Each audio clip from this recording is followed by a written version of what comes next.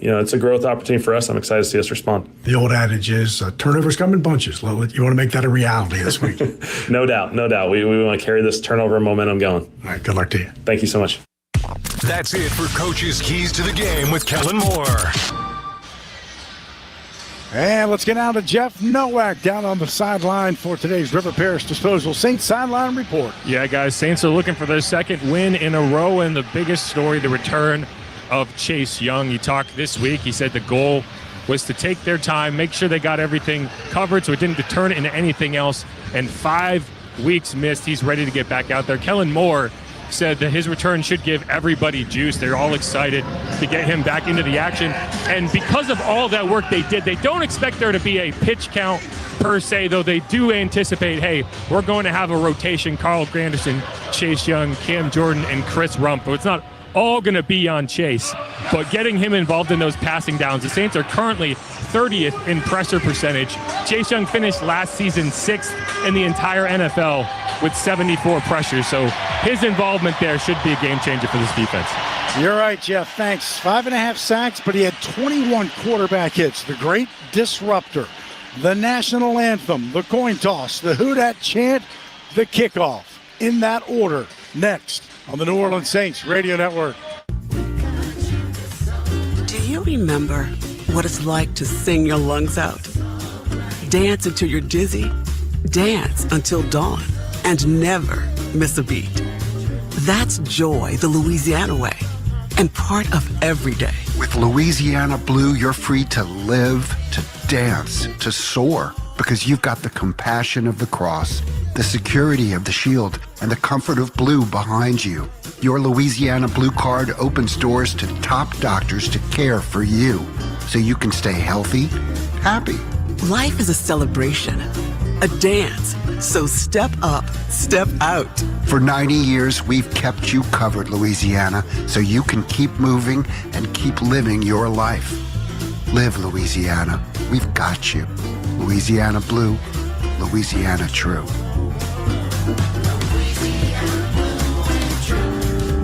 Conecuh Sausage has been around for over 75 years, making their great-tasting hickory smoked sausage. And now, a new proud partner of the New Orleans Saints, Conecuh Sausage is always great on the grill and a fan favorite for tailgate. It's made from the finest cuts of pork, their patented blend of seasoning, and smoked over a pure hickory fire. For that true Southern flavor. Enjoy Conecuh hickory smoked sausage in the Superdome or at home while watching the Saints, and make Conecuh a part of your game day tradition. Conecuh Sausage, a real winner since 1947. Visit ConecuhSausage.com for store locator and recipes.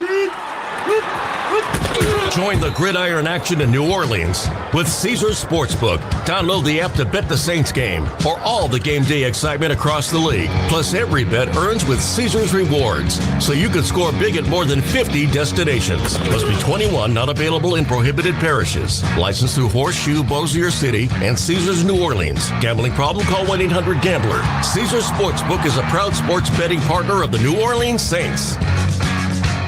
It's a good day getting started. Tommy Tucker, weekday mornings 6 to 10 on WWL.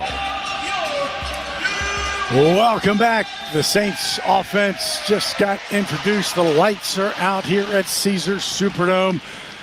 The we can turn them back on, though, right? Yeah, I think we. Oh yeah, just flipping the switch now. All LEDs, baby. You talk about that, and there it goes. There's the energy power guys flipping the lights back on. Talk about the lights going off in the Superdome. Some people go back to the Super Bowl. No, we're not going back there. No. It's just a thought. That's right. Singing our national anthem today is going to be John Foster. He was the American Idol season 23 runner-up, which made us all feel just a tad old here. He's from Addis, Louisiana, and looking forward to that. Saints in black today, gold numerals, the American flag on the far side about to be walked out. The Patriots, here's the first of many meaningless stats, are in all white for the first time this season, right? This is their third away game, first time in all white. So the Louisiana State Fire Marshal is our honor guard and getting set for football, baby. Back to back. I don't know if you can always count on 5 turnovers, but do what you got to do. Figure out a way to win. And again, John Foster, Addis, Louisiana, will be our national anthem. Presenting today's colors, we welcome the Louisiana State Fire Marshal Honor Guard.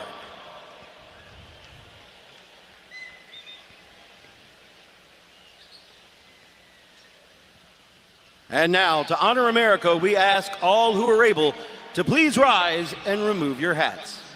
Performing today's national anthem, please welcome country music recording artist and Louisiana native, John Foster. Oh, say, can you see by the dawn's early light what so proudly we hailed at the twilight's last gleaming, whose broad stripes and bright stars through the perilous fight o'er the ramparts we watched were so gallantly streaming, and the rocket's red glare, the bombs bursting in air, gave proof through the night that our flag was still there. Oh, say, does that star-spangled banner yet wave o'er the land of the free and the home of the brave? God bless America. Thank you so much. Let's hear it. Let's pause 10 seconds to let stations identify themselves here on the New Orleans Saints Radio Network. Home of the Saints, LSU, and Pelicans. 870 AM WWL New Orleans, 105.3 WWL FM and HD1 Kenner New Orleans, and Odyssey Station. This is the 17th meeting between these two teams. The Patriots lead the overall series 16-10. The Saints have won the last two.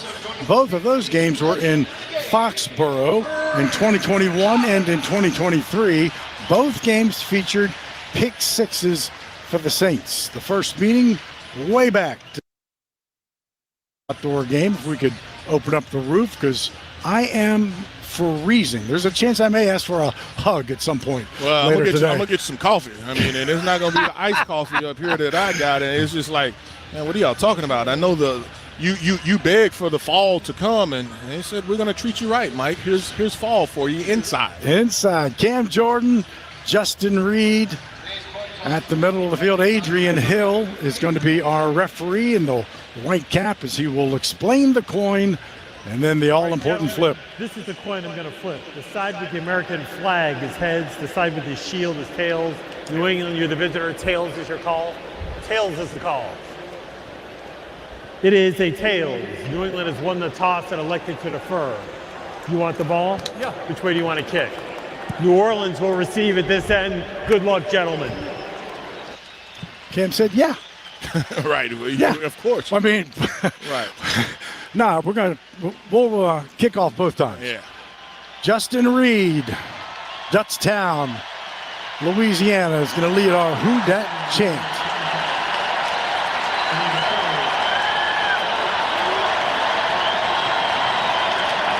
With the orange, yellow flag to help him.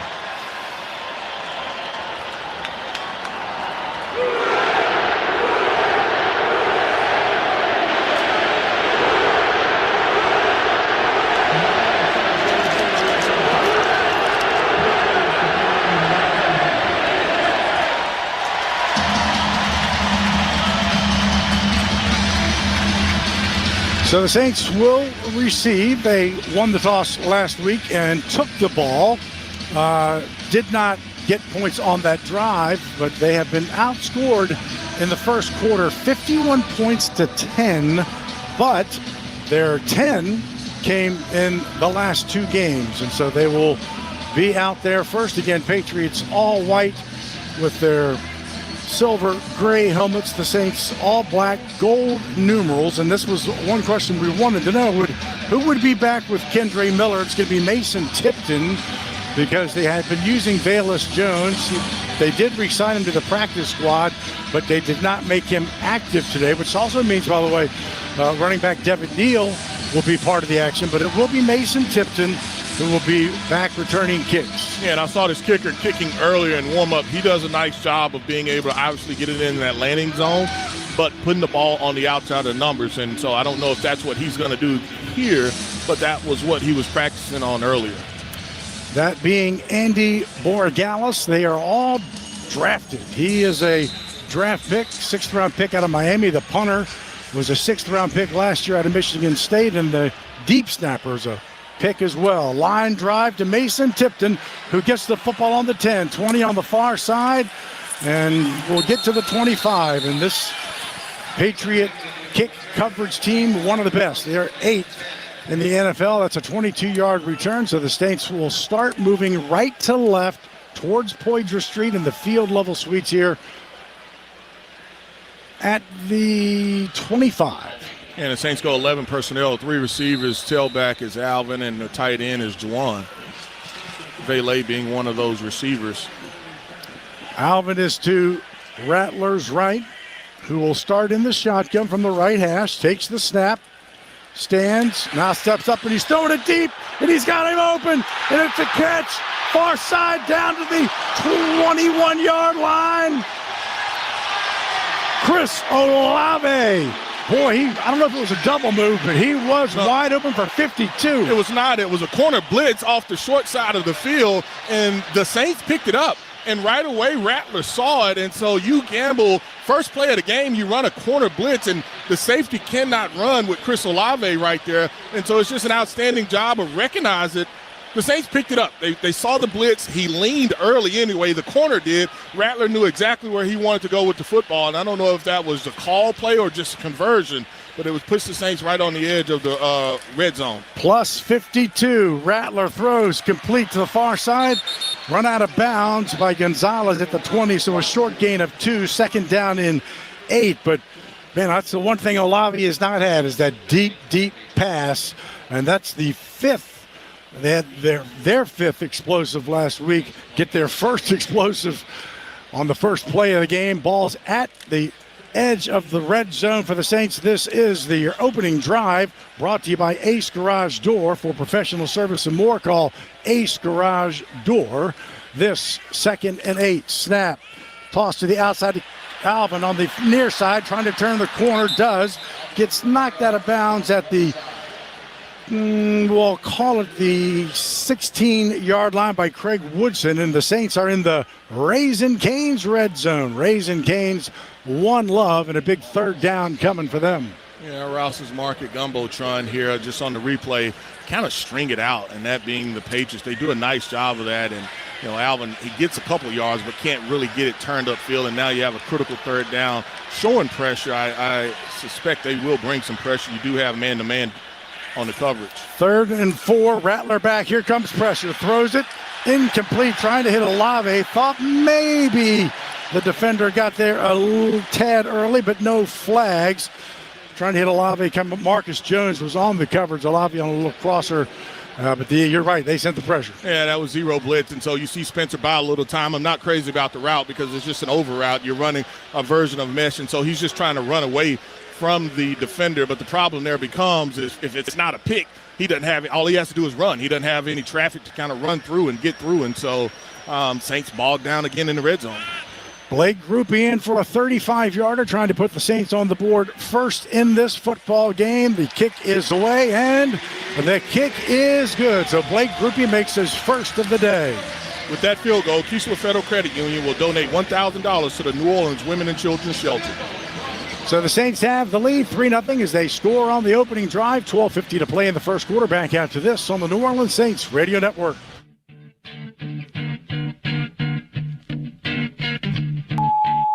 Hey, bro, weirdest thing is happening at the game. This guy sitting next to me says, "You're our good luck charm. Every time I crack a Bud Light, we score a touchdown. Now his entire family wants to buy me Bud Lights. I think I'm some kind of a football prophet. Talk soon. The team needs me. Anything for Bud Light, the official beer sponsor of the NFL. Stock up today. Enjoy responsibly. Copyright 2025 Anheuser-Busch Bud Light Beer, St. Louis, Missouri. When the storm comes, it shakes more than just your walls. It shakes your world. But in New Orleans, we're built different. We don't fold. We rebuild. At American Safety, we show up fast and we get to work. And we treat your home like our own. Because recovery isn't just about fixing what's broken. It's about restoring what matters. American Safety, stronger than the storm, and right here with you. Pelicans fans, it's time to secure your tickets for the 2025-2026 season. Get the flexibility you need with our custom flex plans. Pick your favorite matchups and build the ticket package that fits your schedule.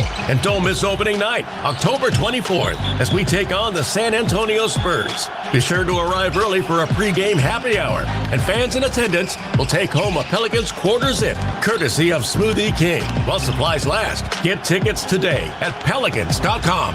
The Toyota Trucks Game Day sales event is on, and there's no one key to victory. You need strength, power, agility, the team that shows up ready to win. At Toyota Trucks, they bring the full roster.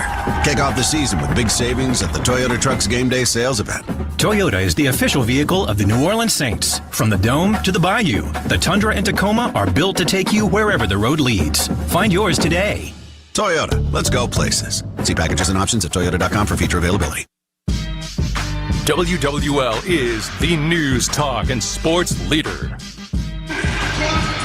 So the Saints score, 5 plays, 59 yards, 2 minutes and 10 seconds. A Blake Grupe 34-yarder to make it 3-0. And for Chris Olave, his longest reception coming into today had been 17 yards and now make it 53. But Saints get 3, not 7 in that red zone, but they do get the lead, and something that they haven't had a lot of, and you saw it second half last week.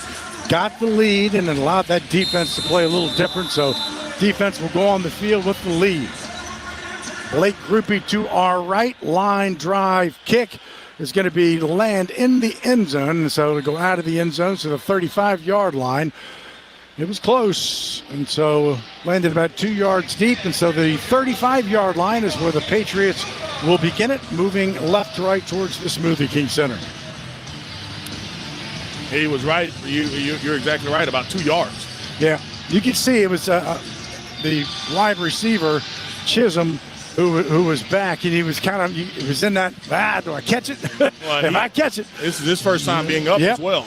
They're without Antonio Gibson, so he's up, and so we've got a couple of new kick returns. Drake May is going to be under center.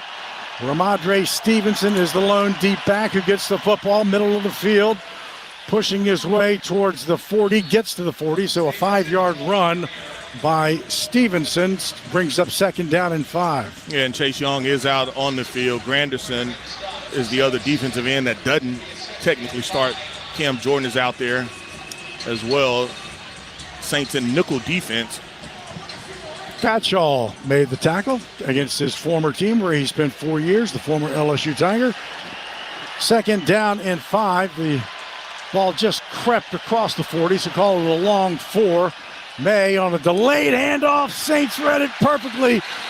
Brian Brzee was the first guy there, but there was a host of other Saints to follow with great penetration. The tackle will probably go to Davis, but Brzee read it perfectly. Yeah, you're exactly right. That Rouse's Gumbotron tells you. I mean, they thought they were anticipating, trying to sell that they're running a pass, but Brzee gets so much penetration, and DeMario, he's reading it all the way. He sees those sets. There's nothing that offensive line can do. And now the Saints, that young secondary, they may get a chance here to get after the quarterback and get a hand on the football. 3rd and 9. May out of the shotgun. Steps up, throws it across the middle, and that's caught by Kayshon Boutte, who takes it to the far side and gets run out of bounds, but not until he gets to the New England 47, and a 1st down run out by Taylor, 11 yards. Yeah, there your cornerback slipped. He fell. Kool-Aid fell. Kool-Aid's the guy that's covering him, and he just fell on the over route. Something similar we tried to run against them, and they were successful in their conversion. We were not. First and 10 from the Patriot 47 under center is May. Takes the snap. Play action. Rolls to his right. Pressure as he throws it deep. And he's got Demario Douglas. Makes the catch at the 10. 5. Sidesteps. Touchdown. 53 yards. Jonas Sanker was on the coverage. Demario Douglas, third year out of Liberty. Boom. Big play, and he was open.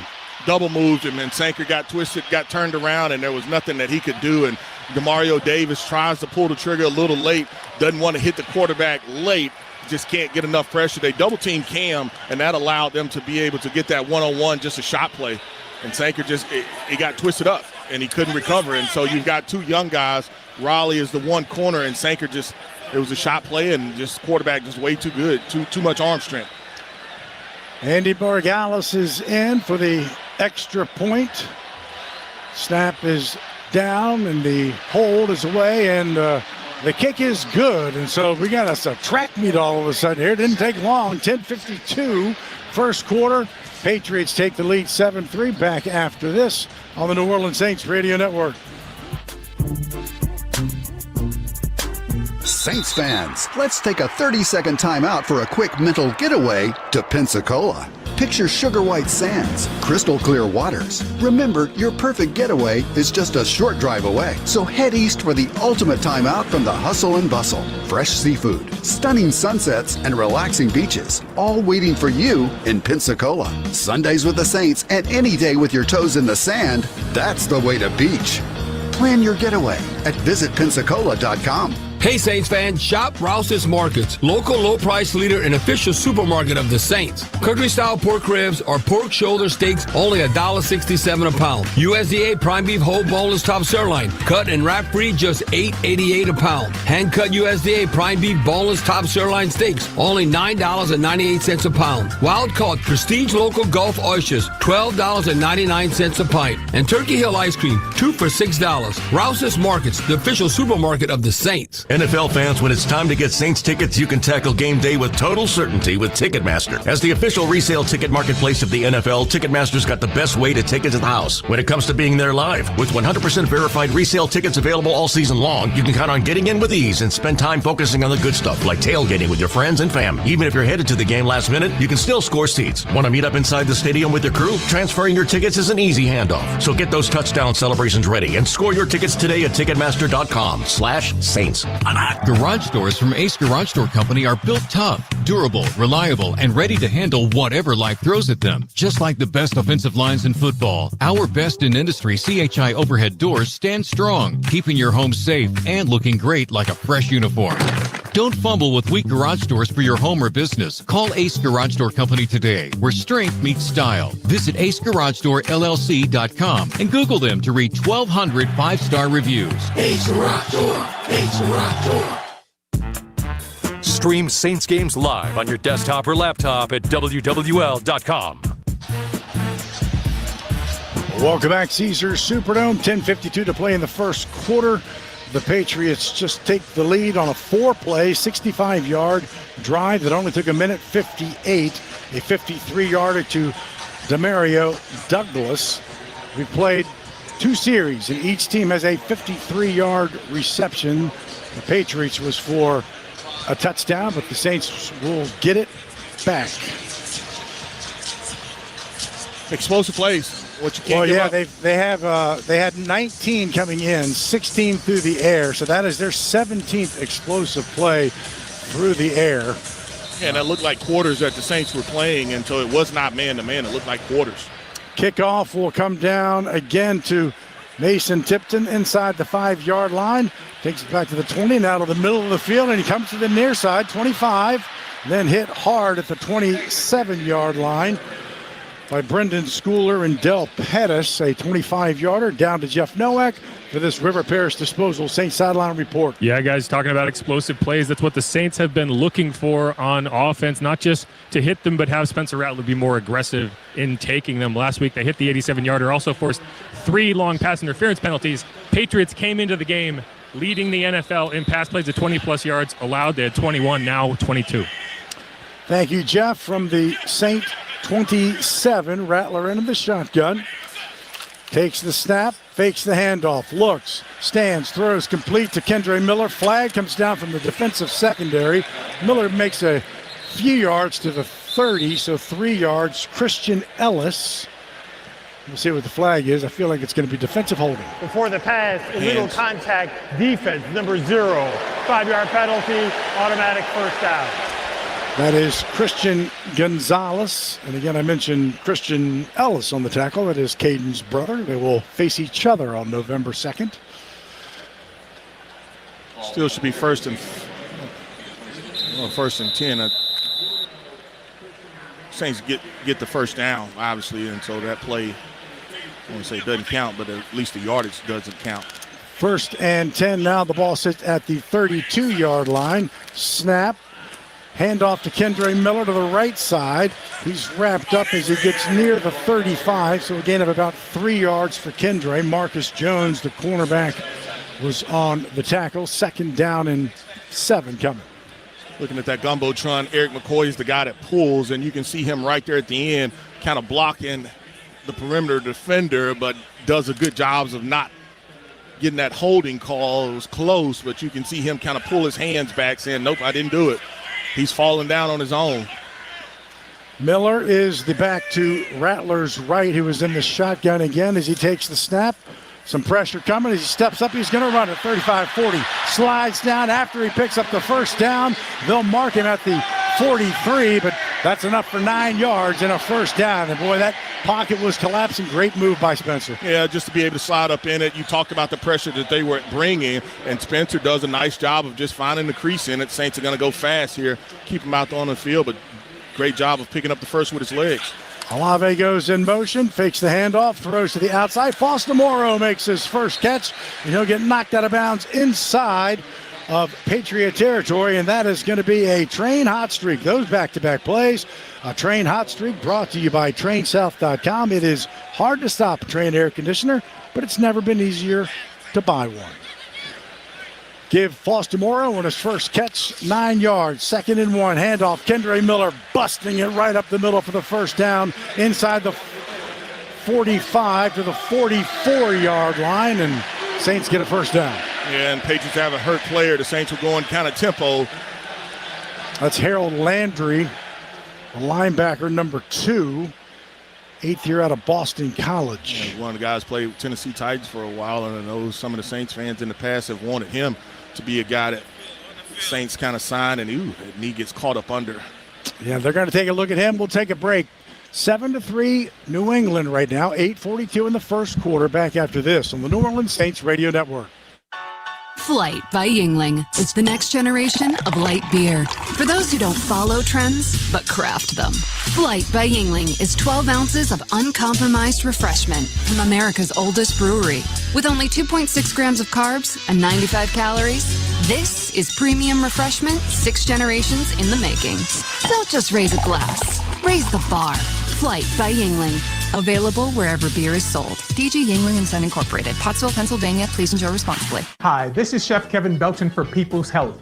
If you have diabetes, heart failure, or cardiovascular disorder, and you have Medicare, ask about a People's Health Chronic Condition Special Needs Plan. It's a Medicare plan designed to help with the unique needs that go along with these chronic conditions. Call People's Health today. Your benefits could start as early as next month.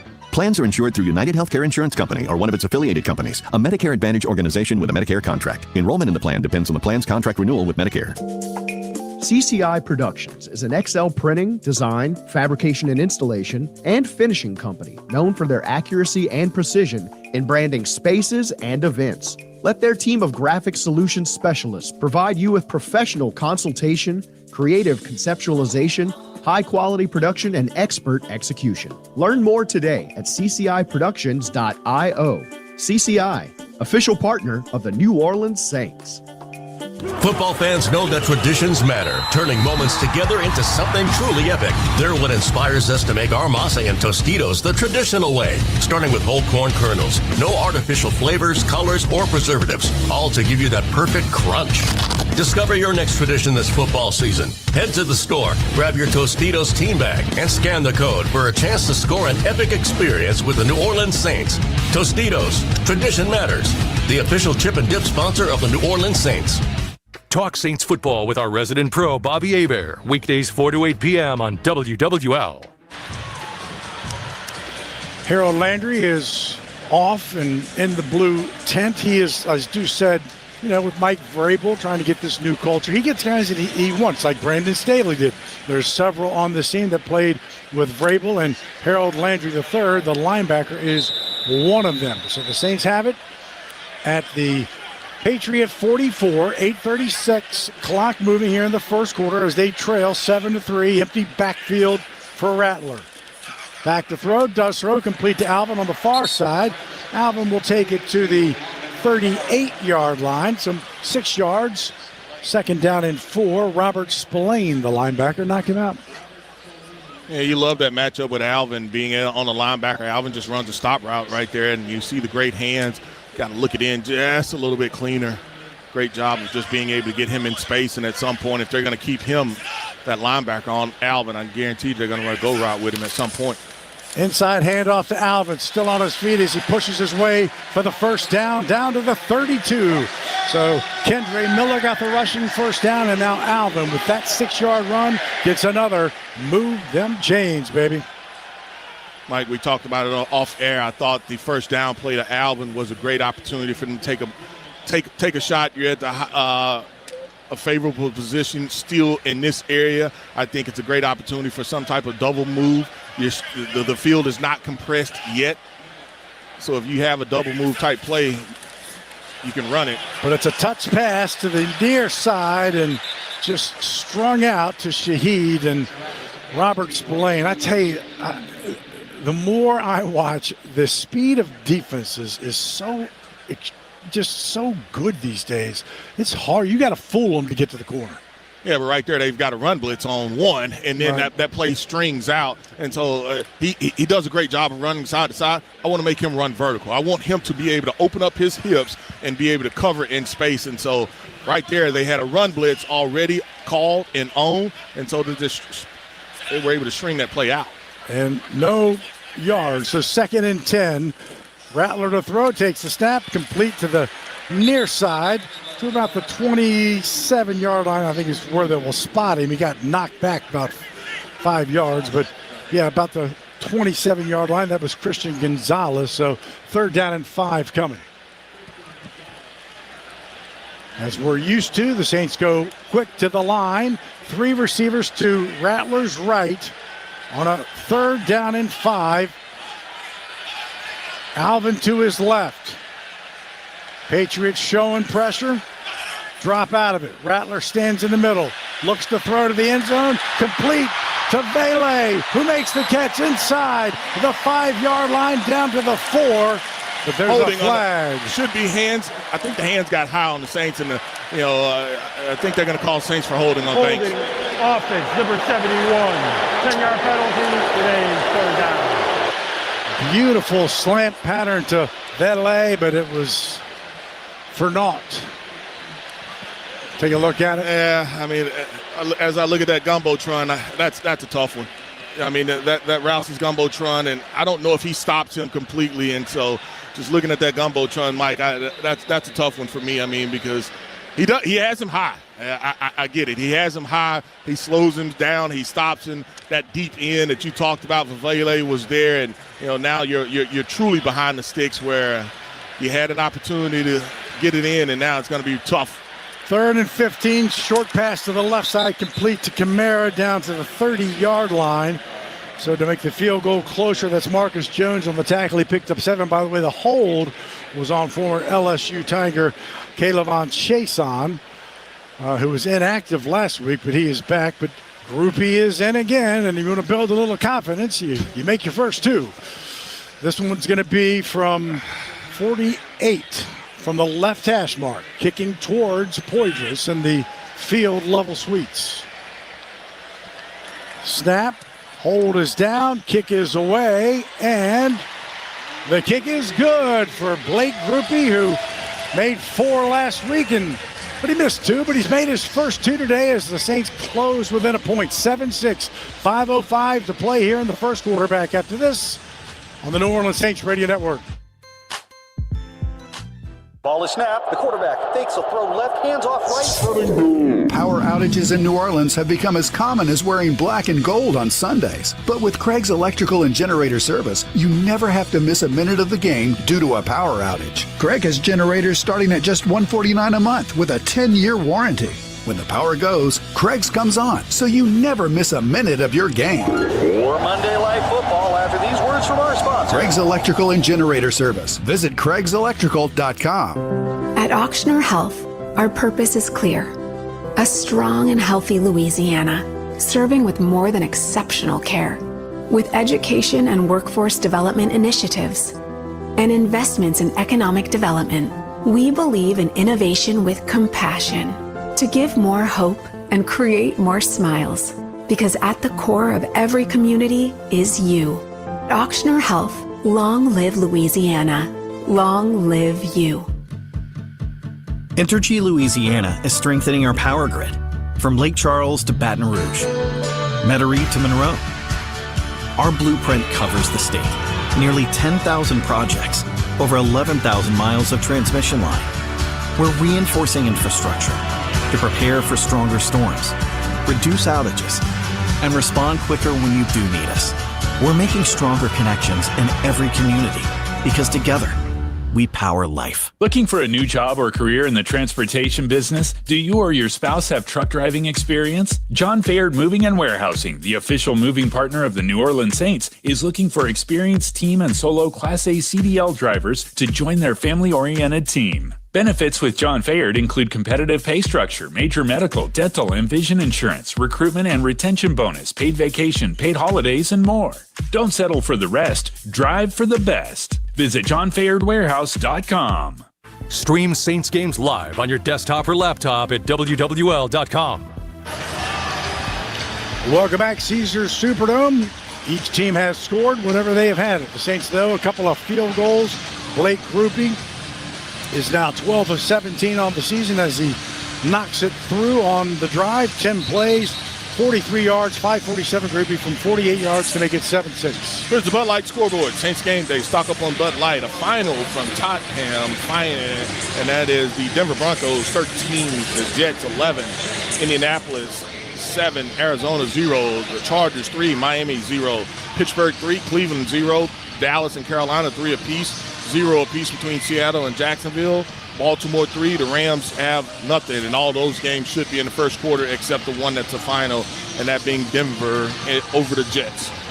Not the most exciting game. I was hearing from the Jets' offensive stats, but there's a safety involved and some returns, but it's a final for Sean Payton as the kickoff comes down to Chisholm, number 86, who brings it to the middle of the field before the Saints stop him at about the 31-yard line by Chris Rumpf, and that's where the Patriots will have it for the second time. It's a New Orleans Saints tradition. Turn on the sound of your TV, pause your DVR, and sync up Saints Radio. Next Sunday at 12 o'clock when the Saints battle the Bears at Soldier Field in Chicago. Turn up the Saints Radio Network. So it didn't take long for the Patriots on their first drive. Now 4:58 here in the first quarter, 7-6 New England. Saints in their base defense here. Outside, Kool-Aid goes to one corner. Drake May out of the shotgun. Has Ramondre Stevenson to his left, takes it at the snap, looks to throw, has time, now pressure, throws it complete to Austin Hooper across the middle, makes the catch, brought down quickly by Pete Werner, down to Jeff Nowak with his River Paris disposal. Saints sideline report. Yeah, guys, just something to keep an eye on. The Saints have now allowed opening drive touchdowns in 4 consecutive games. In the last 3, they have also allowed touchdowns on the opposing offense's second drive. So, stop here would break that trend. I think that's what you're hoping for. That's right. And also last week, after those 2 touchdowns, that was it. Punt, 5 consecutive turnovers. 5 yards for Austin Hooper. 2nd and 5. May again out of the shotgun, takes the snap. Looks and throws and pumps, but now he's going to pull it down. He's going to get popped short of the first down. He'll get stopped about the 39-yard line, so he's going to be 3rd and 2 coming up. Godshaw again, who put pressure on the last play, is the one who brought him down, so called his name a bunch today already.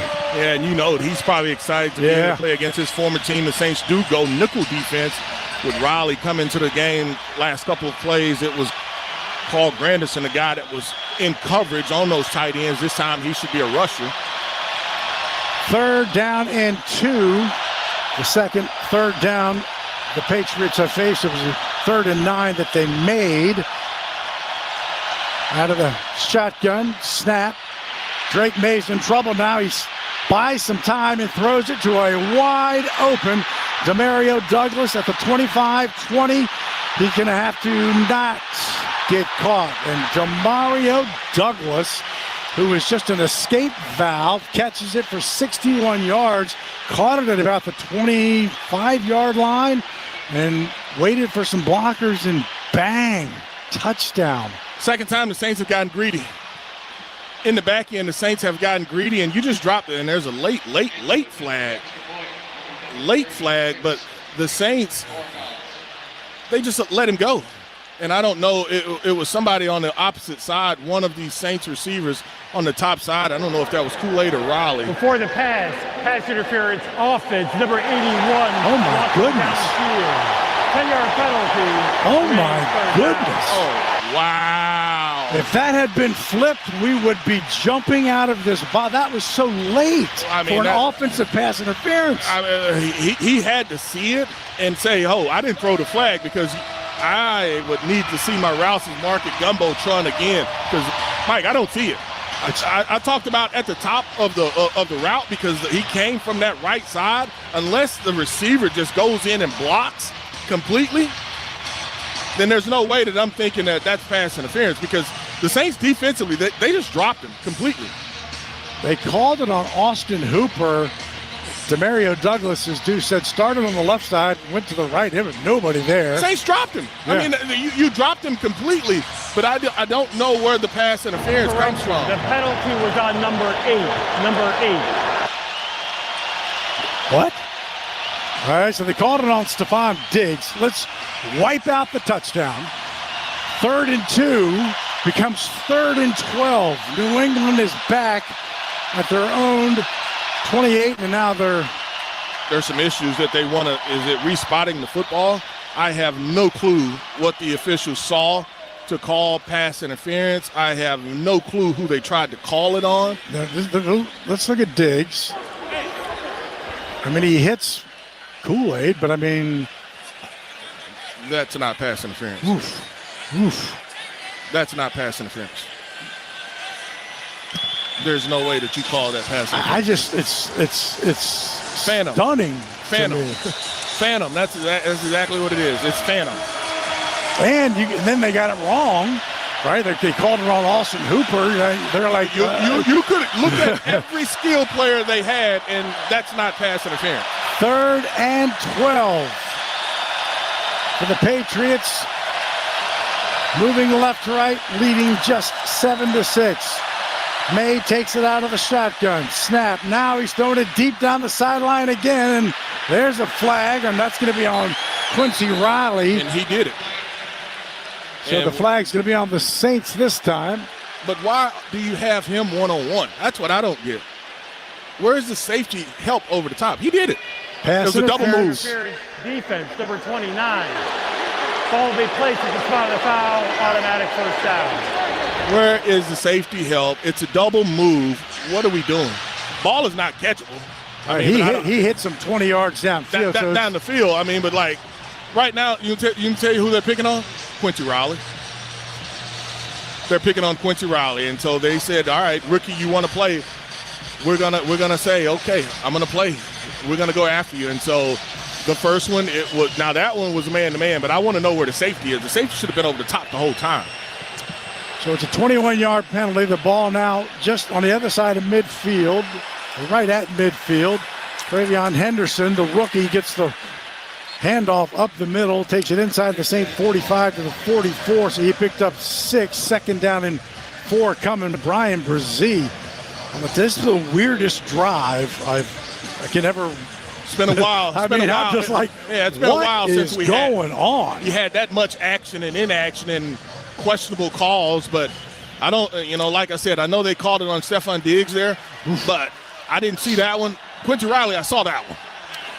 So 2nd and 3, they gave him 7. May now brings Diggs across the formation to the far side. A little toss handoff to Henderson, but he gets stopped short. Flag down. Holding defense. Normally get a defensive lineman for that. So we're just going to make all these makeup calls to make up for the pass interference. They may have done it. Don't get me wrong. Automatic first down. Yeah, they're calling. I mean, normally that guy, if he's throwing a flag, then he's saying that you didn't allow the offensive player to get up to that second level. Jonathan Bullard. And he did. You can just see the tug, the pull of the shoulder pad. Didn't let the engaged offensive lineman get up to the next level. Saints check and go. They were in base defense, so now they check and go nickel defense. And so, Riley, they came after you every time that they wanted to go down the field, and I expect that to be the same here. 1st and 10 after the penalty. 2:11, clock moving. 7-6, New England. Snap to May. Pump fakes. Stands in the middle. Gets the pressure behind him, but he does complete the pass to Henderson on the right side. How did he got the ball out is unbelievable, but Travion Henderson makes the catch. I thought maybe the Saint guy hit it from behind. I thought, and the Saint guy we're talking about is Chase Young. Chase Young, we thought he was slapping this ball away, but like you talked about, Drake May is able to find his he just flipped it out. Because if he came with his arm back, that ball was getting knocked down. So he just flipped it underhand over, and they tried to run that double move to Stephon Diggs, and he wasn't there. But I mean, you're talking about so close. 9-yard pickup, 2nd and 1. Handoff Henderson, left side, slammed as he gets through the line of scrimmage, but he does pick up the first down as he takes it to the 25-yard line. Jonas Sanker and Justin Reed were on the tackle, picked up 4, just needed 1. Mike, I know we're ways away, but does that offensive line look early? Just a hair early as far as the snap, but the guards, and I think this is across the league where it's just almost like the guards they're moving a hair early. The offense, the officials aren't calling it. 1st and 10, under a minute to play, first quarter, 7-6 Patriots, their second possession.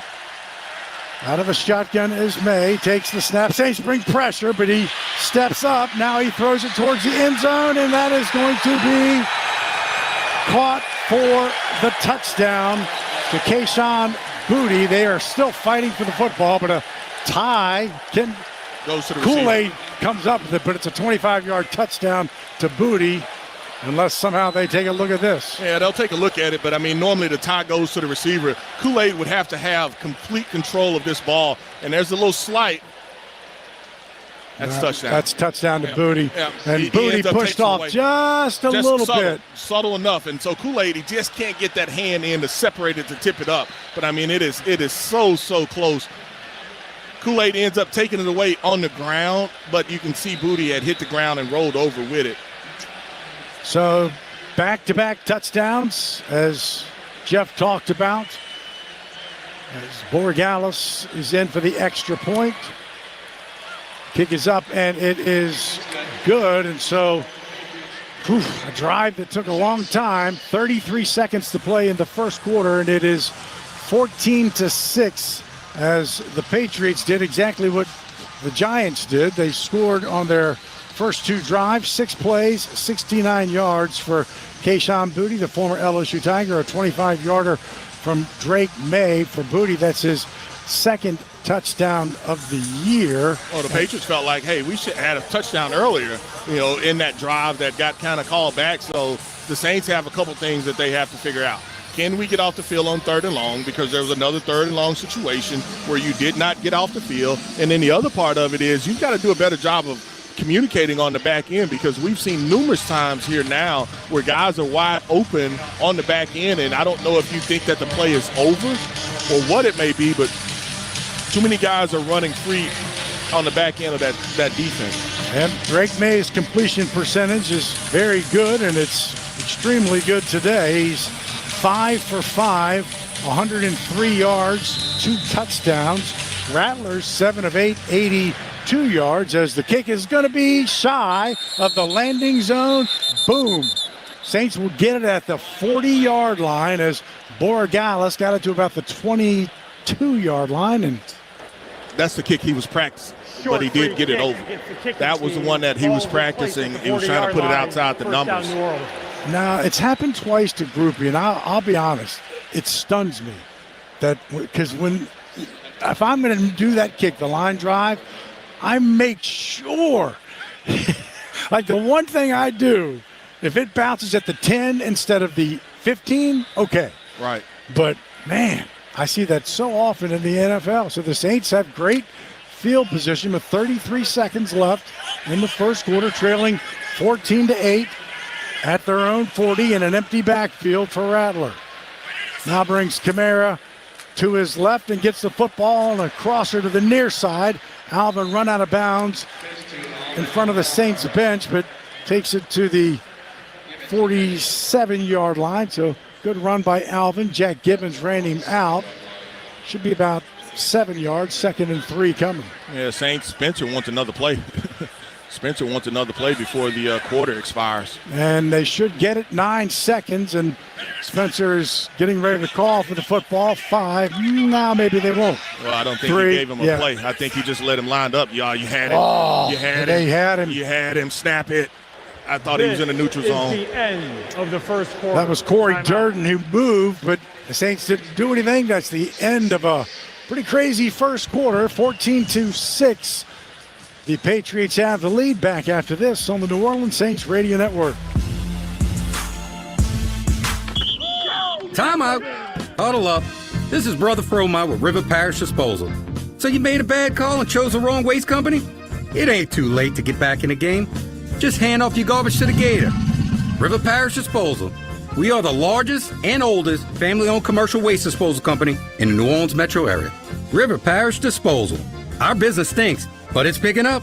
Call 738-7700 or visit bizstinks.com. Gulf Coast, wake up! Your teams, your voices, your network. The Gulf Coast Sports and Entertainment Network provides wall-to-wall local sports action around the clock every weekday starting at 10 a.m. Tune in to Locked On Saints, Locked On Pelicans, Locked On LSU, and Locked On SEC. Your team every day from the experts who live and breathe them. From the Dome to Death Valley and the Smoothie King Center to the SEC, it's all here. Weekdays at 10 a.m. only on the Gulf Coast Sports and Entertainment Network. Shell is shaping the future of energy in partnership with our communities across the state. From support of local schools to small businesses, our teams are making a difference every day. We're building a cleaner energy future right here at home. Together, we're powering progress for our region and beyond. Louisiana is where we live, and we're proud to call it home. Shell is the rhythm of Louisiana. Keesler Federal Credit Union helps Saints fans like you live your way, whatever your dream may be. Whether it's screaming from those perfect game day seats or hosting the ultimate watch party at home, Keesler Federal's got you covered. Sign up today for a free high-earning checking account and enjoy better rates, better returns, and better service. Keesler Federal, the official credit union of the New Orleans Saints. Membership and credit eligibility required. Federally insured by NCUA. Life's too short to be serious all the time. Tommy Tucker, weekdays 6 to 10 a.m. on WWL. Well, welcome back, Caesars Superdome. 15 minutes now as we start the second quarter. Saints have the football, 2nd down and 3. An eventful first quarter, 14-6 right now is your score. Saints have the football now moving towards the Smoothie King Center. Demario Douglas had 7 receptions for 30 yards coming into today. 1 catch for 53. Kayshon Boutte, 2 for 2, 36. 1 being that key first down and the touchdown. Saints have it on their side of the football field at the 47 with a 2nd and 3. Handoff, Kendre Miller, middle of the field. Right past the fleur-de-lis and past the chains, and first down as he takes it inside to Patriot territory. Harold Landry, who got hurt, back into the game, makes the stop. 13 personnel, the same one that they scored out of earlier. Taysom lining up at fullback. At some point, you'll see him run that kind of corner route from that fullback position, just because I think that they like the personnel matchup that they have. And then obviously we know with the speed Shaheed that he has, they like that matchup as well. So 1st and 10 at the Patriot 49. Handoff. Rattler rolls to his right, stands. Now he'll step up, and he's going to run it again. Spins out of one tackle and gets 1 yard, but much better than a sack, and a good spin job by Rattler to do something. Corey Durden and Kairos Tonga. What we don't like is on that backside, the guy that's down is Banks, and not sure how, whatever is ailing him. I didn't see it. He's kind of holding that right side of his body. Not good for the Saints because he's been phenomenal. He is down, sitting up, but kind of looking at that right side knee. from knee to shin area. Oh, that's definitely right knee that they're looking at, and I know in college. I was trying not to say that. Yeah, I know in college that was some of the. We'll have to wait and see. We'll take a break as they tend to. Mr. Banks will be right back. Saints trail 14-6, 14-10 second quarter. He is up and walking off, but limping. Back out to this on the New Orleans Saints Radio Network. Hey, bro, weirdest thing is happening at the game. This guy sitting next to me says, "You're our good luck charm. Every time I crack a Bud Light, we score a touchdown." Now his entire family wants to buy me Bud Lights. I think I'm some kind of a football prophet. Talk soon. The team needs me. Anything for Bud Light, the official beer sponsor of the NFL. Stock up today. Enjoy responsibly. Copyright 2025 Anheuser-Busch Bud Light Beer, St. Louis, Missouri. When the storm comes, it shakes more than just your walls. It shakes your world. But in New Orleans, we're built different. We don't fold. We rebuild. At American Safety, we show up fast and we get to work. And we treat your home like our own. Because recovery isn't just about fixing what's broken. It's about restoring what matters. American Safety, stronger than the storm, and right here with you. The Toyota Trucks Game Day sales event is on, and there's no one key to victory. You need strength, power, agility, the team that shows up ready to win. At Toyota Trucks, they bring the full roster. Kick off the season with big savings at the Toyota Trucks Game Day sales event. Toyota is the official vehicle of the New Orleans Saints. From the Dome to the Bayou, the Tundra and Tacoma are built to take you wherever the road leads. Find yours today. Toyota, let's go places. See packages and options at toyota.com for feature availability. Pelicans fans, it's time to secure your tickets for the 2025-2026 season. Get the flexibility you need with our custom flex plans. Pick your favorite matchups and build a ticket package that fits your schedule. And don't miss opening night, October 24th, as we take on the San Antonio Spurs. Be sure to arrive early for a pregame happy hour, and fans in attendance will take home a Pelicans quarter zip, courtesy of Smoothie King. While supplies last, get tickets today at pelicans.com. America's powerhouse station, reaching 5 states daytime, over 38 at night. WWL. 14-10 second quarter, 14-6 Patriots. Kelvin Banks in the blue tent. Awesome Richards will be in. So it's just a freak kind of thing. He steps on the back of Juwan's foot, right? Yeah, he stepped on the back of Juwan's foot, and you can tell right away he almost extended that knee out, and he was able to walk off fairly well. But we've seen some strange things happen, but definitely need him back if he's able to come back. 2nd and 9. Alvin is to Spencer's left. Spencer out of the shotgun in Patriot territory. Snap, pressure coming, throw, complete. Rashid Shaheed as he does a nice slant pattern down to the 32-yard line and a first down, and a great job by Spencer. Had pressure, and he let him, got him to keep going. Craig Woodson on the tackle, 17 yards. Yeah, looking at that Rouse's Market Gumbotron, the Saints are going to go fast, but they picked up the pressure. The blitz, obviously, you knew it was coming, but the Saints do a great job of picking it up and able to get some great yardage. Toss to the outside. Alvin cuts it back between the numbers and the hash marks inside the 30 down to the 27, probably about 4 yards for Alvin. And you can see Banks on the sideline. He's already out of the tent taking some sets. Wouldn't be surprised if they put like a brace on it if he needs that. He's over there talking to the doctors and the trainers, but I would be surprised if he's out, completely. I think that they may put a brace on that knee if he has some instability. 2nd and 6. Saints in the high red zone, trying to get into the end zone. Out of the shotgun, Rattler takes the snap, steps up, throws, complete to Olave. Olave ducks under inside the 20 and picks up the first down. Marcus Jones on the tackle, 7 yards. The Saints are in the Raising Cane's red zone. Raising Cane's, one love. And they're going to go quick on the ball. And so the small, speedier receivers, Saints, they have those guys, and they can make some plays for that offense, and you've seen them kind of win at the line of scrimmage a couple times. 3 receivers to Rattler's left. Kamara to his right out of the shotgun. Ball at the 19. Handoff Kamara. On the right hash mark, will pick up a couple of yards down to Jeff Nowak for this River Parish Disposal Saints sideline report. Yeah, guys, as you mentioned, Kelvin Banks came out of the tent, tested out that injury.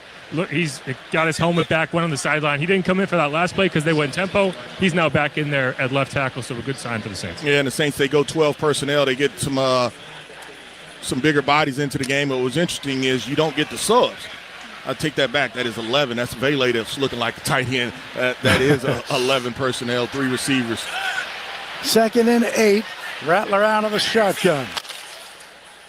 This time he keeps it. RPO left side, Rattler inside the 10, first down.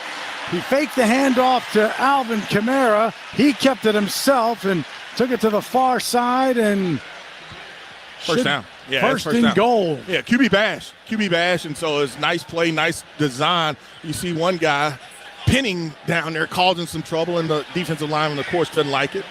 So now Saints have it. Handoff middle of the field to Alvin. Alvin takes it to the 6-yard line, so it'll be 2nd and goal from the 6. The Saints have struggled, obviously. If you're not good in the red zone, you're probably not too good 1st and goal, but trying to make that better right now.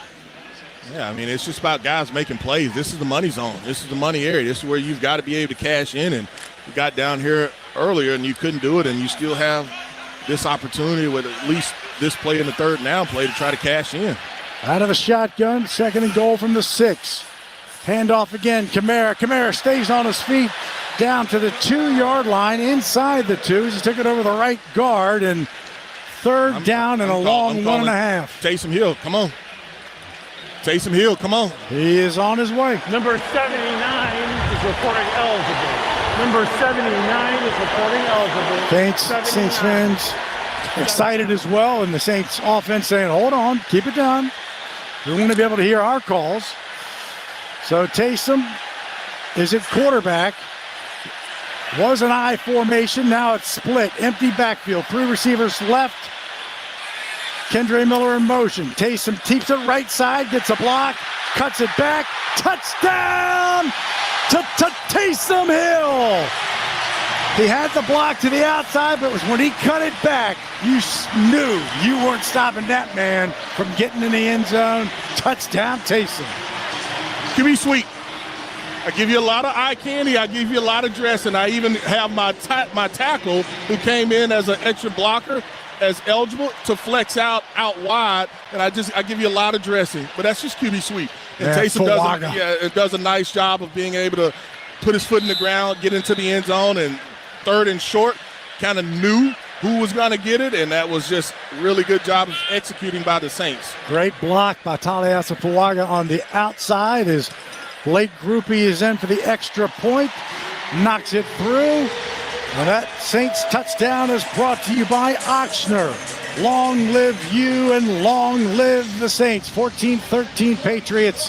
2nd quarter here on the New Orleans Saints Radio Network. Sing, play, live. Squeeze every ounce of life out of every day.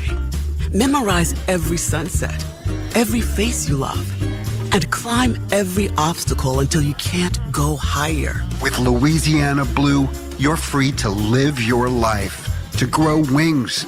That's because you've got the compassion of the cross, the security of the shield, and the comfort of blue behind you. Your Louisiana Blue Card opens doors to top doctors to care for you, so you can stay healthy, happy. Make every moment yours, every day memorable. Live your life wide open. For 90 years, we've kept you covered, Louisiana, so you can keep moving, keep living your life. Live, Louisiana. We've got you. Louisiana Blue, Louisiana True.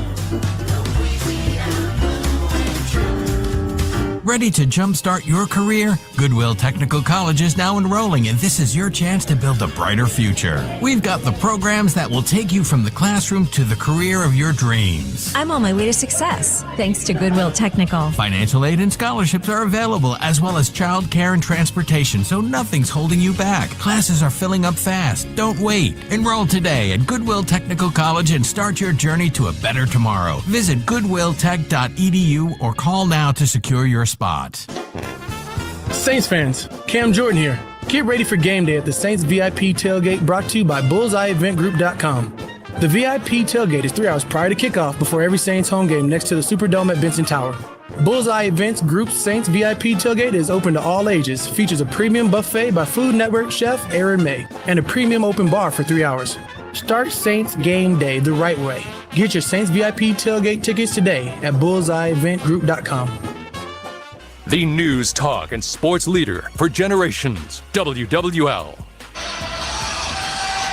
9:42 second quarter. For each point the Saints score this season, American Safety will donate $50 to disaster relief. American Safety, stronger than the storm, and right here with you. And they get 7 more as Taysom Hill from 1 yard out knocks it into the end zone. The Saints were 7 of 17 into the red zone coming into today, 1 of 2 today, as they get 1 point closer, 14-13 here in the second quarter.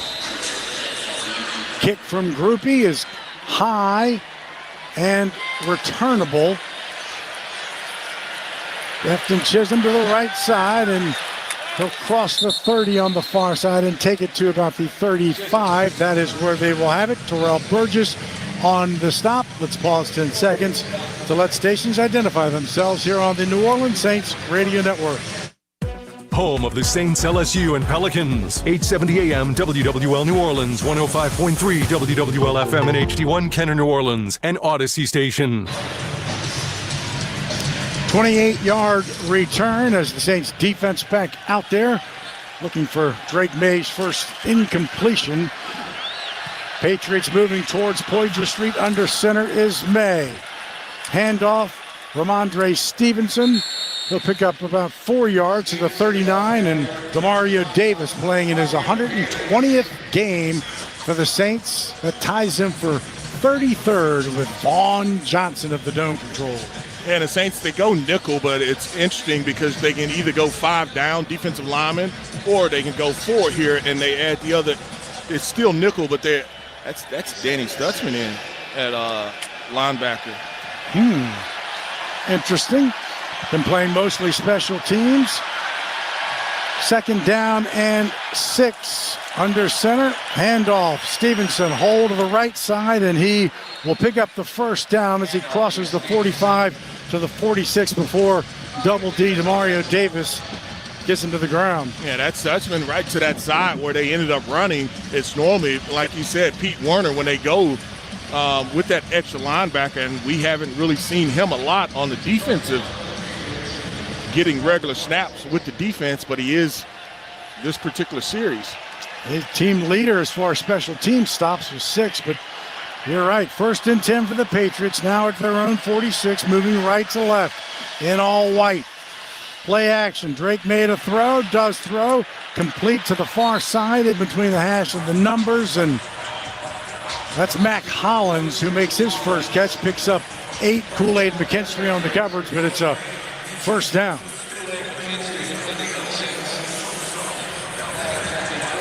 And now the Saints do go with their base defense. Raleigh comes out, Cam comes out, so it should be the 5 down defensive lineman look. And Granderson, if they have a slot, he would be that guy, but right now he's lined up over the tight end. 1st and 10 at the Saint 42.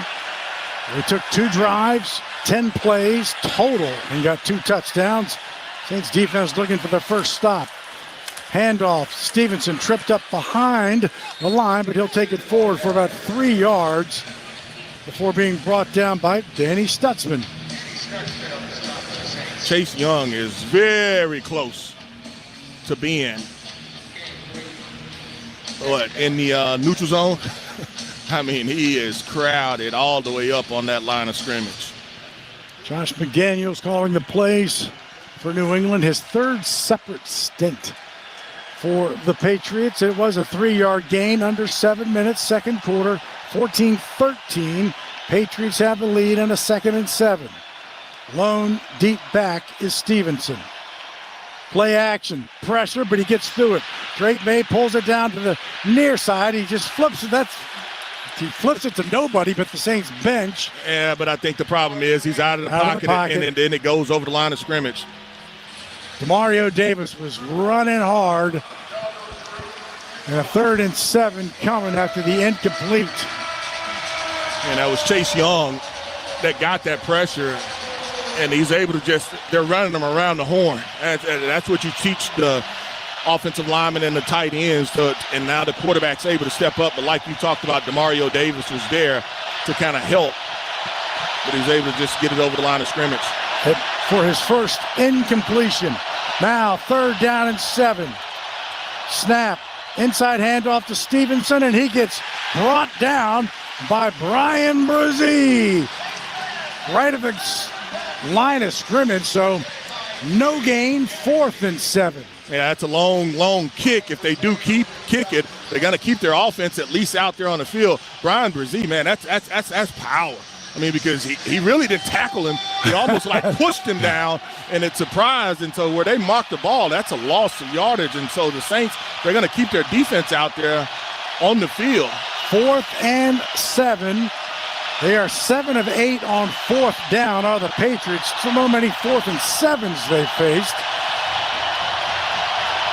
Drake May out of the shotgun. It's a bad snap. It gets past him, and he will make the recovery, but it's 4th down, and the Saints will take over on downs inside of Patriot territory. I'm not sure he knew he was going to come. I don't think so, but you may as well kick the field goal if that's what you're going to do. But Granderson said, thank you for the sack. Minus 14, take a break. Saints got the football. 5:50 in the second quarter. Down 14-13. Back after this on the New Orleans Saints Radio Network. Saints fans, let's take a 30-second timeout for a quick mental getaway to Pensacola. Picture sugar white sands, crystal clear waters. Remember, your perfect getaway is just a short drive away. So head east for the ultimate timeout from the hustle and bustle. Fresh seafood, stunning sunsets, and relaxing beaches, all waiting for you in Pensacola. Sundays with the Saints and any day with your toes in the sand, that's the way to beach. Plan your getaway at visitpensacola.com. When it comes to excellence, Mercedes-Benz SUVs deliver. With 4MATIC's impressive all-wheel precision, awe-inspiring MBUX technology, and state-of-the-art acoustics that immerse you in every moment. From intelligence to power, from safety to precision, performance means more in a Mercedes-Benz. Discover the Mercedes-Benz SUV that's right for you at your local Mercedes-Benz dealer, or visit MBUSA.com to learn more. Mercedes-Benz, official luxury vehicle of the New Orleans Saints. Conecuh Sausage has been around for over 75 years, making their great-tasting hickory smoked sausage. And now, a new proud partner of the New Orleans Saints. Conecuh Sausage is always great on the grill and a fan favorite for tailgate. It's made from the finest cuts of pork, their patented blend of seasoning, and smoked over a pure hickory fire. For that true Southern flavor. Enjoy Conecuh hickory smoked sausage in the Superdome or at home while watching the Saints, and make Conecuh a part of your game day tradition. Conecuh Sausage, a real winner since 1947. Visit ConecuhSausage.com for store locator and recipes. Garage doors from Ace Garage Door Company are built tough, durable, reliable, and ready to handle whatever life throws at them. Just like the best offensive lines in football, our best in industry CHI overhead doors stand strong, keeping your home safe and looking great like a fresh uniform. Don't fumble with weak garage doors for your home or business. Call Ace Garage Door Company today, where strength meets style. Visit AceGarageDoorLLC.com and Google them to read 1,200 5-star reviews. Ace Garage Door. Ace Garage Door. New Orleans loves Scoot, weekday afternoons 1 to 4 on WWL. Here's the Bud Light scoreboard. Saints game day. Stock up on Bud Light.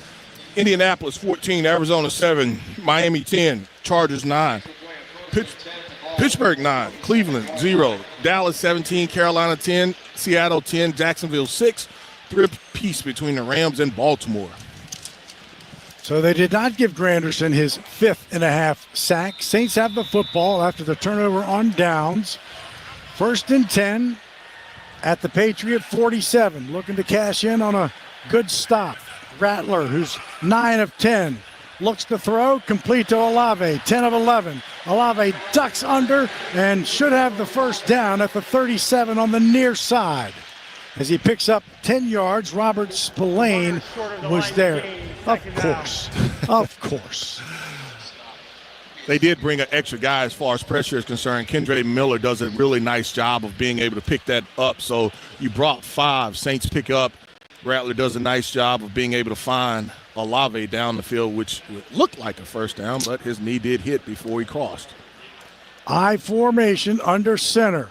Handoff Miller. Left side needs to get pushed, and I think they're going to mark him back at the 38, so he's going to be still shy.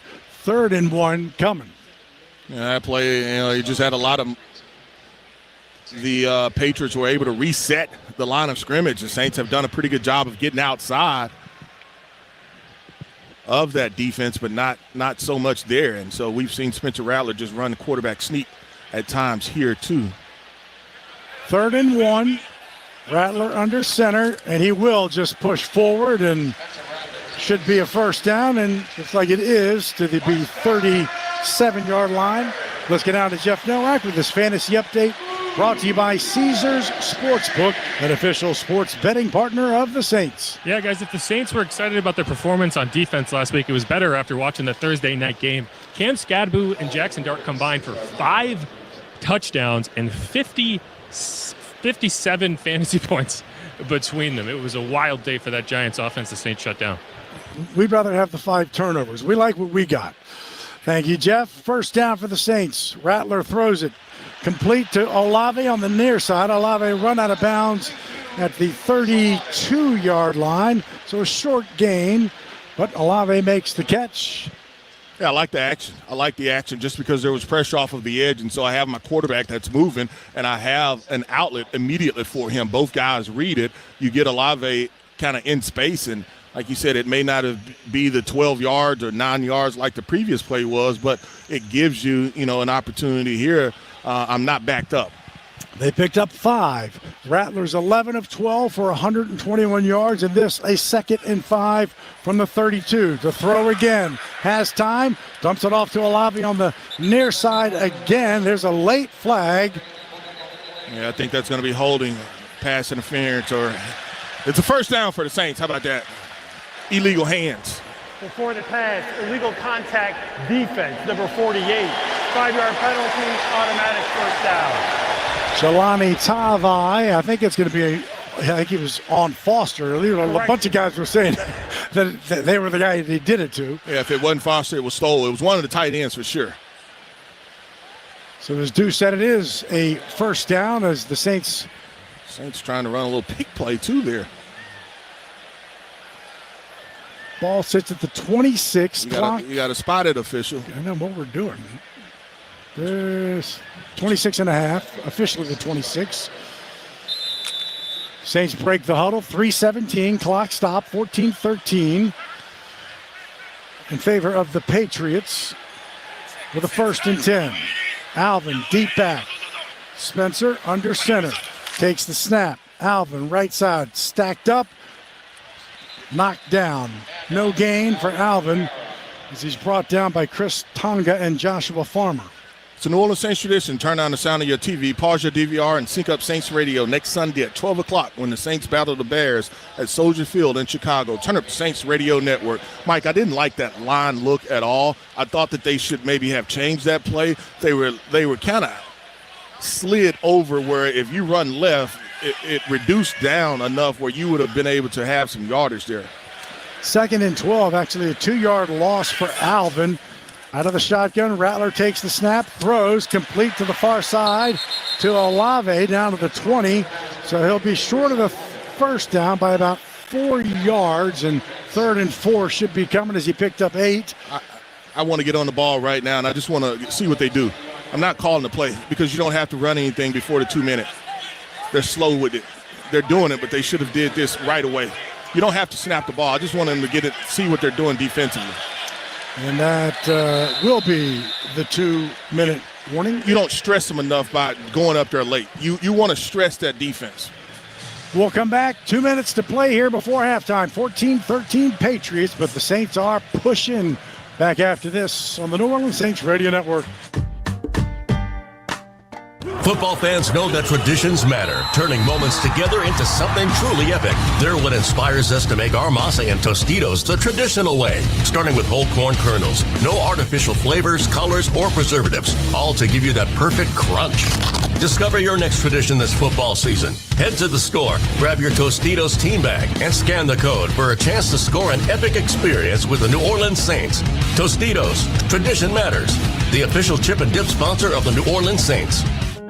You know, working with people and being a part of people's lives, from an engagement ring to a wedding band. Before you know it, the wedding day is here and groom and bride are exchanging gifts on that day. And not too long after that, there's baby gifts to have. And I just enjoy being part of other people's family, saying, Mr. Friend did my engagement ring and he did my mom and dad's engagement ring. My name is Ken Friend of Friend & Company Fine Jewelers. You've got a friend in the jewelry business.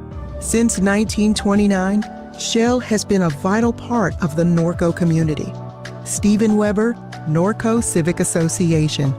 Shell is a great example of industry investing in communities. From the Norco Christmas Parade to providing millions of dollars annually for small businesses and organizations across Louisiana. Shell is always working to improve the quality of life in the areas where they operate. Norco couldn't ask for a better neighbor. Shell is the rhythm of Louisiana. Hey, Saints fans, it's the Little Caesars Pizza pregame challenge. Enjoy your Little Caesars favorites and earn our best game day rewards. Open the app, accept your challenge, complete your challenge, and earn your reward. Accept, complete, earn, repeat. Little Caesars, official pizza of your New Orleans Saints. Pizza. Purchase required for reward eligibility. Must be 18 plus and legal resident of the 50 U.S. states, including D.C., and have an account on the Little Caesars app. Available in the Little Caesars app only and at participating stores. See littlecaesars.com/challenges for details. Follow LSU. Follow us on Twitter, WWL Radio. 2 minutes to play before halftime. 14-13 Patriots. The Saints face a 3rd down and 4. They are 2 of 4 on 3rd down. They are a yard away from the red zone. A first down will put them in it. Was empty for Rattler, but now brings Alvin to his left. 3 receivers to his right. Takes the snap. Now throws to the end zone, looking for Olave. Just can't bring it in. Olave dove for it on the right side. Marcus Jones on the coverage, but that was about as close to a perfectly thrown ball you could get.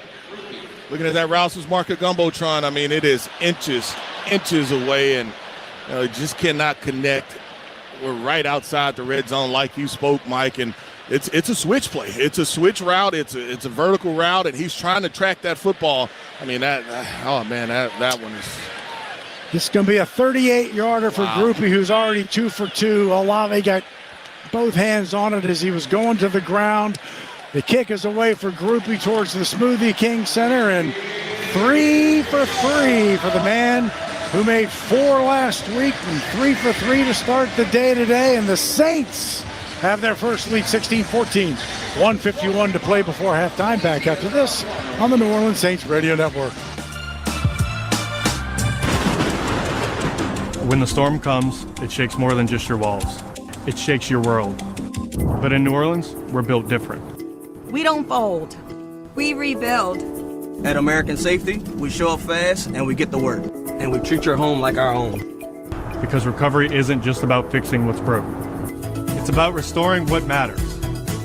American Safety, stronger than the storm, and right here with you.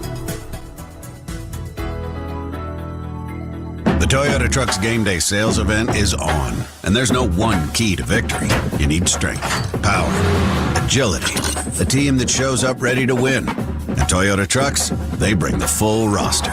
Kick off the season with big savings at the Toyota Trucks Game Day sales event. Toyota is the official vehicle of the New Orleans Saints. From the Dome to the Bayou, the Tundra and Tacoma are built to take you wherever the road leads. Find yours today. Toyota, let's go places. See packages and options at toyota.com for feature availability. Pelicans fans, it's time to secure your tickets for the 2025-2026 season. Get the flexibility you need with our custom flex plans. Pick your favorite matchups and build the ticket package that fits your schedule. And don't miss opening night, October 24th, as we take on the San Antonio Spurs. Be sure to arrive early for a pregame happy hour, and fans in attendance will take home a Pelicans quarter zip, courtesy of Smoothie King. While supplies last, get tickets today at pelicans.com. Flight by Yingling. It's the next generation of light beer. For those who don't follow trends, but craft them. Flight by Yingling is 12 ounces of uncompromised refreshment from America's oldest brewery. With only 2.6 grams of carbs and 95 calories, this is premium refreshment 6 generations in the making. Don't just raise a glass, raise the bar. Flight by Yingling. Available wherever beer is sold. DG Yingling and Son Incorporated. Pottsville, Pennsylvania. Please enjoy responsibly. Like what you heard on WWL? Check out the podcasts at WWL.com. So after the Saints get it on the turnover of downs inside Patriot territory, they go 8 plays, 27 yards, 3:59, and Blake Grupe's 38-yard field goal gives the Saints the lead again. They led 3-0, and now it's 16-14. Blake Grupe in just a game and not a first half is 7 of 9 in his last game and a first half. Love Blake Grupe, but you're using him too much. I don't think so. That's a lot, and they're not, and not all of them are 50-yarders either, because they're just outside the red zone on that one as the kick comes down to Chisholm on the far side, and he is brought down quickly by Jalen Ford as he crosses the 25. So just a 22-yard return as the Patriots come back on the field, trailing 16-14, and finally got Drake May's first incompletion, and then a bad snap on the 4th down and 7 call, and they've got 1:46 all of their timeouts, as do the Saints. And they get the ball back to start third quarter, so this is a huge series here for the Saints. Quick pass to the near side, caught, and a first down by Demario Douglas, having the game of his life already as he picks up the first down, knocked out of bounds by Quincy Riley and others, 12 yards. And that's way too easy there. They just run a little screen on the edge, and you know, you can fuss about, hey, I was being held, but I mean, that's way too easy. Picked up the first down, stopped the clock. Ball at the 39-yard line with 1:39 to play before half. This time May under center, fakes the screen, and will draw play to Ramondre Stevenson, grabbed by the neck from behind. So short gain of about 3 yards, 2nd and 7. That was Brian Brzee who reached up and grabbed him. Yeah, and Pete Warner is back in at the linebacker position, and Brian Brzee has been all over the field. We've seen him make plays on a few different plays, and trying to see if the Saints defensively, they still do have both of their defensive tackles in the game, and Cam and Granderson at the defensive end positions. 2nd and 7. 3 receivers to Drake May's right, has Stevenson to his left. He's out of the shotgun, lifts his leg, takes the snap. Here comes the pressure, but he fires it to the far side, complete to Demario Douglas, knocked out of bounds shy of the first down at the 48-yard line. They got to get to the 49 for a first by Alontae Taylor. You see Drake May just see it, be able to pick it up and say, hey, look, the Saints are, looks like they go single safety high, late rotation down into the flat. It's a late substitution there by the Patriots. Saints, they don't change defensively what they want to do, and they could have. Yeah, they did. You can see that they didn't want to. 3rd and 1, 53 seconds to play before the half. Fakes the handoff, does May, throws it complete to Hunter Henry as tight end. First down on the far side to the 40-yard line. That's one of his favorite targets. He picked up 12 yards, his first reception today, and a first down. Yeah, and we should have changed personnel. I mean, because we were lost. He was wide open, completely wide open. Well, yeah, I mean, you got too many eyes on the quarterback and not enough guys covering guys out in the flat. Ball at the Saint 40, 47 seconds, 16-14 Saints. May under center. Travion Henderson, the rookie behind, but this is going to be May throwing incomplete as he threw it into the back of Travion. I thought it might have going to be a reverse. Yeah, no, he hit it. Yeah. He saw it. Travion kind of saw it, but that ball probably was a little hot, and it almost bounced up where the Saints were able to get another interception. But, yeah, we talked about that eye candy right there, and they have a lot of it. And, yeah, he was looking at it, but right the offensive lineman was there.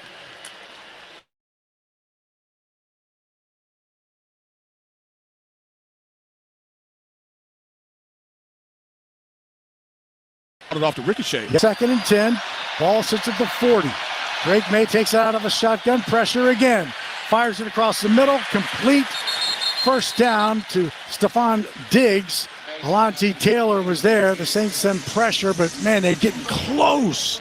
Chase Young was one of them, just not there in time. Yeah, he's getting it. I mean, but he's just so wide. I mean, he is coming so wide, being forced by the tackle and the tight end so wide where he just can't get there quick enough. And that play, the Saints have been in decent coverage a few times. We saw on the Kool-Aid throw for the touchdown, and I mean, they're there, but Drake May has done a really nice job of placing that football only where his receiver can come up with it. First completion for Stephon Diggs, who had 10 against Buffalo last week. And it takes it to the Saint 29-yard line, 38 seconds. Patriots used a timeout. They have 2. 1st and 10. May lifts his leg. Saints bring 4. May throwing for the end zone. Catch by Kayshon Boutte. Flag, but that's going to be on the Saints. And that's a touchdown for Boutte. I think the flag's going to be on Taylor. Yeah, well, it's basically unsportsmanlike. Right. He's trying to dislodge it. So Boutte makes his 2nd touchdown, and he was open on the near side, caught it at the 2. Yeah, and that's when Taylor hit him. But yeah, he came off. He tried to dislodge it as far as the football is concerned, but he was so open. Well, and they're double moving. They're getting him up on the safeties, and the safeties aren't able to make a play. So the question becomes, is this on the 2-point or the kickoff? During the play, personal foul, unnecessary roughness, defense number 1. The touchdown is good. That 15-yard penalty will be enforced on the try. So if it's going to be on the try, they're going to keep it, and they're going to go for 2. It's 20-16 as we speak. New England has elected to enforce the penalty on a 2-point try from the 1-yard line. And the only thing I can say here on this play is he hit him high. And that's why I feel like that they called it unnecessary roughness. I mean, because he hit him high. He's trying to dislodge the ball. So a 2-point conversion from the 2. And Coach Verbal wants to make sure, he wants to make sure that ball is, it's not on the 2, that's on the 1. Yeah, they had it at the 2. Yeah. And Vrabel went down and, hey, give me my yard. So we're going for it for a reason because of the penalty. And Patriots start to re-huddle, but now they don't. Now they're at the line. One receiver to May's right, 2 to his left, and Devon Godshaw just decided he was going to bowl down the center. And that should be offsides on the Saints, and I believe it is. I agree. Before the snap, encroachment defense, number 92, half the distance to the goal, retry. Now it's a half-yard 2-point try. And both teams run a variety of subs into the game. Number 59 is reporting eligible. Number 59 is reporting eligible. 59. Darian Lowe is the left tackle that is reporting eligible. So 31 seconds, 20-16 right now is the Patriots at the half-yard line. And they go trips as they push. No signal yet. They're pushed Drake May, but I don't think they're going to give it to him, though. I don't want to see the replay. Yeah, I was about to say this will be a replay call. And I feel like on the replay, I mean, digging down now. You still had now. You finally get a call to say not good, but I mean, you still saw no conversion or no type of play. They ran like an I formation, then brought a tight end as well. Here's the replay, and I think his helmet did, but I don't know if the ball. I don't think the ball ever did. How can you tell that miss? But when I initially saw his helmet so soon make it across. His helmet definitely crossed. But no, he does not do it. Yeah. Pete Werner is the final one. That ball's in. That ball is in, Mike. Really? Is that the last one? The one we just saw from the top? Yeah, from the top angle, that ball gets in. But like it's such a mess in there. It is. I mean, they're unpiling this pile. Previous play is under further review. Thank you, Mr. Hill. Yeah, we appreciate it. That's we kind of figured because they're unpiling the pile. Well, I don't care where he is now, and they never made really any kind of. It was late. It was very, very late. But I mean, if the ball is in the right hand, there's enough color that shows it scores. Review, it was determined that the try was successful. Yeah. 2 points for New England. There's enough that shows that it gets in, and it's the view from up top. Right. The first 3 did not. That's exactly right. The first 3 you could not see where that right hand was. Like this, the one they're showing now is not going to be the one. The one up top, as Deuce said. It's the TV copy of it. You don't see it until you get the up top and you see the ball in the right hand. He scores. He gets Here it it in. is.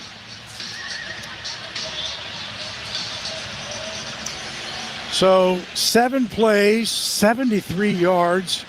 Booty, a 29-yard pass for the touchdown, minute 20, and then the 2-point try is good. So it is 22-16 as the Saints have 31 seconds. The kick comes down to Mason Tipton, crosses the 20, 25, slammed at the 27. This kickoff coverage team, Brendan Schooler and the Patriots, one of the best, 24-yard return. They don't give up much. I can tell you here, you better not take these 3 timeouts into halftime. You know what I'm saying? Yes, I do know what you're saying. Let's be aggressive. You're exactly right. Beagressive. Oh my God. Aggressive. Aggressive. Snap to Rattler, middle. Now he's in trouble as he rolls to his left. Still in trouble. He's going to go down for the sack as it's back to the 26-yard line. So just a sack of a yard, but he just had nobody, and that's Harold Landry. And the Saints will not use a timeout. And if it's some booze, you probably deserve it. And the clock goes to 0, and my Marsteller Jr. varsity cheer of Be Aggressive is to no avail. The Saints will trail at halftime 22-16, and the Patriots will get it to start the third quarter. We are back after this from Caesars Superdome in New Orleans Saints Radio Network. Let's go, my kiddos. Rise and shine. I am tired of early morning alarms and sitting in carpool lines. I want to relax with a spa day. No more family meetings. I want a family outing. My to-do list has taken over. How about a to-dream list instead? First up, play Coastal and go have some fun for fun's sake. Make a vacation declaration of your own and start planning your escape to the Mississippi Gulf Coast at coastalmississippi.com. Keesler Federal Credit Union helps Saints fans like you live your way, whatever your dream may be. Whether it's screaming from those perfect game day seats or hosting the ultimate watch party at home, Keesler Federal's got you covered. Sign up today for a free high-earning checking account and enjoy better rates, better returns, and better service. Keesler Federal, the official credit union of the New Orleans Saints. Membership and credit eligibility required. Federally insured by NCUA.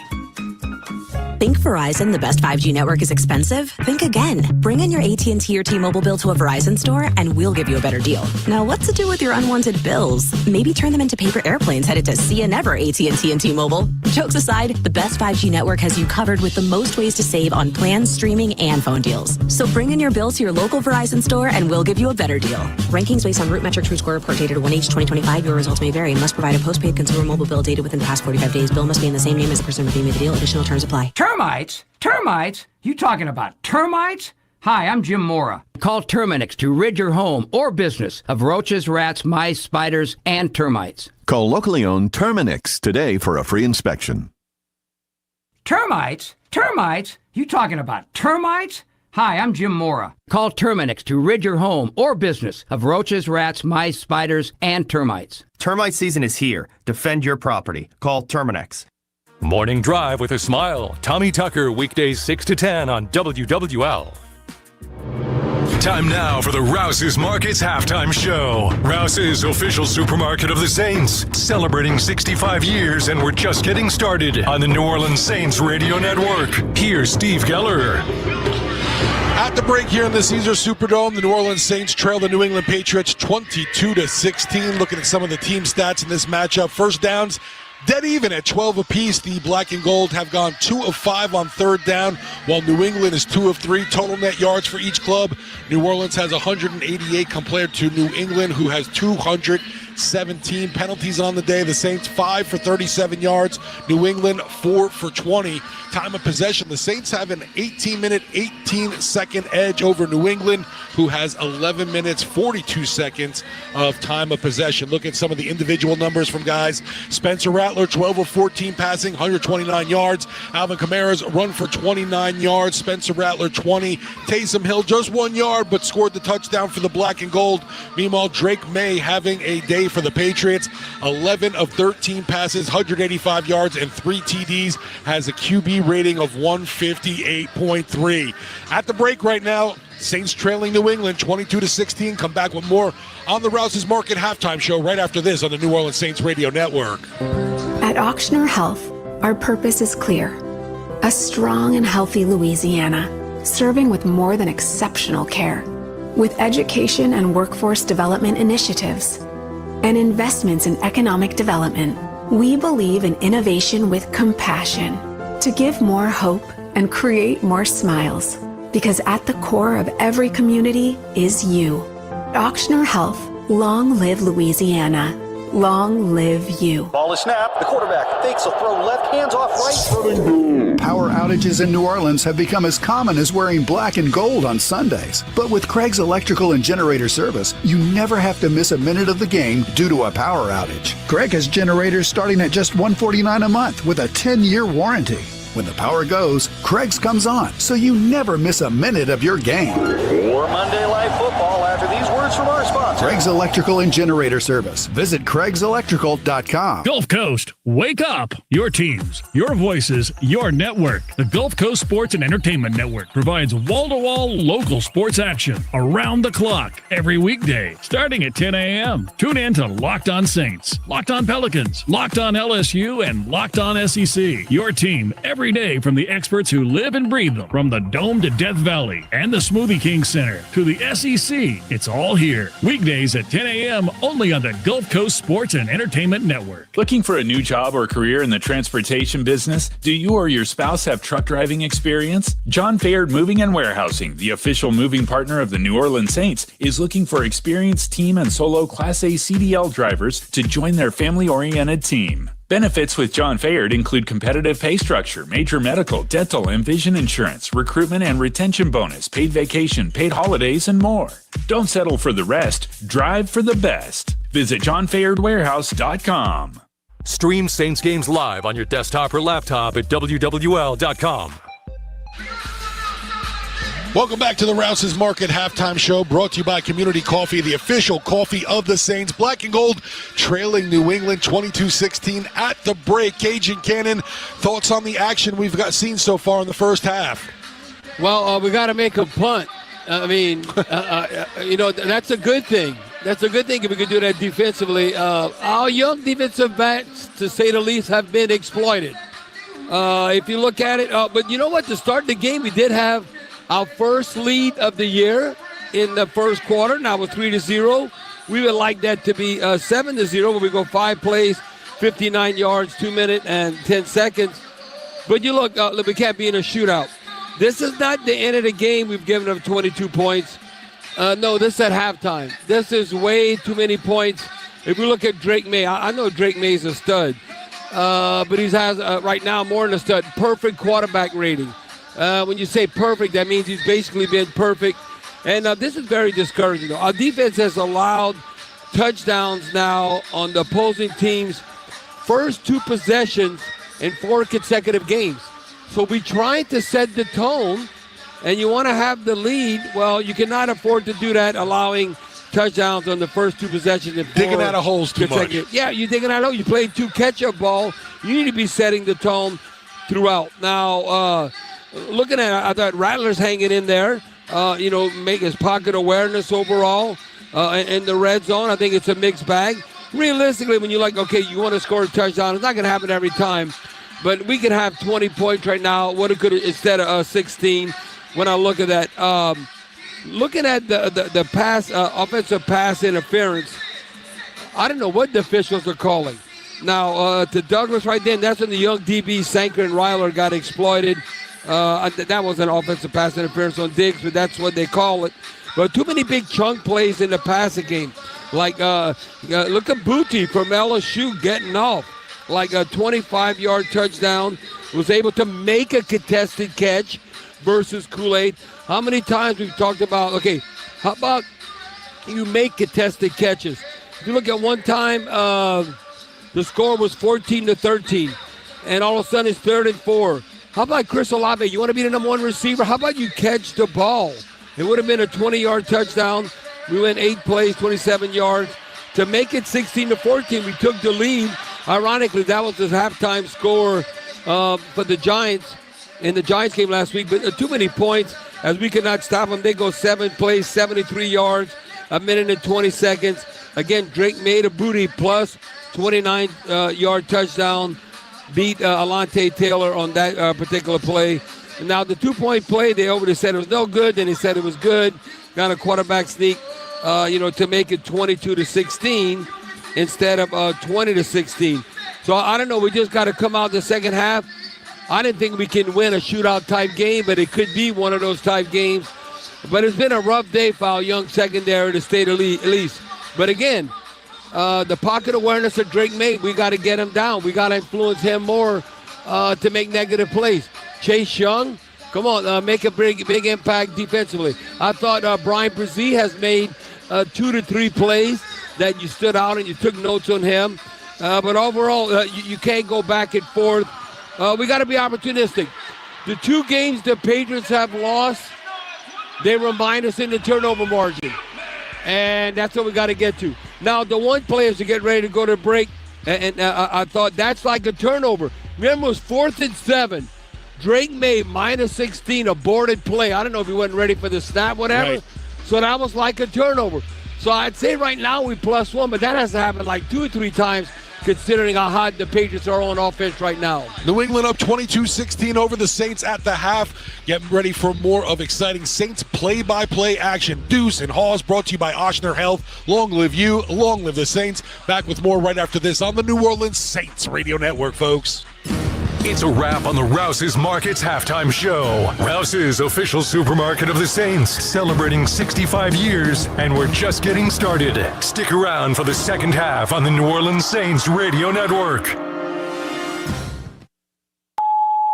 Hey, bro, weirdest thing is happening at the game.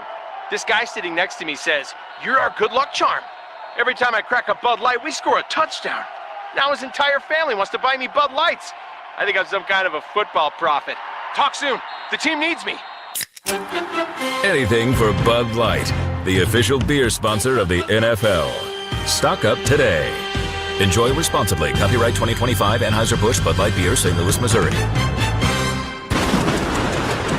When the storm comes, it shakes more than just your walls.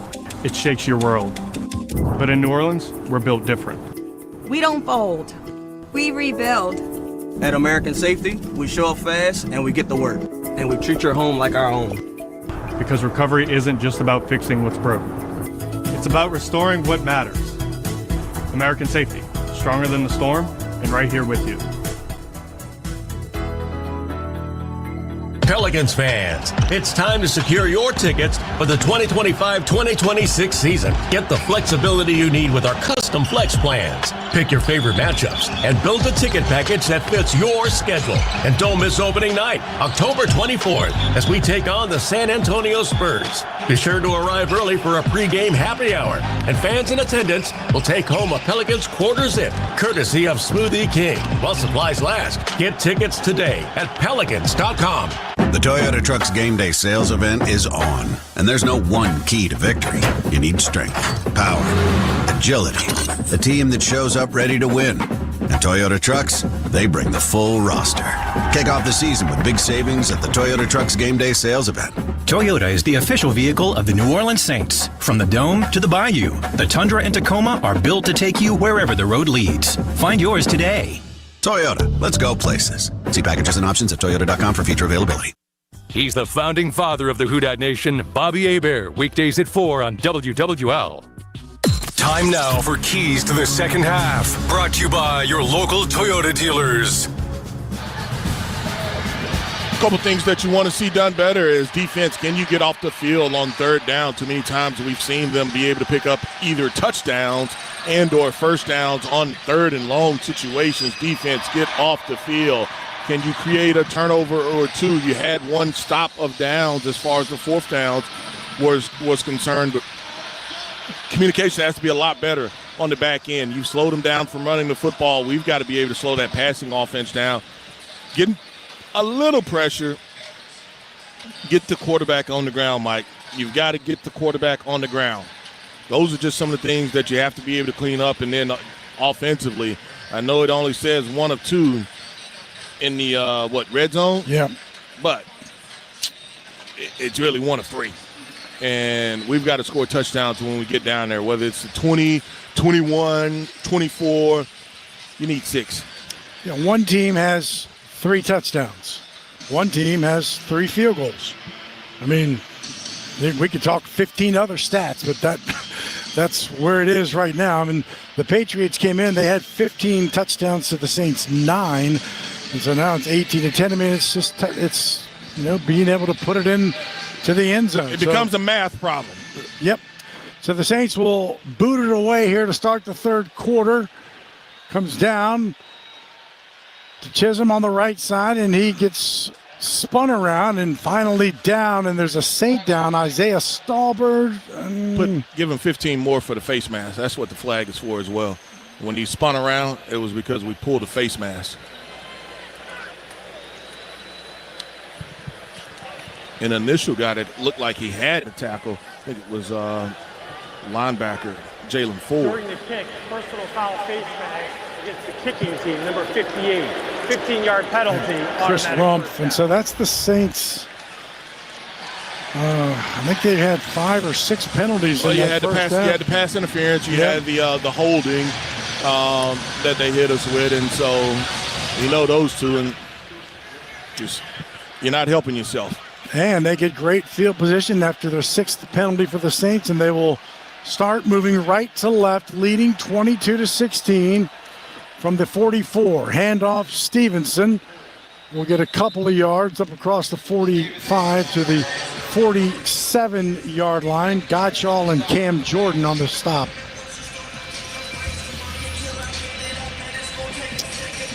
In 2021, when they were playing in Foxborough, they opened up the third quarter, and Malcolm Jenkins had a little pick 6. Changed the whole complexion of the game. Positive vibes, positive vibes, positive vibes. I'll take it. 2nd and 7. Drake May, perfect quarterback rating in the first half, takes the snap. Saints bring 4, throws, caught by Hunter Henry as he goes to the ground into Saints territory. But right at the 49, 3 yards shy of the first down. Taylor on the stop. This is a big third down coming. And a guy that we hadn't seen a lot defensively, and another linebacker, Isaiah Stallbird, is in, takes out Pete Werner, and the Saints kind of rotating all those backers so far. 3rd down and 3. Empty backfield for Drake May. 3 receivers to his right. Saints bring 4. May's in trouble. Now he's going to bring it down and run it near the Saints sideline. Slides. 1st down. They will mark him at the 43-yard line, but a 1st down for Drake May as he picks up 5. And the defensive end collapses on that side. And once he goes in, nobody replaces. Till as old as time. One guy goes in, the other one has to come out on the other side. They don't do it. The quarterback steps up into the pocket. He's able to pick up the 1st down. They continue to keep the football. At the Saint 42, 1st and 10 under center. Snap. May hands it to Henderson. Henderson breaks the tackle.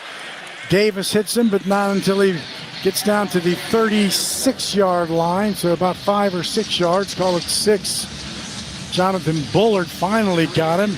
Pete Werner missed early. And Pete had a shot at him. They run kind of that outside zone look, and the Saints do a great job with their linebackers of being able to undercut it, and that's what Pete tried to do there. Just didn't make the tackle. And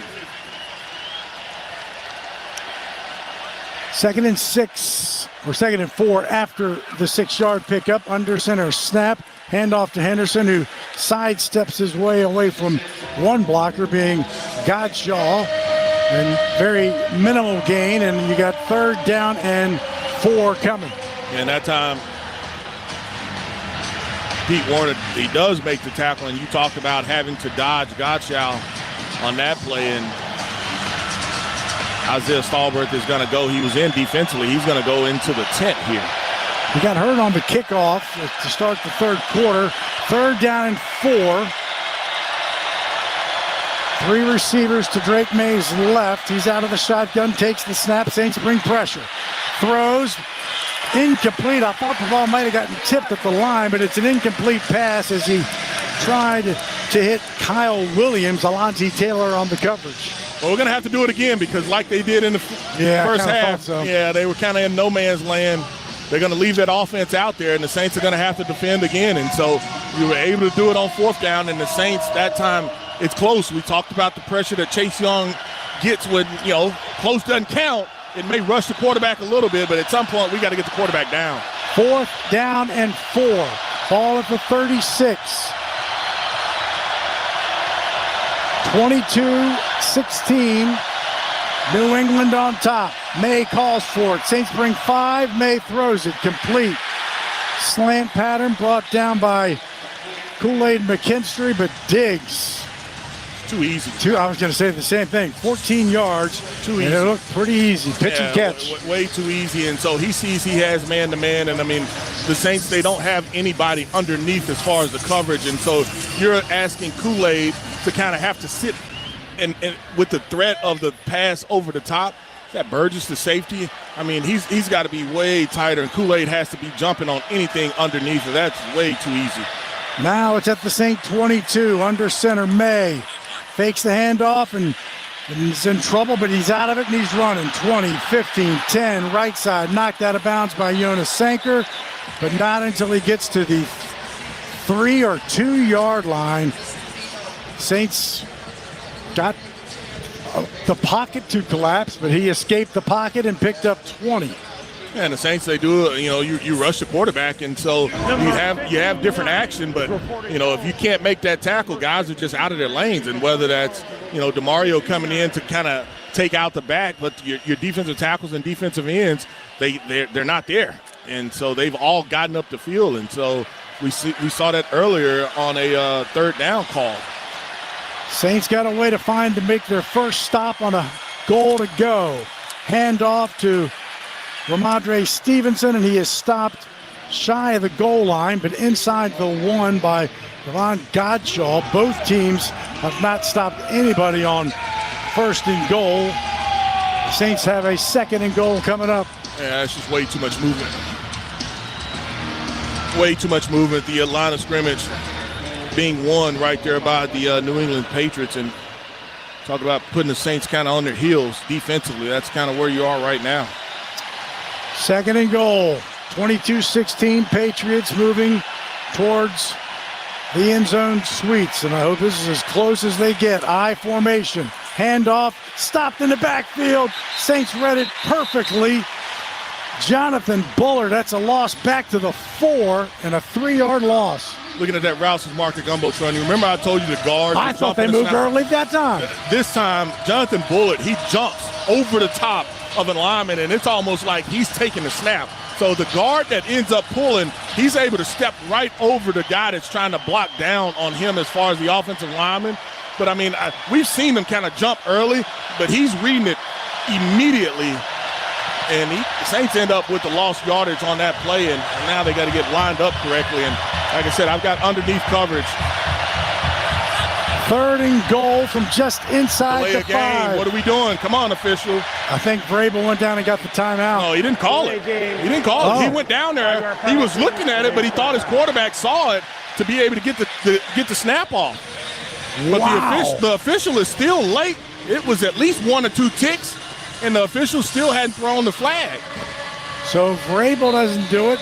May doesn't do it, and a third and goal is now third and goal just inside the 10-yard line. Mike, you talked about it. This ball was on the 1-yard line. Inside the 1 after the run, and so now third and goal. Crowd on their feet. Out of the shotgun is May. Screen pass to Diggs. It gets caught from behind. Tackled at the 5-yard line by Chase Young. Down to Jeff Nowak for this River Parish Disposal Saints sideline report. Yeah, guys, Isaiah Stallbert is in the tent for a little while. One of the concussion specialists was in there with him, but he just emerged, got his helmet back. He's on the sideline now, so it looks like he's been cleared to return. The Saints, for the first time, do not give up a touchdown this season on a first and goal.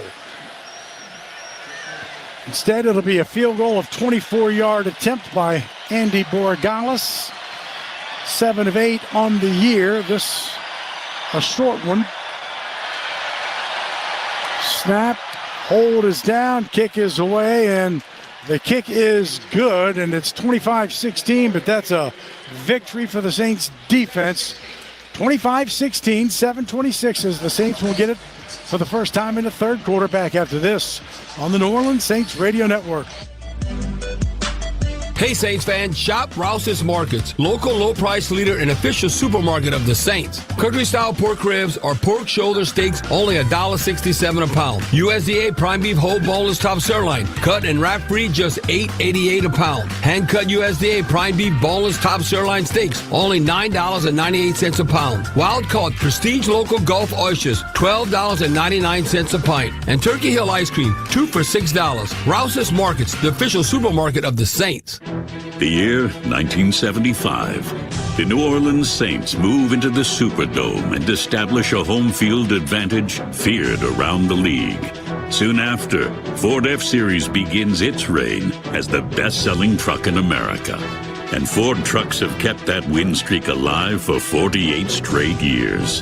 Ford F-150, an official truck of the New Orleans Saints. See your Southern Quality Ford dealer today. Saints fans, let's take a 30-second time out for a quick mental getaway to Pensacola.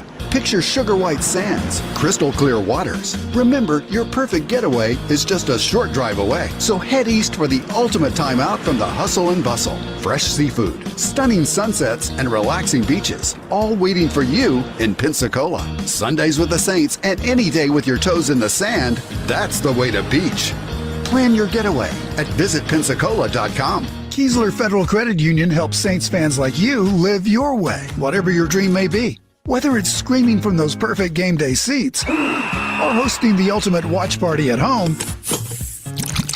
Keesler Federal's got you covered. Sign up today for a free high-earning checking account and enjoy better rates, better returns, and better service. Keesler Federal, the official credit union of the New Orleans Saints. Membership and credit eligibility required. Federally insured by NCUA. Tommy Tucker, great talker, good listener. Weekday morning 6 to 10 on WWL. 25-16 as the Patriots take it 12 plays, 50 yards, 7:50, 34 off the clock.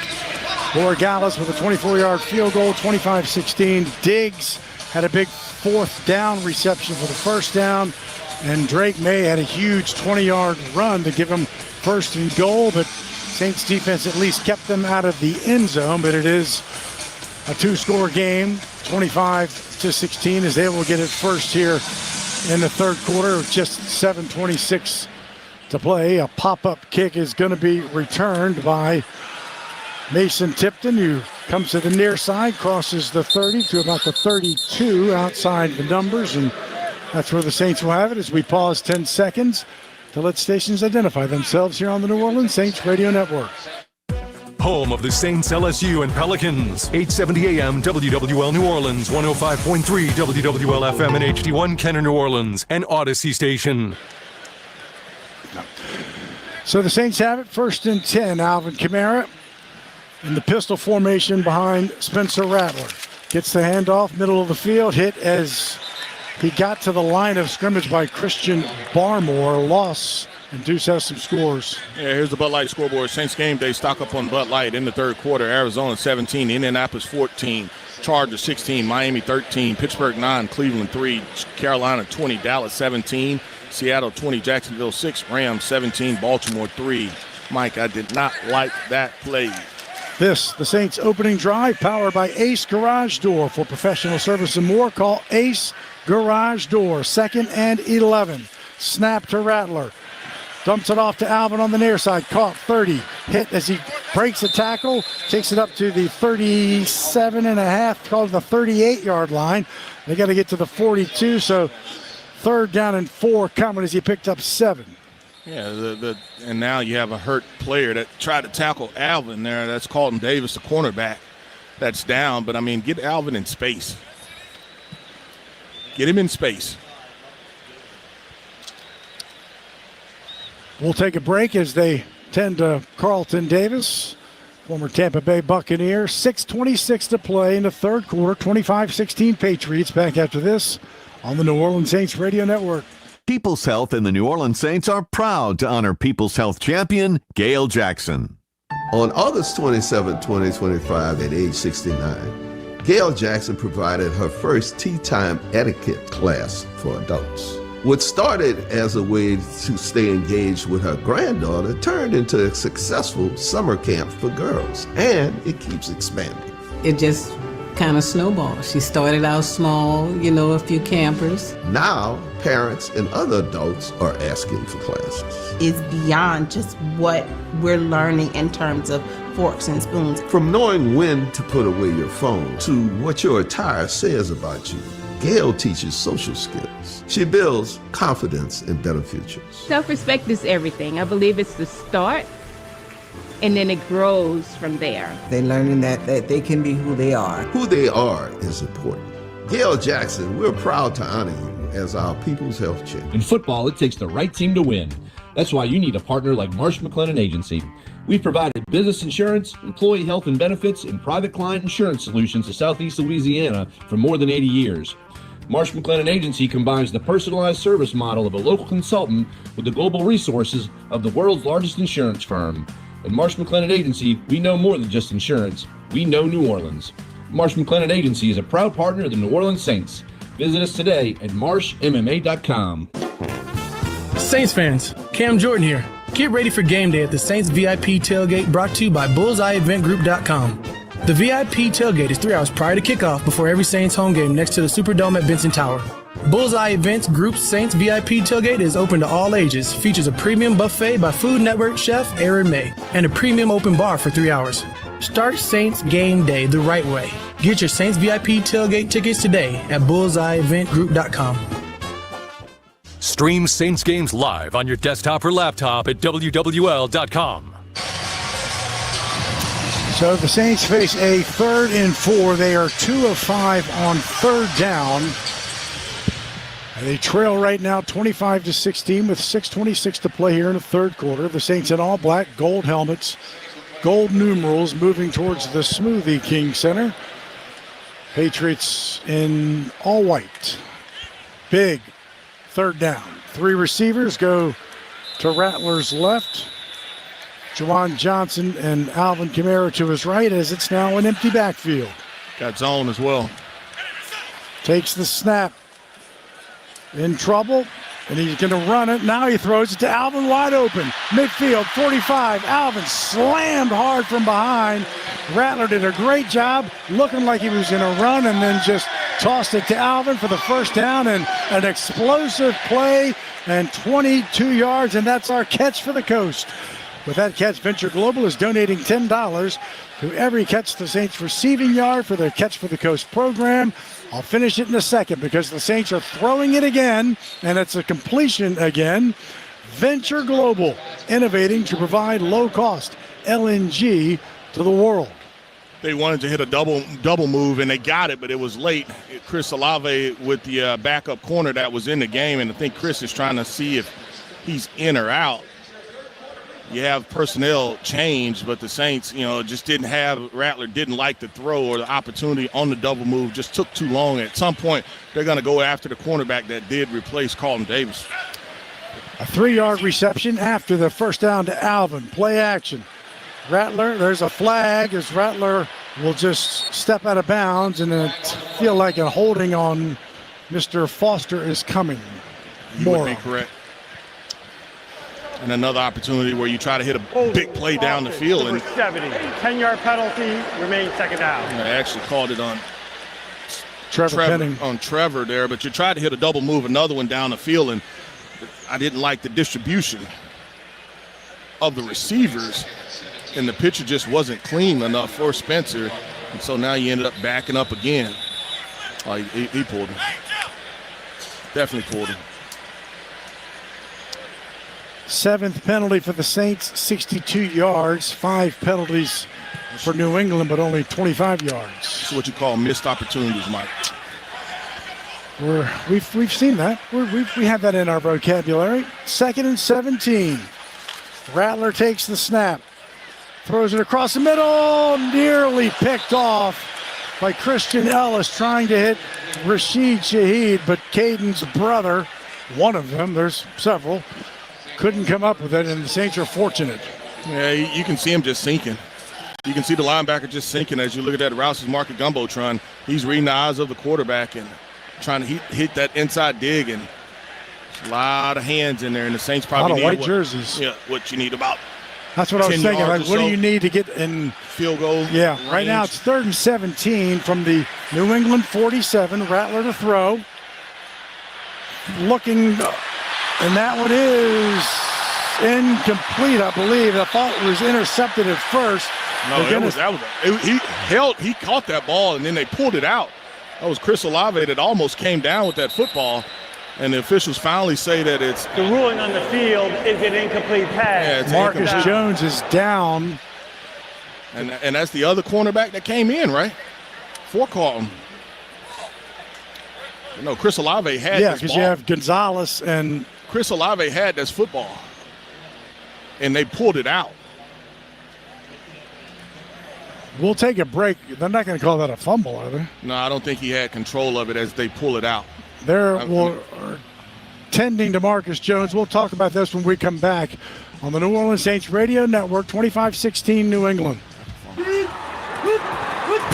Join the gridiron action in New Orleans with Caesars Sportsbook. Download the app to bet the Saints game or all the game day excitement across the league. Plus, every bet earns with Caesars Rewards, so you can score big at more than 50 destinations. Must be 21, not available in prohibited parishes. Licensed through Horseshoe, Bossier City, and Caesars New Orleans. Gambling problem? Call 1-800-GAMBLER. Caesars Sportsbook is a proud sports betting partner of the New Orleans Saints. Football fans know that traditions matter, turning moments together into something truly epic. They're what inspires us to make our masa and Tostitos the traditional way, starting with whole corn kernels, no artificial flavors, colors, or preservatives, all to give you that perfect crunch. Discover your next tradition this football season. Head to the store, grab your Tostitos team bag, and scan the code for a chance to score an epic experience with the New Orleans Saints. Tostitos, tradition matters. The official chip and dip sponsor of the New Orleans Saints. When it comes to excellence, Mercedes-Benz SUVs deliver. With 4MATIC's impressive all-wheel precision, awe-inspiring MBUX technology, and state-of-the-art acoustics that immerse you in every moment. From intelligence to power, from safety to precision, performance means more in a Mercedes-Benz. Discover the Mercedes-Benz SUV that's right for you at your local Mercedes-Benz dealer or visit MBUSA.com to learn more. Mercedes-Benz, official luxury vehicle of the New Orleans Saints. Protect your home or business with the Shield from J&J Exterminating. We tackle tough opponents, giving you a solid defense against pests. Win the battle with J&J Exterminating. J&J Exterminating. Yeah. Hey, bro, weirdest thing is happening at the game. Every time I crack a Bud Light, we score a touchdown. I think I'm some kind of football prophet. Bud Light, the official beer sponsor of the NFL. Stock up today. Enjoy responsibly. Copyright 2025 Anheuser-Busch Bud Light Beer, St. Louis, Missouri. The Scoot Show, where politics and pop culture meet your opinions. Weekdays 1 to 4 on WWL. So it's 25-16. It was an amazing catch by Olave that they ruled incomplete. So they're not going to. It looked, when we saw it on the replay, it looked like it could have been a fumble, but this is going to be the first punt by either team as the Saints could not connect. Olave went up to get it, knocked out of bounds, punched out by Charles Woods as Kai Kroger comes in for the first time. Captain Chisholm is back to our right. Kroger to our left and boots it away to the near side and out of bounds, not very deep. And it's not even going to be inside the 20 in the 25-yard line. So short punt of 22 yards by Kai Kroger in special teams, although Blake's made everything today. Special teams has not been the Saints' friend. That is tough. 25-yard line, I mean, even if it's a fumble, it's only, 5 more yards more if it's a catch and a fumble on the previous play, and so you don't get anything that you needed there. 4:16 as the Patriots have it again, and the Saints have had very few answers for their offense. That was the Saints' first punt. Patriots punter Bryce Behringer, we haven't even talked about, as they run it right side with Henderson, but he's stopped by Pete Werner again. I think is that Pete or Stutzman? That's Danny. Danny Stutzman. Yeah, that's Danny. And so Pete's been rotating in. Granderson got up a little slow, and he comes out of the game. Chase Young comes in, and the Saints do go nickel defense. His right, Granderson favoring his right hand, it looked like. It was a 4-yard gain by Henderson, 2nd and 6. 25-16, Patriots have the football, third quarter, moving towards Poydras. Out of the shotgun is Drake May. Inside handoff to Henderson, who will be shy of the first down, but only by a yard as he takes it to the 33, and Godshaw again on the stop, and a huge 3rd and 1 coming. They are 3 of 6 on third down are the Patriots. This time the Saints go with the 3 safety look. Burgess is the other safety that comes in. They take out Raleigh, and then obviously they bring in another defensive lineman. So go 5 down defensive lineman. May under center, Henderson behind him, and he will not hand it off, and he's going to roll to his right and look to throw, and does throw, but just out of bounds as being chased by Brian Brzee. And you wonder why did they get cute? Why do teams get cute like that? I don't know, but I'll take it. I'll take it, baby. Now, the Saints did a great job of covering this as well. They brought in all those guys that I talked about, but, I mean, Chase Young is not full. Brian Brzee does an outstanding job. Chase Young, since he doesn't crash down, May doesn't have the immediate outlet that he was looking for in the flat. So Behringer in for the first time, and we finally get to see Rashid Shaheed with an opportunity. Behringer with his feet inside of his own. He moved, thank you. He moved the ball, tried to draw the Saints off sides, and the Saints, you could hear him yelling it, and the official finally called. Offense, number 47, 5-yard penalty, remains 4th down. And the D-line, that was actually those guys that are out there. Now the Saints will go with their regular punt return unit. But I can tell you, the defensive linemen, they'll tell you in a minute when the ball is moving and it's not supposed to be moving. That's Julian Ashby. He's the 7th-round pick out of Vanderbilt. As they went with some special teams drafted their kicker and their long snapper. But now Bearinger is back inside of his own 15, and Shaheed standing to our left at his 25. Spiraling kick as Shaheed will return it at the 27 to the near side, 30, 35, turns the corner, steps out of bounds, but good field position as Rashid brings it back to the 39 is where the Saints will start. 2:37, 44-yard punt, 11-yard return. Saints have the football down 25-16 on the New Orleans Saints Radio Network. He's at the 40, the 30. He cuts back. He's at the 20, the 15. Touchdown. Man, this sounds like our waste business.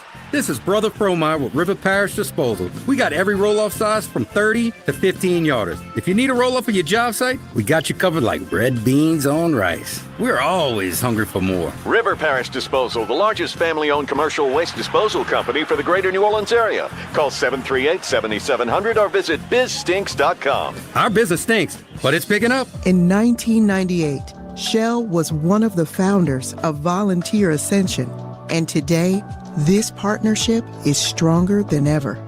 Shell employees are always willing to volunteer. Giving their time to the community where they live is just a very natural thing because this is home for them, and that makes a big difference. It really does. I'm Sherry Dennig with Volunteer Ascension, and Shell is the rhythm of Louisiana. Garage doors from Ace Garage Door Company are built tough, durable, reliable, and ready to handle whatever life throws at them. Just like the best offensive lines in football, our best in industry CHI overhead doors stand strong, keeping your home safe and looking great like a fresh uniform. Don't fumble with weak garage doors for your home or business. Call Ace Garage Door Company today, where strength meets style. Visit AceGarageDoorLLC.com and Google them to read 1,200 five-star reviews. Ace Garage Door. Ace Garage Door. Keesler Federal Credit Union helps Saints fans like you live your way, whatever your dream may be. Whether it's screaming from those perfect game day seats or hosting the ultimate watch party at home, Keesler Federal's got you covered. Sign up today for a free high-earning checking account and enjoy better rates, better returns, and better service. Keesler Federal, the official credit union of the New Orleans Saints. Membership and credit eligibility required. Federally insured by NCUA. Like the Saints? Like us on Facebook. WWL Radio. 25-16, 2:37 to play here in the third quarter. We had no punts. Now we've had back-to-back punts. Saints have good field position. They're at their own 39-yard line, moving towards the Smoothie King Center, but down 2 scores. Break the huddle. Kendre Miller, pistol formation. He also has Taysom Hill to his left. Handoff, Miller trying to bounce to the right side, does, cuts it back, crosses the 40 to about the 41, 42-yard line. Corey Durden stopped him. He had a lot of movement left, but he went right. Counterplay. Yep. And picked up 3, so 2nd and 7. There's a bunch of Patriots come in as the Saints go to the line. Kendre is to Spencer's right. Spencer has Shaheed to the left. Throwing deep down the sideline, looking for Olave overhead, but there's a flag down.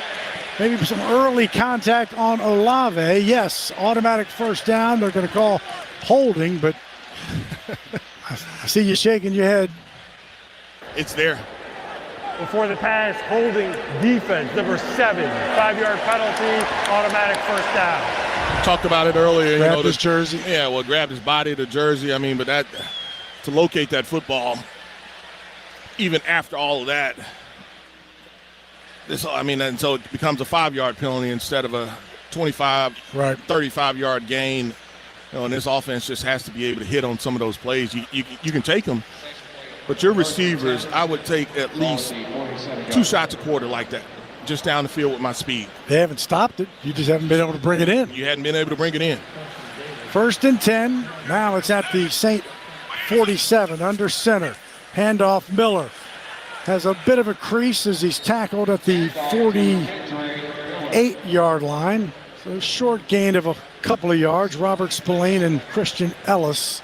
And that time we didn't block off the slot, and so Kendre has to cut back inside, and you just got way too many guys free right now, and this offense doesn't have any rhythm. They had a little bit earlier, but they've got to find some rhythm offensively. Taysom is in to the far right side, and now it's an empty backfield as Alvin comes to the split far right side.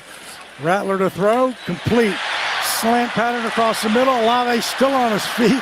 Olave jumped and had a little yak yardage as Olave picked up 15 yards before Joshua Farmer brought him down. I'm not really sure why he jumped, but I think he was going to make a little basketball move there, how he jumped up in the air, but it's almost like he was unsure of what he wanted to do. First down. Under a minute to play, third quarter. Flags. Were the Saints not lined up correct? False start is the call. Come on. 8th penalty. False start, offense on the center. 5-yard penalty, remains first down. 3 steps forward, 7 steps back. Was it just moving the ball? We didn't get a shot of it here. They point just like before. Their D lineman was pointing at the Saints. Pointing at Eric. Yep, at Eric. So 1st and 15, 43 seconds, clock moving towards the end of the third quarter, 25-16. Rattler out of the shotgun. Alvin to his left, takes the snap, inside handoff to Alvin, trying to find some room, pushes himself inside the 40 to the 39, but they got a lot of ground to make up. Kairos Tonga, 5th-year man out of BYU, made the stop, and that looks like be the final play of the third quarter as the clock is at 10. I don't think they'll run another play.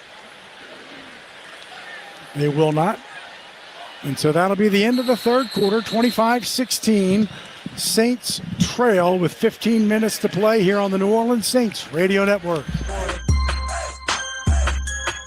My personal favorite stories are when a young man comes in and you can see they're a little intimidated. This just happened last week. I saw the young man. I said, "Hey, what can I do to give you a hand?" And he said, "Well, I'm here for an engagement ring, but I don't think I'm in the right place." So I got him to my desk, and within an hour, he had purchased an engagement ring, had spent $1,000, and he was treated like he spent a lot more, and I'm sure we have a customer for life. My name is Ken Friend of Friend & Company Fine Jewelers. You've got a friend in the jewelry business. Hey, Southeast Louisiana, got clothes, furniture, or household items you no longer need? Don't toss them. Donate them to Goodwill. When you donate to Goodwill, you're not just clearing out your closet, you're creating opportunities. Your donations help fund job training, education, and community programs that make a real difference right here at home. It feels great to know my stuff is helping someone else. So let's make a change together. Drop off your donations at any Goodwill location and be part of something bigger. Donate today and turn your stuff into success. Visit goodwillno.org for more information. Terminix, the official pest and termite control partner of the New Orleans Saints. Locally owned for 75 years, with humble beginnings on Poitras Street.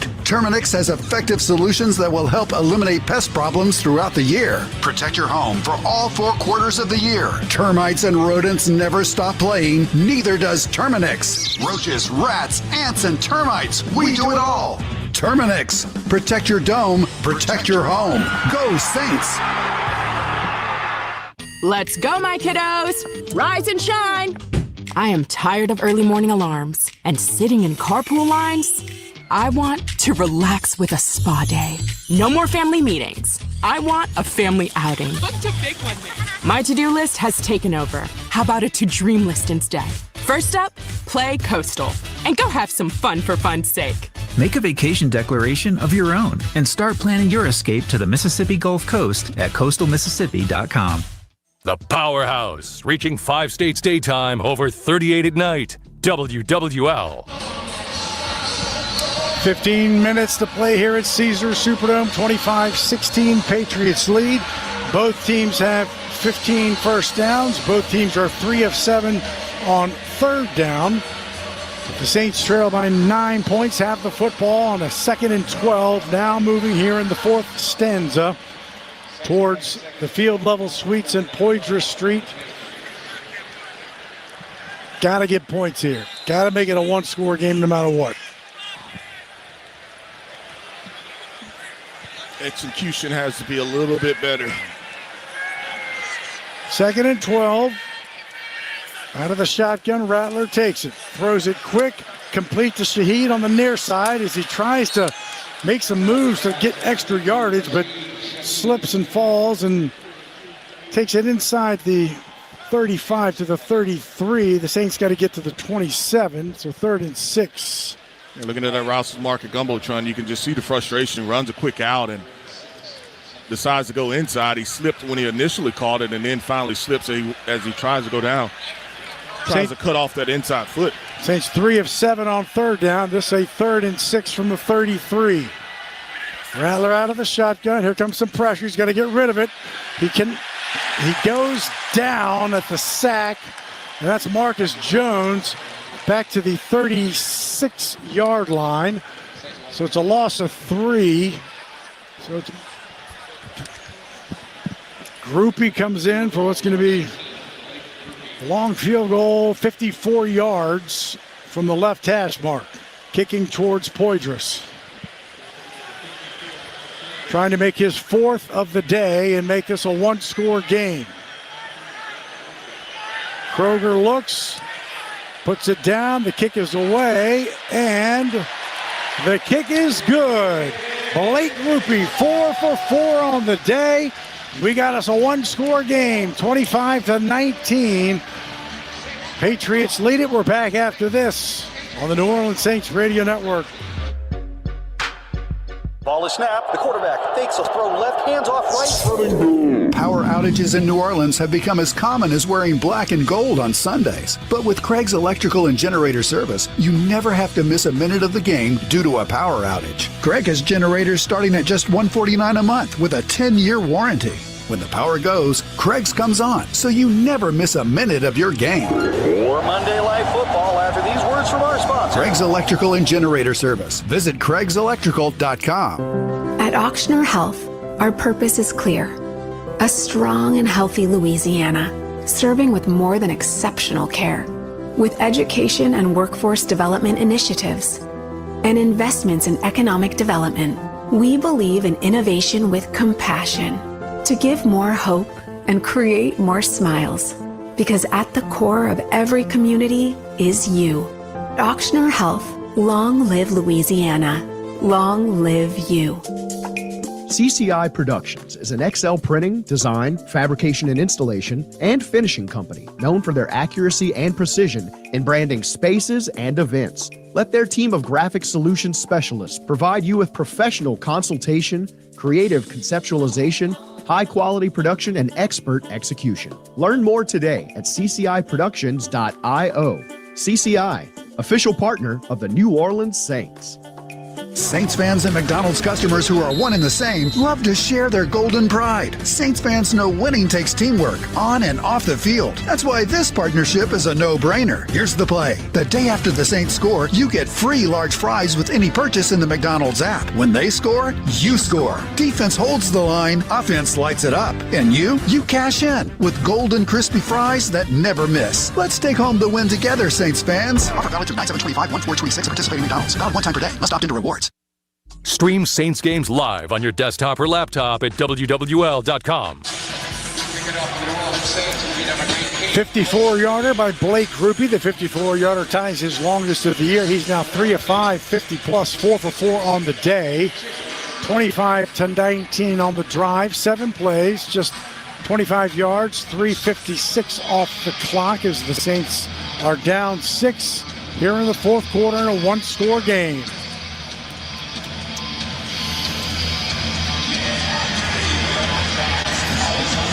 Groupie to our right.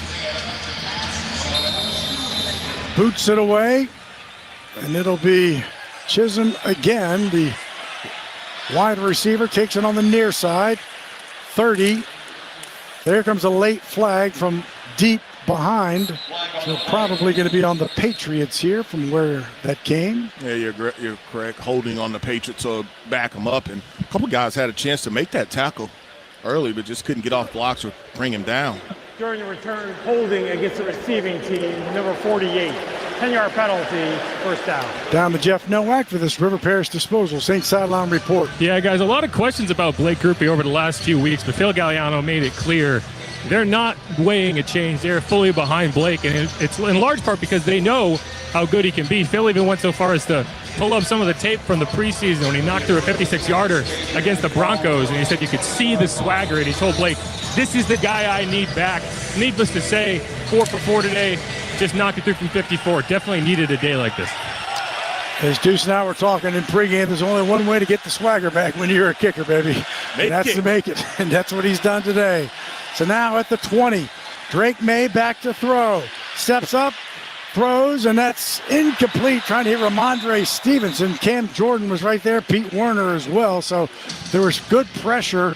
May dumped it off. An incomplete pass, 2nd and 10. Yeah, looking at that Rouse's Market Gumbotron, Cam Jordan is being double teamed. He's still able to get Drake May to step up into the pocket. And I think the other guy defensively there, it would have been Jonah Williams? Yeah, Jonah Williams. And then on the coverage there, it was Pete Werner to knock it out once Drake May did find his running back. So now it's 2nd and 10 after the rare incompletion. May in the middle of the pocket, looks in trouble again, and now he's going to pull it down to run and still throw, but no, Pete Werner gets him for the loss and the sack. Just ran out of real estate, and enough Saints were there, and Werner brings him down for the sack and a 3rd down coming. Yeah, we haven't seen the Saints defensive line get that type of pressure. They've been close a couple of times, and that's probably a bad decision for May. You know, you're on the outside. Instead of taking that sack there, just throw it away. But you see the speed of a guy, Pete Werner, that has been in the rotation. Like right now, he's out. Isaiah Stallworth is in at that linebacker, he and DeMario, and so the Saints is rotating a lot of different guys, but he comes up with the sack. 3rd down and 11. Pressure again. May throws it. Caught. 1st down to Mac Hollins. Quincy Riley was there. May had people all around him. Good pocket presence to the 35 and a 16-yard pickup. Quincy Riley slammed the ground with his hands. Hunter did a good job coming back for it. He comes back to Mac Hollins. Yeah, Mac Hollins comes back to it, and at some point, if you're in New England, you got to figure out something because your quarterback's running around, and Saints can't bring him down. He's keeping his eyes down the field. 1st and 10, handoff. Travion Henderson will take it to the 39-yard line, so about 4 yards. 2nd and 6, Pete Werner on the stop. That's Werner's 2nd sack of the season. He had no full sacks coming into this season.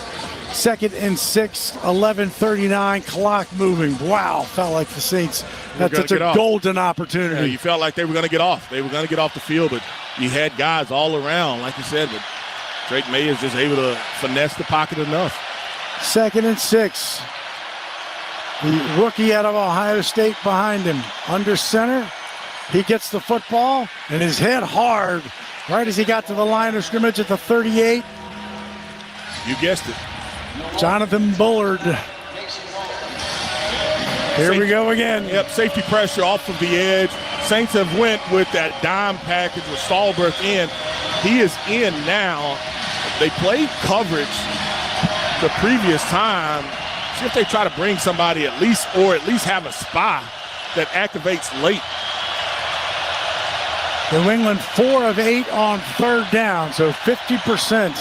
This a 3rd and 7.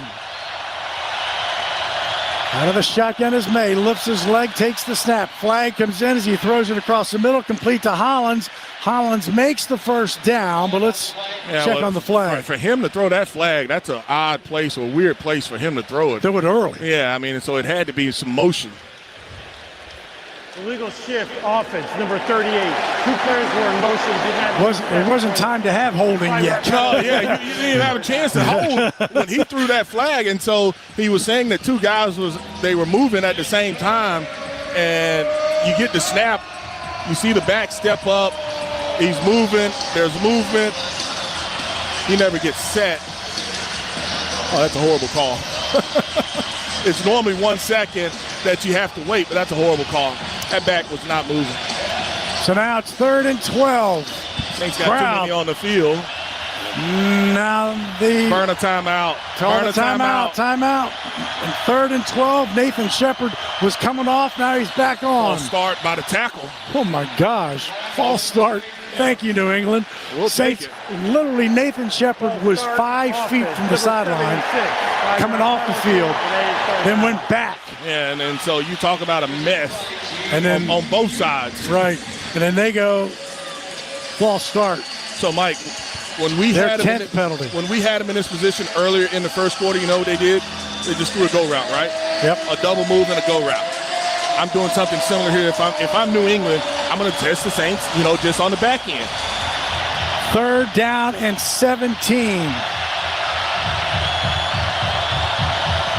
Drake May out of the shotgun, has 2 bracketing him. Saints bring 4. May stands. Saints got his jersey, but he's throwing it up for the sideline. And that's caught. Was that inbounds? There's a flag. I think they're going to call pass interference. Offensive or defensive? Yeah, offensive. Offensive pass interference. Because he pushed off just like he did earlier. This time they call it. Diggs made an amazing catch. Quincy Riley. Offense, number 8. Would have been a 52-yard reception. I didn't think that he caught it in bounds. I didn't think he caught it in bounds either, but he definitely pushed off. He got the separation. Yeah, but if he didn't catch it in bounds, then you could decline the penalty. That's something for the official to be able to say, and he's got the hand completely on it. And he catches the penalty anyway. So the knee and the shin come down. All right. But then I just tell you, I would throw it deep. Yep. So if I'm the Saints here, I'm bringing an extra guy, and I'm having my defenders, my safety and my corners to play off. But I am speeding up the clock. I am not allowing the quarterback to just sit back there and throw it long. Because it is like right now, there's no reason for your corner to be up and bump. 3rd and 31. Drake May just lofts it down the sideline. Incomplete pass in front of the Saints bench. He had Mac Hollins, who got a hand on it, and it would have been a first down. There's no reason, Riley, for you to even be up and press, even if you're bailing. It's 3rd and Metairie. Why are you even up there? I mean, because all he's going to do is just it's a shot play. Exactly what he did. Just throwing it up, and you're lucky. Nathan Shepard with the pressure, so now Bearinger will be punting from inside of his 10. Shaheed right now is standing at his own 35 to our right. Snap, kick is away, and it's a good one. Shaheed drifting way back. Catches it over his shoulder inside of his 20. And he's cutting it back middle of the field, 25. Wow. Talk about flipping the field. Shaheed caught it over his shoulder. It's a 62-yard punt, 5-yard return, 9:27 to play in the football game. Saints have the football down 6, 25-19. God, but he had to make the catch, or that thing they'd be inside the 10.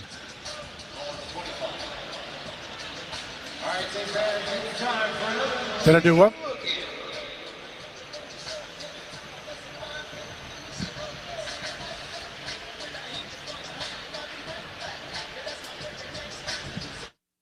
Conecuh Sausage has been around for over 75 years, making their great-tasting hickory smoked sausage. And now, a new proud partner of the New Orleans Saints, Conecuh Sausage is always great on the grill and a fan favorite for tailgate. It's made from the finest cuts of pork, their patented blend of seasoning, and smoked over a pure hickory fire. For that true Southern flavor. Enjoy Conecuh hickory smoked sausage in the Superdome or at home while watching the Saints, and make Conecuh a part of your game day tradition. Conecuh Sausage, a real winner since 1947. Visit ConecuhSausage.com for store locator and recipes. Entergy Louisiana is strengthening our power grid from Lake Charles to Baton Rouge, Metairie to Monroe. Our blueprint covers the state. Nearly 10,000 projects, over 11,000 miles of transmission line. We're reinforcing infrastructure to prepare for stronger storms, reduce outages, and respond quicker when you do need us. We're making stronger connections in every community because together, we power life. Looking for a new job or career in the transportation business? Do you or your spouse have truck driving experience? John Fayard Moving and Warehousing, the official moving partner of the New Orleans Saints, is looking for experienced team and solo Class A CDL drivers to join their family-oriented team. Benefits with John Fayard include competitive pay structure, major medical, dental, and vision insurance, recruitment and retention bonus, paid vacation, paid holidays, and more. Don't settle for the rest. Drive for the best. Visit johnfayardwarehouse.com. I'm Clint Romig with Marsh McLennan Agency. We provide business insurance, employee health and benefits, and private client solutions to businesses and individuals. We provide the personalized service model of a local consultant with the global resources of the world's largest insurance broker, Marsh McLennan.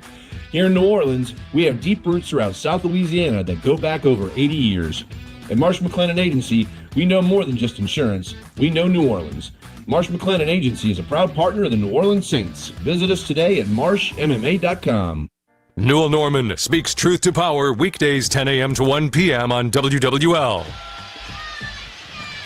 So after what is now a 69-yard punt and a 5-yard return, Saints have it at their own 25. Rattler to throw. Dumps it off Kendre Miller. Miller makes the catch. Crosses the 35 to the 36. First down. Also had Taysom Hill in the pass route. 11 yards. First down. Jelani Tavai on the tackle. Kendre Miller catches this off the second bounce, kind of one-hands it and able to bring it in. And Spencer wanted to go outside with that football. Didn't like the look. Decided to check it down, and you still pick up 10. Under 9 minutes to play. Saints trail 25-19. Rattler out of the shotgun. Play action. Again, pass across the middle. Caught. This time it's Juwan Johnson. Ball's down. Was down. He went down. The ball popped out, but right in the middle of the fleur-de-lis, 14 yards. Robert Spillane is there as the Saints go quick. I would too. Don't even take a chance. And there is the challenge. Head down unless the ball was moving. I don't think the ball, I'd have to see right here, is going to tell us. He's controlling it. That is down. He's controlling. The ball does start to move, but once ball moves, once he's down, his head hits. They punched it. They punch at it. But he has control of it. Ruling on the field that the player lost possession of the ball before the catch and that the defense recovered. They've done a good job of punching at the football. We saw it earlier on the Chris Olave play where they're punching at it. So they've done a good job of punching it. That's who is the head coach? He's a defensive guy. Yep. Vrabel. And so right there, have a little extracurricular. Boy, I've never seen a challenge flag come out that fast on a play. Well, because the Saints were going to go quick on the ball. Yeah. He's got control of this ball. Right. I mean, you can see the ball kind of move at the punch, but he's got control of that ball, and his head and knee hit the ground. Again, this is the part where I go, there's not enough to overrule it. Had you called it a fumble. Right. You know who controls this? And it ain't us. This is coming out of New York. This is, if he's quick with it. Yep. And here is Adrian Hill. Vrabel 50% on challenge so far this year. Adrian, where are you going? He looked at it. And I don't think that screen was working. And he comes all the way back down. He's coming to a new screen on this side. Adrian Hill just did a pretty good, 60 yards? So we're going to take that. Now my quickness on that's right. how he viewed it. That's right. It changes completely because he's starting over. Yeah. He's got it high and tight. Should have two on the hand. The first punch, it's not coming out. He still hits got the ground, head hits the ground, ball comes out. He still had control of it. He never lost it. You see movement by the ball, but we'll see. So Adrian Hill is now on what would be the Poydras side street, looking at the monitor. It's all about movement of the football. I mean, because he controls it, head and knee hits the ground. Now, the longer he stays in here, Mike, the more I dislike it. Because it's not a question of it. We're not questioning whether the ball is moving. The ball was moving, but he still maintained possession, enough possession. Here comes Adrian Hill as he discusses one other thing with an official before he makes the official comment here, and there's changing it. They're going to change it. They changed it. after review, it was determined that it was a catch, a fumble with a clear recovery by New England. First down, New England. New England will not be charged with the timeout. Decisive decision from your quarterback. That ball moves, but he controls it. But they're saying that it moved enough that he ended up, of course, losing it. You know, your head and knee hits the ground, and Moore wants an explanation, and he's not going to get it from the official. Wow. Juwan Johnson had the first down, had everything. Yeah, you had picked up. You know, now they're trying to figure out the spot of it. Well, I think they know the spot. I think the question becomes, they have the spot, but it was, I mean, that's devastating for a Saints offense because you had picked up 2 first downs, and now kind of short field, you're defending not only the field goal, but you want obviously the ball back as well. I mean, but that is a tough call. Juwan, I mean, I've got 2. I squeeze it, but you can see when he punched it, the ball moved. But it was not enough where it started to move where he completely lost it. He doesn't lose that ball until his head and knee hit the ground. 1st and 10 for the Patriots. Now moving at their own 49. Handoff to Stevenson, caught in the backfield by Devon Gottschall. What a game he is having against his former team. That's a loss of a yard. So 2nd and 11, 8:31, 25-19. The Saints cannot afford any more points defensively. And Riley, if you're coming on the field like he is now, they have gone after you numerous times. Rook, you got to step up. And Diggs and Booty come to his side. 2nd and 11. Drake May out of the shotgun, takes the snap, looks to his tight end, has his tight end. Tight end should be short of the first down by about a yard at the 42. They only need to the 41, so it's 3rd and 1. Gottschall, 6 tackles, leads the Saints. Mike, we thought they got cute last time in this situation, right? Yep. I don't think that you're going to get cute from them this time. No, 4 out of 9 on 3rd down because you can, you run it twice if you're going to be in 2 down. And it looks like I formation may keep this one and get pushed from behind. He does. QB sneak gets the first down by about a half a yard to the 40-yard line. I'd love to see this play again because I think the ball come out. I don't think it came out. But yeah, it did. Yeah, it did come out, but he got it. Yeah, it landed right back. I mean, so you talk about a fortunate bounce. Ball bounced right back underneath him. But it's a first down for New England. And now it's the clock. Everything's against you. You can't give up points. There you go. 6:55, clock moving, 25-19. It's a 6-point game right now.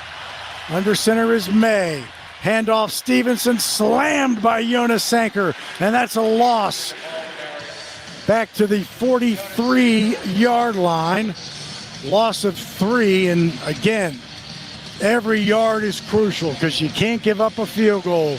Well, we hadn't seen them kick a long field goal anyway, and so they've went for it, twice on long field goals? But right there, Sanker, I don't know if he was a run blitz there, but, I mean, he met him immediately, and there was nothing the receiver could do blocking-wise. Wow, 6:14 to play in the game. 2nd and 13, empty backfield for Drake May. Stands, now he throws it. That ball was hit at the line, incomplete pass. Went way left of his receiver, stops the clock, and 3rd and 13 coming. Nice pressure. Saints try to run a stunt, twist inside, but they can't get there. Drake May is off target with that pass. It's a New Orleans Saints tradition. Turn down the sound of your TV, pause your DVR, and send up Saints Radio next Sunday at 12 o'clock when the Saints battle the Bears at Soldier Field in Chicago. Turn up the Saints Radio Network. 5 of 10 on 3rd down. 6:03, 3rd and 13. Crowd comes to their feet. Caesars Superdome. Drake May. Shotgun, 2 receivers to his left. 2 to his right. Lifts his leg. Takes the snap. Throws. Incomplete pass. No flags. Alontae Taylor was guarding Demario Douglas. He's a little behind him. So completely behind him. And if Alontae gets his head around, that's interception. And he was looking for the pass interference, but that ball was so far inside. Alante just does a nice job of being able to recover it and jumped it, but he doesn't get his head around. If Alante gets his head around, he picks this ball off. That's almost back-to-back throws by Drake May, who's been almost perfect off the mark. Instead, Bearinger comes in to punt it away. Shaheed is going to call a fair catch as he drifts to the right side at the 10-yard line and makes it. So that's where the Saints will have the football under 6 minutes, 5:51. Here's the 33-yard punt. I'm sorry about that. Here's the Bud Light scoreboard. Saints game day. Stock up on Bud Light. Fourth quarter, Arizona 27, Indianapolis 24, Chargers 26, Miami 20, Pittsburgh 23, Cleveland 6, 27 apiece between Dallas and Carolina. Seattle 20, Jacksonville 12, Rams 17, Baltimore 3. Atlanta and Buffalo are tomorrow night. Tampa Bay and San Francisco are at 3:25. The Saints' next opponent, Chicago, also tomorrow night. Saints handoff, middle of the field. Kendre Miller will take it to about the 14-yard line, so he'll pick up 4 yards. 2nd and 6 coming for this Saints offense. And yeah, at some point you got to open it up. I mean, you can run the football, but at some point you got to open it up, and you see mass kind of substitution. You go from 13 personnel to, I think this is 11 personnel for the Saints. And the previous drive, you were able to get underneath stuff. At some point, I know that you may want to take a shot down the field, but there are some holes in that defense. Rattler out of the shotgun. Back to throw. Throws it across the middle. Looking for Brandon Cooks, who went to the ground and makes the catch for the first down up at the 35-yard line. It's another deep end. Brandon Cooks is able to hit it. And if I'm the Saints, I'm going right now again on the ball. That's right. I don't want to see it again. 21 yards. He dug it out. That's a catch. That is a catch. And the reason they're slowing it down, Alvin came on the field briefly, even though he didn't come in as a sub. 1st and 10 of the 35. Handoff to Kendre Miller, who gets wrapped up from behind and hauled down at the 37-yard line. So a short gain of 2 by Christian Ellis.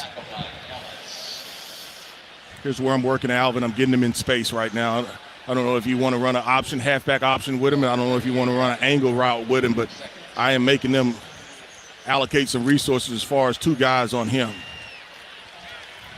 3 yards for Miller, 2nd and 7, 4:13. Saints trail by 6, but have the football moving towards Poydras. Snap. Rattler back to throw. Steps up, does throw, complete to Chris. Oh, no, he dropped, came out. He went up, made the catch, but when he came down to the ground, when he came down, it looked like the ball hit the ground. The ball hit the ground. I don't know. I don't think he had to jump, though. Look at this Rouse's Market Gumbotron. He didn't have to jump. Tried to catch it twice. Double catch it. 3rd down and 10 with 4 minutes to play. I think they wanted Chris in. 3rd and 7. The Saints are 3rd and 10 on 3rd down. Yeah, I think they wanted Chris Olave in for this play. Well, he is in. I think it's Brandon Cooks that comes out. 3rd and 7. Empty backfield for Rattler. Stands in the middle. Looks. Now fires it across the middle. Incomplete. Trying to hit Rashid Shaheed at the 43-yard line. And just overthrown. Well, there's no separation. There is 0 separation right there for the Saints. They do a pretty good job. There's a pocket. There's late added pressure, but there is 0 separation there. And talked about the route distribution earlier on the play, and I know you didn't want to go for it there, but man, this is tricky. It is tough because you got to wonder if you're going to get it back as Kai Kroger comes in. Terrell Jennings of practice squad elevation is to our left. The kick is away. It's high, and Jennings catches it at the 15 and will run it back. 20, hit hard by Isaiah Stahlberg. So at the 21-yard line, they'll have it. And now for our second half fantasy update, brought to you by Blue Plate Mayo, the official mayo of the Saints. 47-yard punt. You know, who's winning their fantasy matchup this week is whoever was smart enough to pick up Rico Dowdle a few weeks ago. Another massive game in a revenge game against the Cowboys. Panthers running back 161 rushing yards. Also has 4 catches for 56 yards and a touchdown. That's good for 31.7 fantasy points in standard leagues. Thank you, Jeff. 3:43. 3 timeouts for both teams. Saints trail 25-16. They've got to come up with another stop. Under center is Drake May. Ramondre Stevenson is the deep back. Gets the football. Stopped at the line. Now still on his feet and still pushing. And he'll take it to the 24-yard line. So a gain of about 4. Cam Jordan on the stop. Stevenson has had some fumble issues, but they've not coughed it up today yet. Man, I don't think anybody had a shot at him clean. And one thing that we don't do is we don't wrap up until the end, and that was Cam Jordan that was able to kind of officially get him down. But Saints used their first timeout. Yeah, guys get so worried about, like we talked about, worried about punching it out. Nobody comes in and makes the tackle. So instead of probably being about a 2nd and 9, it's a 2nd and 7 as Stevenson kept those big legs moving. 5th year out of Oklahoma, 6', 227. 2nd and 7. Ball sits at the New England 24. May under center. Stevenson again, the deep back. But May goes to throw quick. Caught by Kayshon Boutte. First down, stays inbounds. Yeah, I mean, that's just a quick out route, and the Saints are preparing for the run, and they just run a out. Taylor is playing off coverage, so that's just an easy route. And then he does the right thing by not going out of bounds, so the clock continues to move and makes it very, very tough. He is 4 for 4 on the afternoon as the former LSU Tiger. 72 yards, 2 touchdowns, 2 explosives. Drake May, 17 of 25. Spencer's 20 of 26 for 227, but no touchdowns. And the Saints got to figure out a way now, which is 1 timeout and the 2-minute warning to get it back. First down, I formation, offset. May under center from their own 31. Now Westover comes back into the traditional I formation. Travian Henderson gets it, but wow, Justin Reed busts through for the penetration. That's going to be a loss of 2 or 3 as the Saints take their final timeout.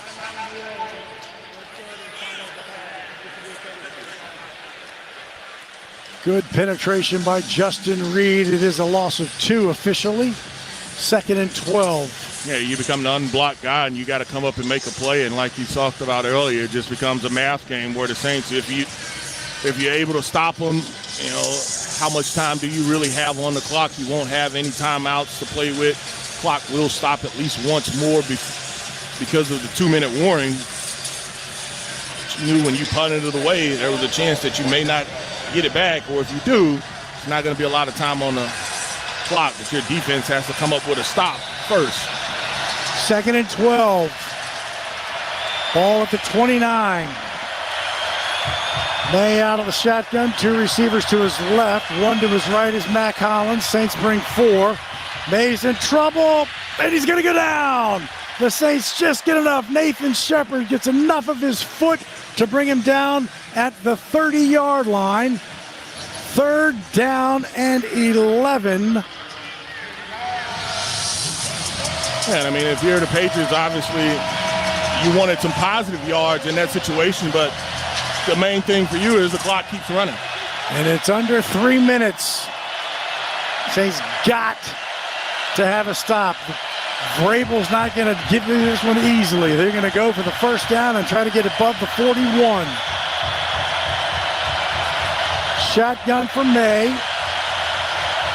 Back to throw. Saints bring pressure. Throwing towards the sideline. Back shoulder. Caught. First down. Kayshon Boutte in front of Kool-Aid McKinstry. An explosive 21-yard play in front of the New England bench, and I'm afraid that will do it. I agree with you, sir. I mean, it's just a back shoulder throw, and my receiver is going to be able to come up with a play for me. Not a ton of separation, but even on the touchdown throw that we saw earlier, same type of situation, same type of play as far as it was just, upfield that time, though. Diggs, his third reception. Now the timeout by New England because 1 second was on the play clock. Diggs has caught 3 for 28 yards. Booty 5 for 93. It was the touchdowns early. Now she's been the first downs. Yeah, first downs. And so you have the back shoulder. Then that time it was previously it was just the speed out, and just can't make enough plays. And the Saints, they did have some pressure on that play, but New England just does an outstanding job of just picking it up. Wow. New England 6 of 12 on third down, so 50% as they have 337 net yards. The Saints just shy of 300. New England with 11 penalties, the Saints with 8. Touchdowns for field goals. Touchdowns. New England is challenging something. Challenging. After review, it was determined that the runner was down inbounds, so the clock will resume on the ready for play. New England will not be charged with a timeout. Because New England was successful with 2 challenges, they are entitled to a third challenge. So they're saying that the clock should not have stopped. The clock will resume, and that's probably worth another, 10 seconds, 15 seconds. And I don't know if he was actually down in bounds. That's what they're trying to say.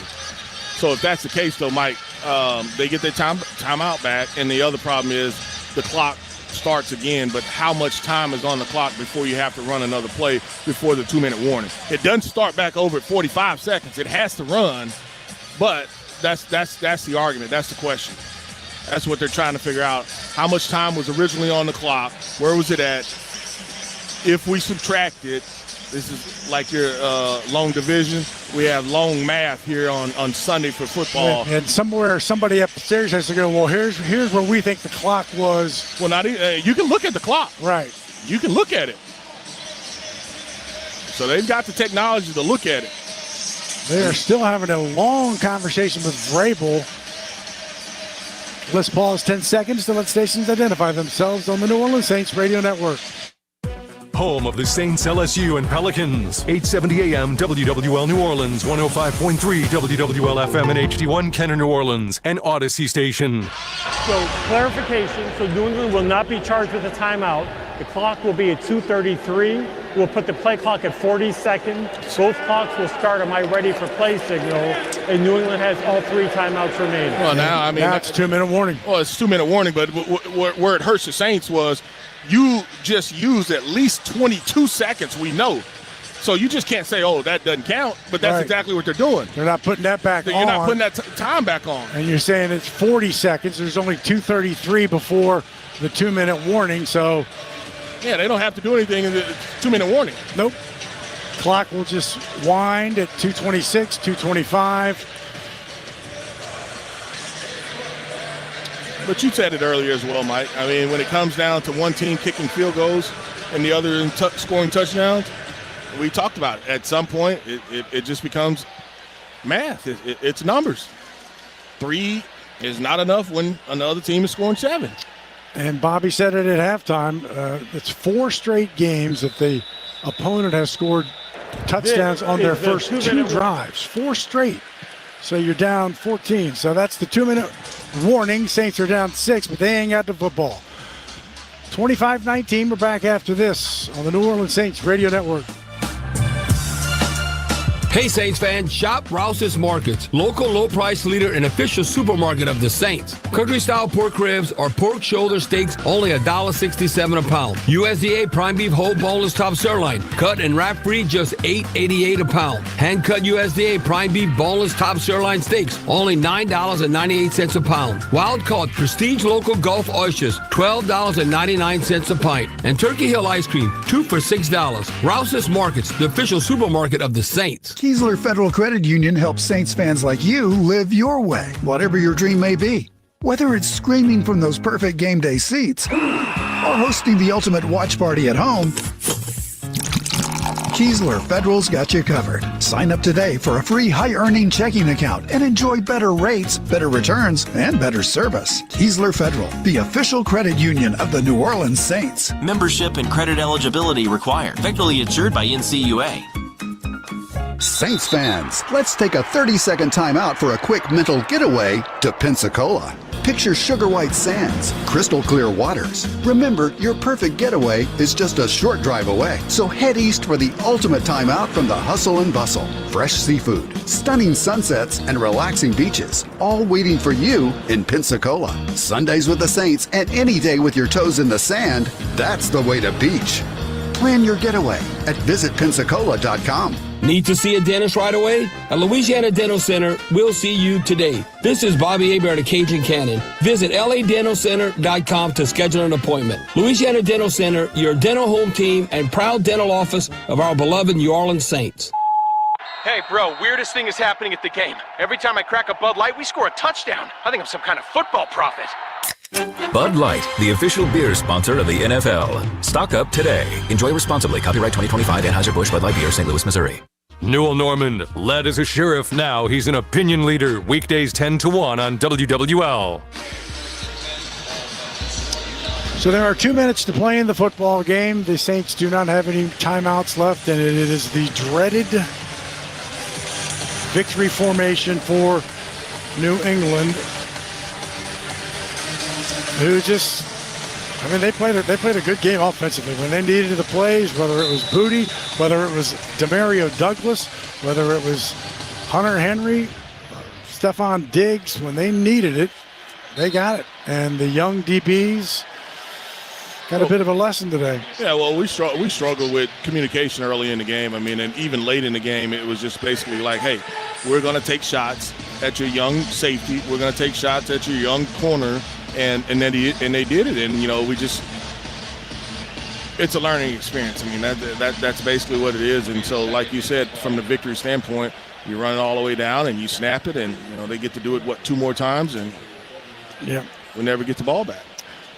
So the Saints officially had the sack from Pete Werner, which was just the 1 yard as he didn't get back to the line, but I don't want to say they didn't get pressure on. They made him move. They made him move in the pocket, but they never.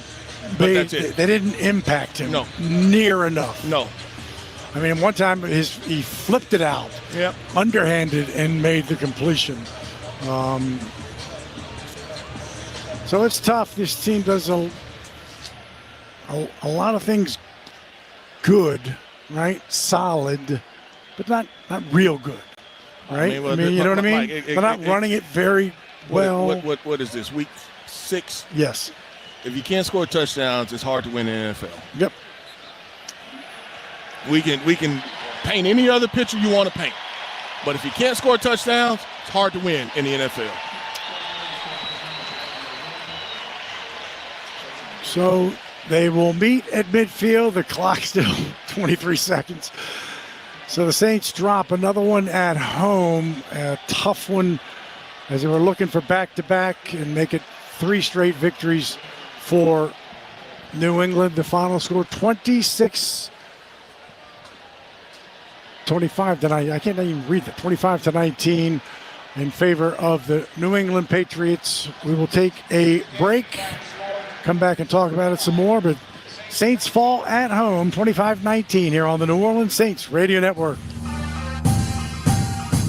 Football fans know that traditions matter, turning moments together into something truly epic. They're what inspires us to make our masa and Tostitos the traditional way, starting with whole corn kernels. No artificial flavors, colors, or preservatives, all to give you that perfect crunch.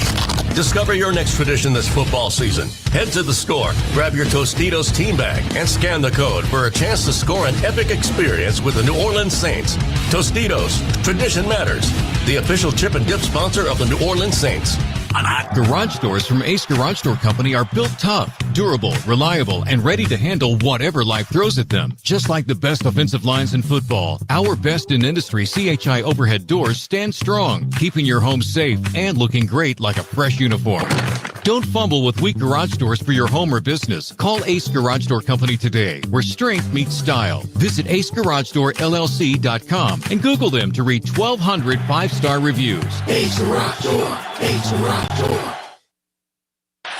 Was an I formation, now it's split. Empty backfield, 3 receivers left. Kendre Miller in motion. Taysom keeps it right side, gets a block, cuts it back. Touchdown to Taysom Hill. He had the block to the outside, but it was when he cut it back, you knew you weren't stopping that man from getting in the end zone. Touchdown, Taysom. That's the energy power play. Energy. We power life. All right, Mr. McAllister. I mean, you can't just, Blake Grupe kicked the 34, 38, 48, 54, which means the line of scrimmage was the 16, the 20, the 30, and the 36. So you're doing some things right, but then you just can't capitalize, and you're dropping passes, and you're 1-5, and you seem to, you're fighting uphill with the same problems, right?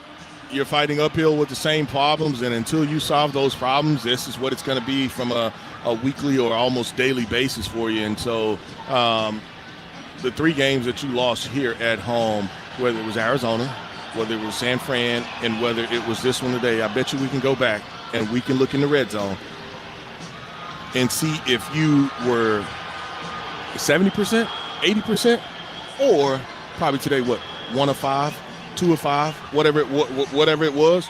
Yeah. Well, one of them they won't count again. One won't count because count. It was at the 21. Right. It was at the 21 instead of inside the 20. But that's the problem. That is the problem. Your defense, yes, they can't give up 14 points. Because they're spotting teams. Right. 14. 4 straight games. Yeah, and so you're spotting teams 14, and then you go back and you look at it. What, you give up 11 the rest of the game? And so you're figuring that part out, but you're putting yourself behind, and offensively you're getting down there either in the red zone or fringe red zone, but you can't punch it in enough. And so, like we talked about, just adding 1, 2, 3, that's 6, 7. It's a 4-point difference, 4-point difference, 4-point difference. You end up losing 6. Yep. And all those games that we talked about, those first 2 games as well, you had the football literally with a chance to win or take the lead. And all 3 of those games, Arizona, San Francisco. And even in a sense, this one. Yes, this one you ended up punting and you never got the ball back, but you had a chance to go down and make a play, and you're just not making the play. And we can talk about missed opportunities on the switch route, to Olave, where that ball is very, very close, or the fumble right there to Juwan at the middle of the field. Yeah. There's a lot of things you can go back and talk about as a team, but it's just, the difference between winning and losing in the NFL, sometimes it's literally a yard or 2.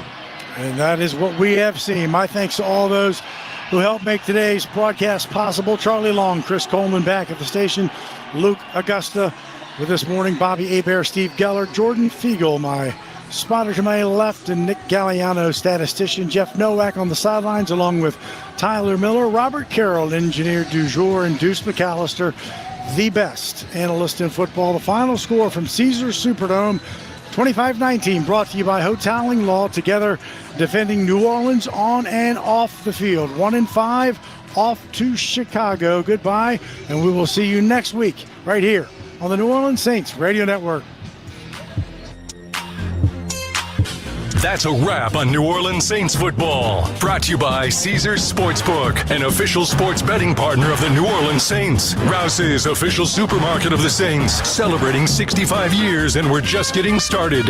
And in part by River Parish Disposal. Our business stinks, but it's picking up. Now, time for the 5th quarter. Stick around for the Flight by Yingling Locker Room Show on your New Orleans Saints radio.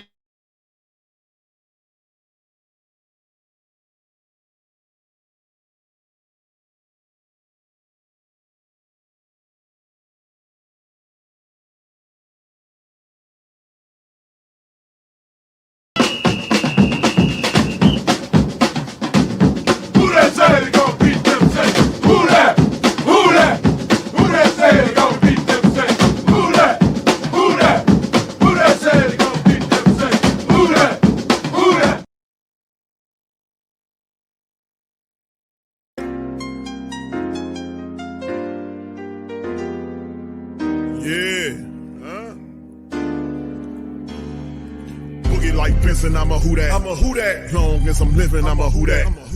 Lose or winning, I'm a Who Dat. Sports Coma, yeah, this is where we do that. Where we do that, where we do that, where we do that, where we do that, where we do that. Boogie like Benson, I'm a Who Dat. I'm a Who Dat. Sports Coma, this is where we do that. Where we do that. Welcome, welcome, welcome. Somebody please better help. Running this thing like Elf. Thank God every day I'm not a felt. Go to YouTube Live with Big Q and the guys. If you ain't ride or die, the bandwagon get flipped. Been marching in, that was way for the ring. I was yelling out your shame for the championship. Bucking on town, duck down. Falcons, pluck, get shut down. Panthers ain't much touchdown. The vision really belong to us now. So much hate on the Saints, you could probably tell. Ever since Bounty Gate hit the NFL, when things seem fishy, then you probably smell the crooked referees on Roger Goodell. Yeah, Boogie like this, and I'm a Who Dat. Every day I'm living, I'm a Who Dat. Lose or winning, I'm a Who Dat. It's the Sports Coma, this is where we do that. Where we do that, where we do that, where we do that, where we do that, where we do that. Boogie like this, and I'm a Who Dat. It's the Sports Coma, this is where we do that. You're listening to the Sports Coma with Big Q and the guys on the PRO Media Network.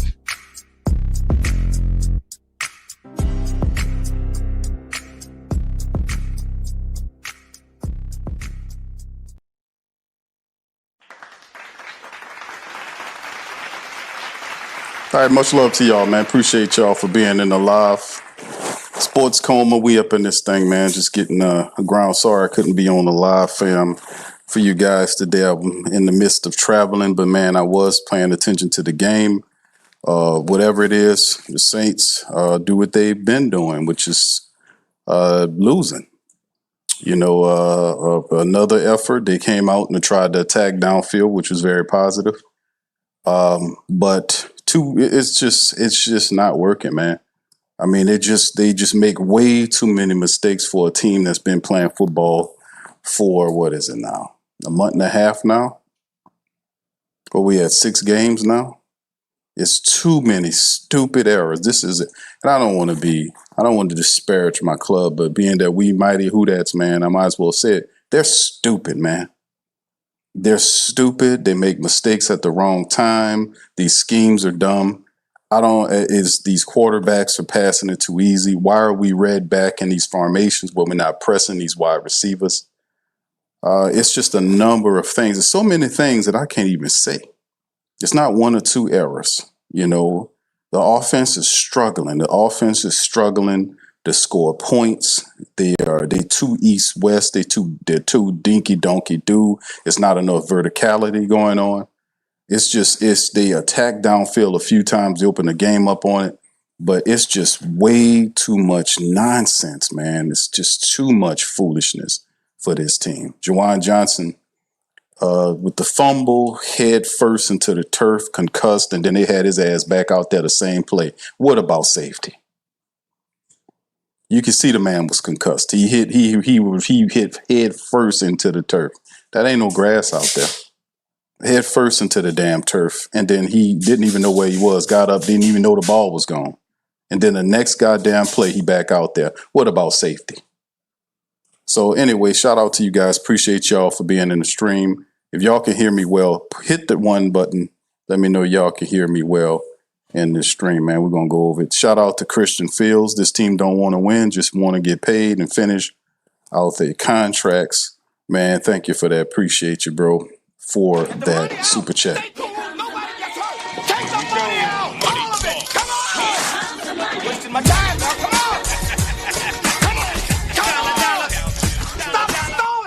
Shout out to the fam, man. Appreciate y'all for being in this thing, man. Yeah, Kool-Aid McKinstry, Revert. Thank y'all, man. Appreciate it. I see all the ones. Much love to all y'all. Y'all do me a service. Smash that like button. Now, I'll be bringing my father in later on, and we'll do another recap later on today with him involved. We'll go over it and listen to everything. I am paying attention to what's going on with the Saints in terms of them with their post-game show. We'll play a little bit of that, but then my father, he's at church. So when he gets back, we'll do another recap later on today. So just to let y'all games know that. Hold on just a second. There we go. All right. So anyway, big ups to you. Thank you, Christian, once again, man. Big ups. Yeah, Taylor, how you doing, sir? He says, I'm 6'2", and at 53, give me Jawan's salary. I promise you I will be better than Jawan. Thank you, and good to see you, my brother. Appreciate you for being in stream. What's up, Barbara? If Q is here, I will turn the sound on. All right. All right. Thank you, Barbara. Much love to the diehards, man. I appreciate you guys so much for being here. Vibe with Ant says, you can't blame Rattler. To be honest, I will grill him. You grill him a lot. He's going to take pressure for this. Now, listen, bro. The guard, you're right, Travis. Shout out to Travis. Travis said the guard's not holding up. The guards, it's a lot of stuff going on, bro. It is a lot. It's not just one particular thing. But, man, this is not a smart or disciplined football team. My goodness. They get pushed around on both lines. I mean, they're not, fam, they're not strong on any line. Do y'all see what I see? They're not strong nowhere. You cannot be a football team that has a weak offensive line and a weak defensive line where you get pushed around like these people do. I mean, they get pushed around a lot. A lot. We did the breakdown and the keys to the game in the preview yesterday, which was pretty spot on. It was spot on what they need to do. But what do? At home, no less. These people can't do the basic things right. And they keep stopping at 18 and 19 points a game. They can't put no point. You're not going to beat anybody doing that. If they scored a touchdown, family, beat the Patriots. Why can't these people score touchdowns? Why can't they push the ball downfield? And then, to be honest with you, the referees were helping them here. The referees had several very agreeable calls that helped the Saints. And the Patriots, man, let's give credit to the Patriots. Shout out to the Patriots. The Patriots was attacking that Saints secondary. They just were throwing at them continually. Did you see that? They were just throwing at them with safeties back. They were rearing back and throwing at their asses. And if he didn't get a completion, he got a pass interference. They were just rear back throwing at him. And this is the thing. This is my criticism. It's just a lot. It's not one person, bro. KT Sands Q, you can't, this is ridiculous. You can't blame it on Rattler. I don't think I said anything about Rattler just yet. That's it. KT jumping out ahead of it. Say, hold on now, Q, before you. Now listen, bro. This is the one, critique or criticism, whatever you want to call it, that I have of Rattler. He's too effing conservative, man. He's too conservative, bro. He's too conservative. Like on the blitz, man, listen. Actually, two criticisms. The rest can be ironed out. But he's very conservative back there. And what I mean by conservative, he's going to go to the check down or the mid-range shot.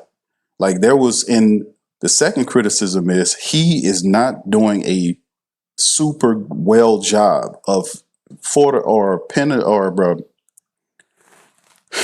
he's not doing a good job of finding out where the blitzes. He's not locating where these blitzers are coming from, fam.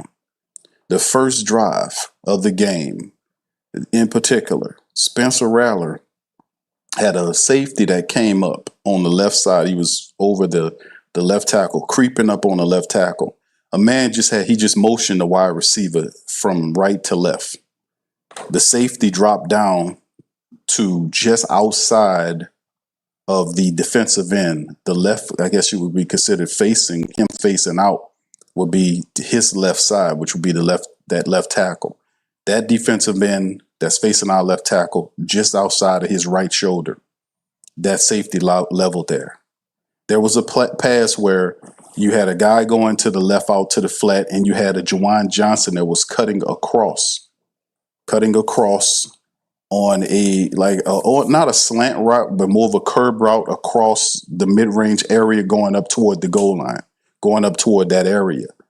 Now, if he had placed that ball in that region, that would have been a first down, because to check it down to the guy out in the flat, which was Chris Olave, to throw that ball there, they had a guy right up on him. He wouldn't have been able to, well, you never know what might have happened, but the guy was on Chris Olave. He threw it, it ended up being an incompletion. But the thing is, he has to stop that. And what's going to end up happening is they're going to pull him out of the game. They're going to pull him out of the game because even though he's not making a lot of mistakes, like he's the mistake. See, this is the double-edged sword. Is what I'm saying. Whether he throw the ball down the field or not, they're gonna pull his ass out of the game because the Saints are losing games. They won in 5 now. They won in 5 and they're averaging 18, 19 points a game. That's not gonna cut it. They have to get downfield. I shared a stat last night about the Saints being on shots that they've thrown down the field. It's like 5 deep shots that the Saints have thrown down the field, which is like one of the lowest in the league, which means they're not taking any shots prior to this game. They're not throwing them. They're east, west, and you can put that on that stupid ass Nussmeier and Kellen Moore, who looks clueless. But at the same time, they're just too conservative. And then the wide receivers, outside of that's one of the critiques I have, he has to read the blitzers better. He's not reading those blitzers. When he got sacked, man, come on, you can't tell me you don't see them people cropping up to that line. That's your job, man. You got to read that. And then out of the read, you have to react and you have to get the ball. If they're overloading the line, they got somebody open and maybe 2 people open. If they're doing that, you have to get the football out. You can't stay there like that and take sacks and all this kind of bullshit. You got to get rid of the ball. That's a part of the game that he has to work on.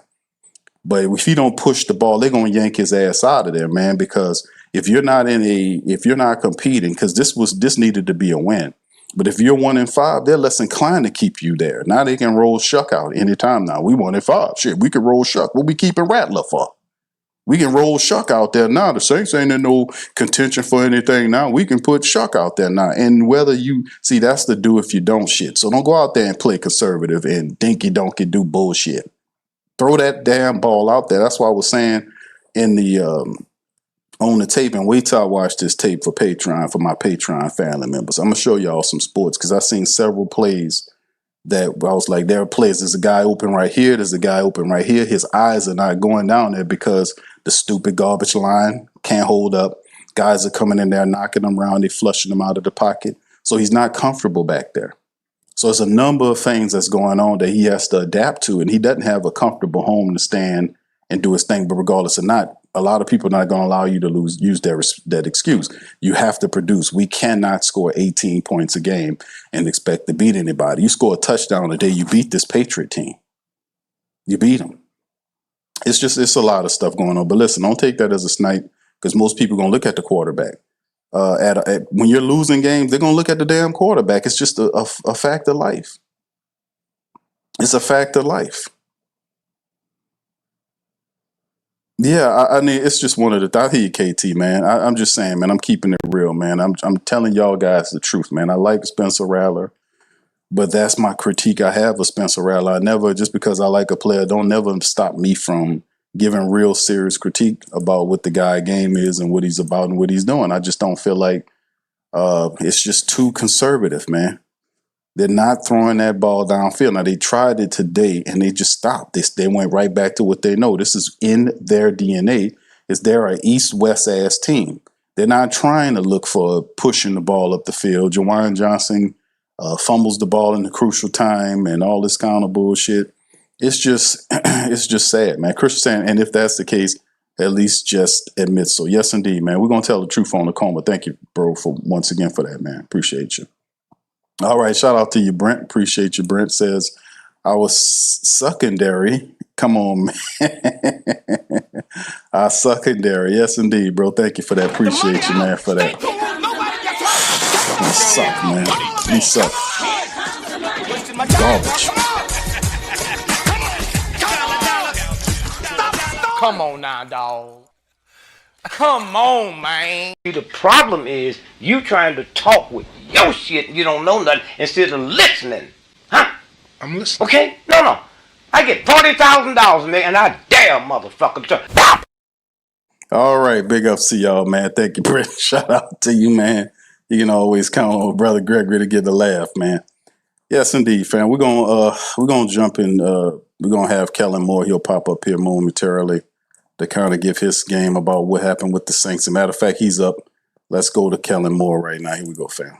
that were presented to us, and every game's going to have those opportunities, and you got to take advantage of them. And so, they won the turnover ratio, they won some of the situational stuff, and that's how this game was decided. And we didn't make enough plays, and got to find a way for myself to coach better, to put ourselves in better situations, to be more successful as a football team, because there's too much good and not enough, in those little margins. And so, medically, I think we're okay. Nothing really drastic came out of the game, and so we just got to get better and keep moving.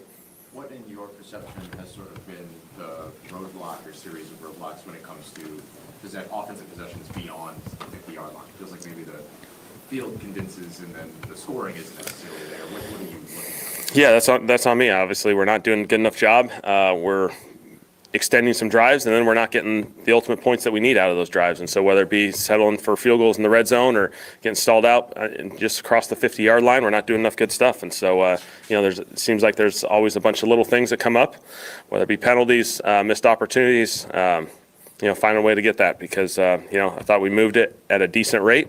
We just didn't take advantage of the opportunities when they're presented.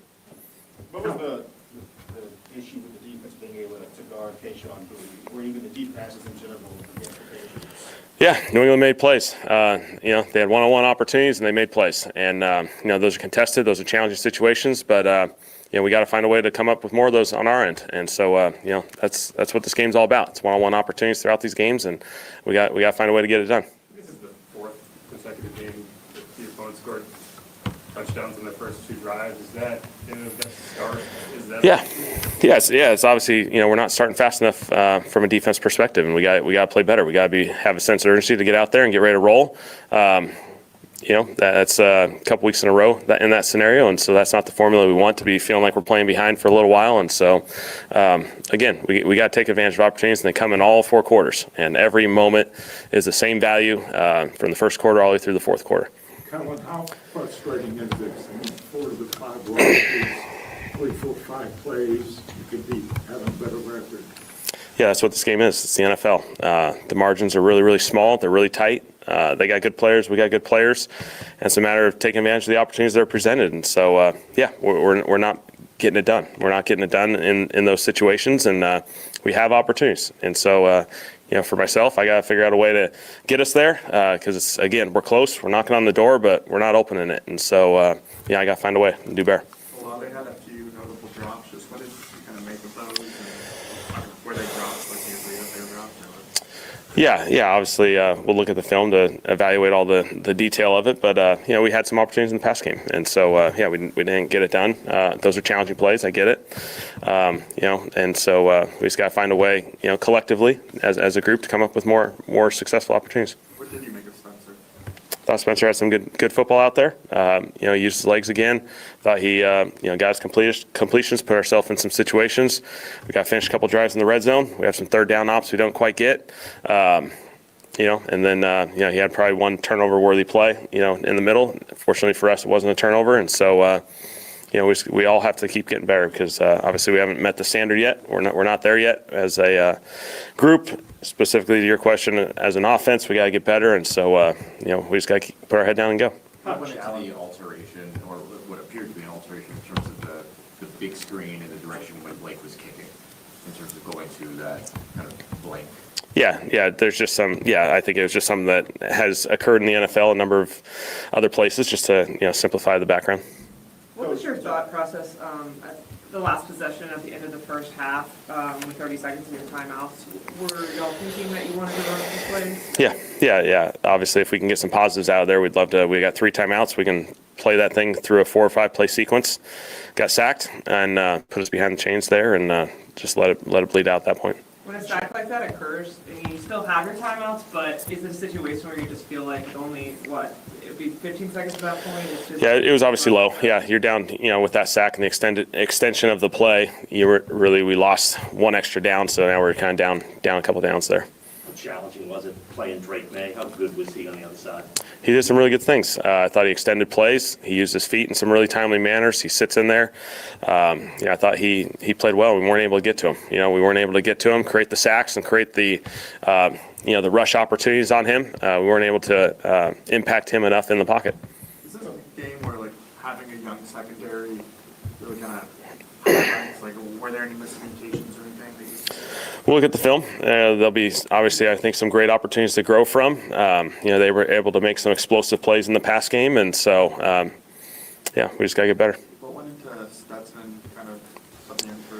Yeah, we just put him in there for a little bit just to get him going. Obviously, he's a good player. He's done some good football, and I think it's important that he has some exposure to the league. Just as far as if you ever have to put him in there, he's played some football.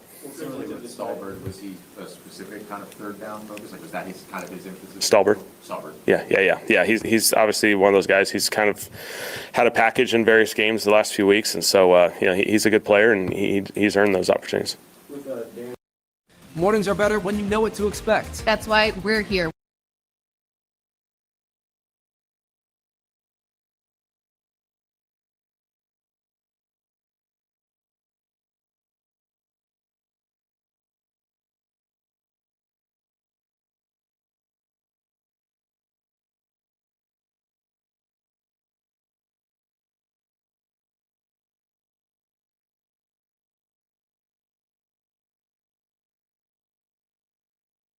And we got to do a better job in those situations.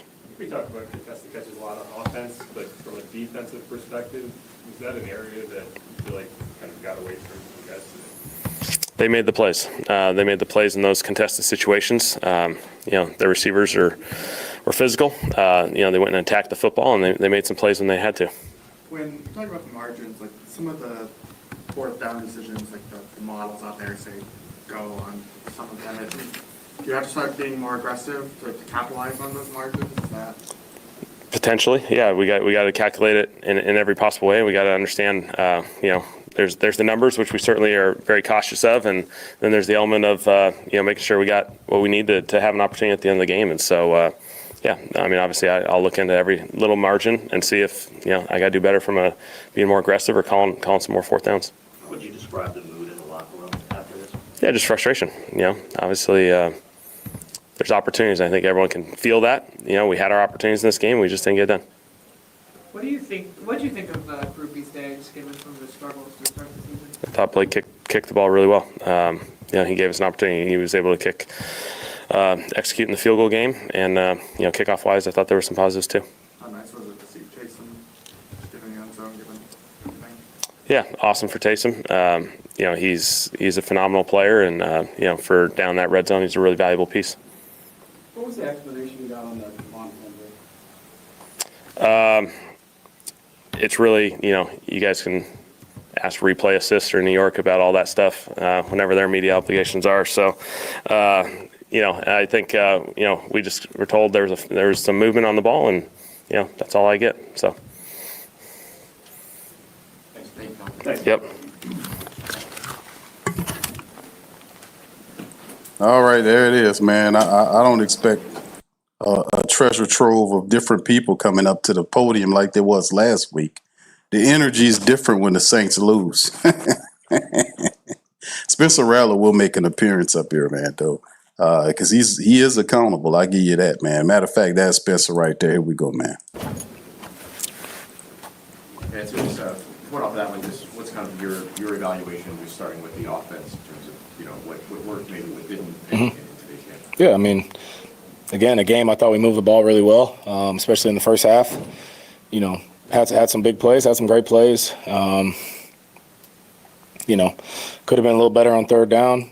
I think we're in third and long on a couple of those, but could have finished in the red zone a little more. A few plays here and there. It didn't feel like we played poorly. That's the thing.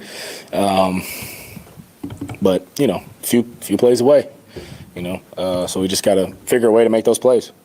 Spencer, how frustrating is this? 4 out of 5 losses. 3-4 plays. How frustrating is it? Yeah, it's tough, but it's football, especially at this level. It's you change a few plays and you win the game, but got to take advantage of opportunities and just got to make more plays than them. They had more plays than us. We gotta figure a way to make more than them. Could you take us through like that? It was like a wheel route to Chris down in the end zone. Just the timing of that play. Yeah, thought it was a well-executed play. It's a tough one. We worked out all week and felt great about it. It was the right look and, almost made the play. You had a few drops to your own. What do you say when in that situation? What do you think kind of led to those? I'm not worried about him. He's one of our best guys, our top guy, and we're going to keep getting him the ball. We rely on him, and our confidence is high in him. Spencer, what's missing in the execution when it comes to getting the red zone, especially on a drive like when you guys started the game, having that 50-yarder and then coming up short? I believe we got down there, ran a keeper, then we're in second and 6, then we ran the ball. Didn't really get many yards. I think it was 3rd and 4. Had man coverage on 3rd and 4. Had the look. They brought safety pressure. That was hot. Had to get the ball out. They covered it well. And then we got a field goal, So it's just little plays like that, man. You just got to find a way to make them. And it's a collective thing for sure. And we know that. Spencer, how would you describe the mood in the locker room right now? Similar to these other games, we came up short in. It's like we're right there playing against good teams, really good teams, and we're right there. So we're not happy about a loss. But, we know we're a better team than our record says. Does it get more frustrating when, it's the 3rd or 4th time that you had a shot in the 4th quarter? Yeah, it does, for sure. Got to figure out a way to finish. Jesse, Emmett, is this fantasy? It's There have been opening touchdowns on back-to-back drives in the opposing offense. What kind of goes through your mind when that happens? Like, you feel like, all right, like we need to respond here. Like, what just kind of take us? Yeah, if it has to be a shootout, it has to be that way. Defense is going out there playing hard. They're going to make plays. They had 2 good drives to start. Credit to their offense. They schemed up some good stuff. But we just got to respond. It's a tight game in that first half. I don't know what the score was coming out, but it was close. And going throughout the game, it was close. So got to figure out a way to score 6 instead of 3 and just keep it rolling from there. Hey, Spencer, this is y'all's 3rd game, losing by 7 points or less. How frustrating is that just going out? How close you are? Yeah, like I said earlier, we know we're a better team than our record says. But we have to find a way to win these games that are one-score games. When we have opportunities, and it's a collective thing, and we just got to work on it and execute it in game. The opening pass, 50+ to Chris Olave, coming out of the gate with that kind of play, just what are your thoughts on that? Trying to kind of have that big player up. Yeah, we knew we were going to call that play the last few days, and they actually brought an unscouted look, blitzed the corner, and had the safety on Chris, and just created a little time and put it out there for him. After that play, we were like, damn, we're going to roll now. Let's roll. And you hate to end up with 3 on that drive. That should for sure be a touchdown. So, got to figure out a way, no matter what it is, to get 7 points on the board, especially after a big play like that. Did you have a chance at all to watch Drake May when I don't know if you're looking at what you're going to do next or seeing what they do. What were your impressions of his day? He's a good quarterback. He has a great feel for the pocket, can use his legs, can see the field well. Has some nice plays designed today, had some open stuff, and he hit it. Simple as that. They executed. Executed more than us. So he had a good day. Shearers made some great plays, and they, had a good game plan, and they just made more plays than us. To be part of the same draft class as him and to have it go down the line, feel like you're proving anything here to people about your game, your performance? Sure. I want to put my best foot forward every game, every chance I can. I don't want to go out there and, look bad. I want to go out there and be sharp, play clean, make some plays, keep us in the game, and ultimately win the game. So, again, it's a team thing. But, we got a lot of playmakers on this team. We got a lot of great players, and like I said earlier, we're better than what our record's saying right now, and we got to figure out a way to finish these games out. You set a new career high again this week for yards per attempt for the ball. What has worked over the course of the past couple of weeks and just allow y'all to kind of open things up and maybe take some more shots? I think just the confidence in our group. We got playmakers, seeing the field well right now. we're getting in, I feel like, good calls. And, they didn't do much to stop us early on. We were moving the ball really well, throwing the ball. I thought we could have ran the ball better today. But, however the game's got to be won, that's however it's got to happen. So we got to figure out a way to execute. If we're throwing it, if we're running it, third down, red zone, you name it. So, again, it's a group thing, and we got to clean it up. Thank you, guys. Thanks, Spencer. All right, there goes Spencer, man. I don't know who else they got coming up there, but they probably sent Demario Davis out there to kind of give us the word and settle us down. But hey, man, listen, man, I put all y'all comments on the screen because, I'm just giving the Who Dat Nation an opportunity to kind of decompress. This is very pathetic, man. 1-5, and the reporter mentioned it, talked about a certain amount of wins. I think he said several wins in which the Saints lose by a touchdown or less or something similar to that. And that just shows that when you're losing in that fashion, that just shows you're not a clutch team. Because clutch teams get that stuff done. Oh, no, here go Justin Reed. Why they put him up there? Okay, here we go. Justin, what do you think kind of led to the slow start the last 2 weeks with drive touchdowns back-to-back? Yeah, I mean, it's been 4 weeks in a row that it's happened. At this point, it's become unacceptable. I don't think that it's scheme. I think it's execution of the scheme. And I think that in the first two series of the games, the past couple weeks, there's just been too many mental mistakes. You know what I mean? It hasn't been a scheme thing, an execution thing. It's just been mental mistakes, and they're getting exposed out there on the field, and it's taking us 2 drives before we settle down and then start executing. And then once we execute, the product's a lot better. But we can't keep starting every game giving up 14 points before the first quarter's over with. Speaking of that, what happened on that first touchdown along with the Mario Douglas when he came all the way across the field? Just a failure in communication. Things that we can just get better at, and things that we will have to get better at.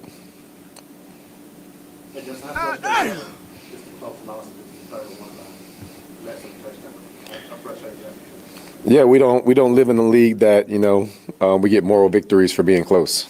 No, that isn't what the NFL is. The NFL it's not about points, it's about W's and L's, right? And we only have 1 W so far, so it is a bit frustrating. Every man in the building knows what it takes to win. We just got to go out there and execute better. I see myself as a leader, and I won't let this start breaking the team down now. We're not going to allow this to turn into something we're going to start pointing fingers at each other. And I know that, the internet and everything is going to be one to tear us apart. But the most important thing is that the team stays as a team on the inside of the building. That's what I'm going to continue to push because as long as we stick together, we'll always have a chance. And I think that if we eliminate the mistakes, we have a chance against anybody, seriously. But we don't stand a chance if we're shooting ourselves in the foot, right? So there's just too many mistakes across the board. If we clean those up, we can play a lot better ball than what we did today.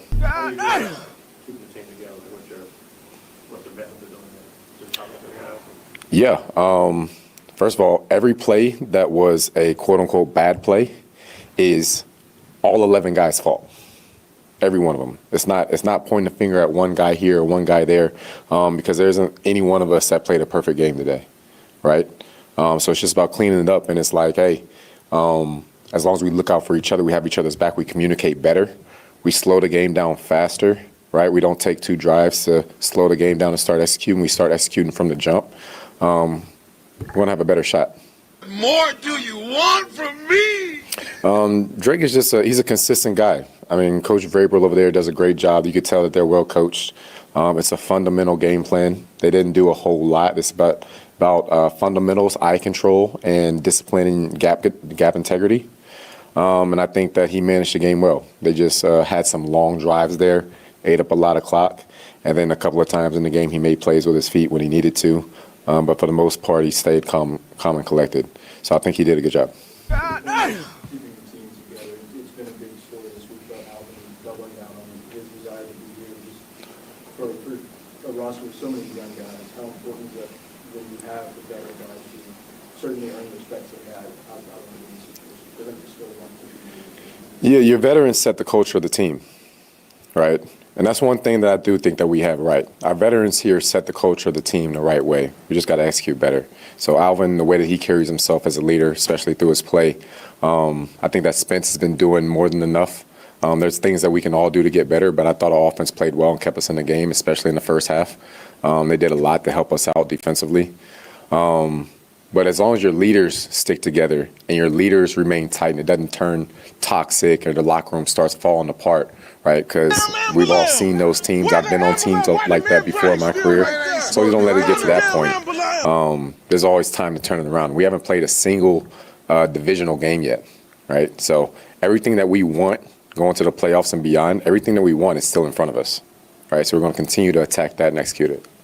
Justin, what was it about the matchup against K-Sean that was troublesome today? I think that he's just a talented kid. We knew coming into the game that he wins a lot of 50-50 balls.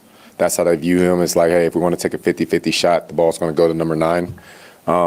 And, you know, he won a couple of them.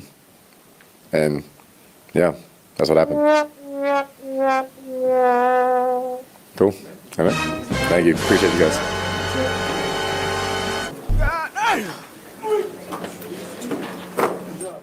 Oh my goodness. Shout out to the fam. Oh man. Oh man. Damn. I know, brother. That's how I feel about it, man. That was head coach Kellen Moore. Man, let me get on up out of here, man. Get off them people there, man. They're trying to keep a stiff upper lip. Look at this. This is an attempt to keep a stiff upper lip if you work for the New Orleans Saints organization. Look at Channelet. That's the definition of keeping a stiff upper lip. That's what you got to do if you work for the Saints. You can't come out and fully tell the truth because they'll get mad at you and want to take you off the team or eliminate your press pass. What kind of games these childish bastards play? Anyway, big ups to y'all, man. Appreciate y'all for being in the stream on this one, man. Listen, man. Saints fall to a disastrous 1-5. And yeah, this is it ain't a good look. But it's a number of things, man. We're gonna go over the stats. Like I said, I'm gonna bring my pops in. We're gonna have another stream later on today. But I just wanted to kind of kick it with y'all. I guess we'll go over the stats right quick and then we'll bounce back. Ross the Boss, thank you, bro. Appreciate you. Says Kobe Fleener was better than Jawan Johnson. Q. Damn, bro. That's bad, brother. Thank you, bro.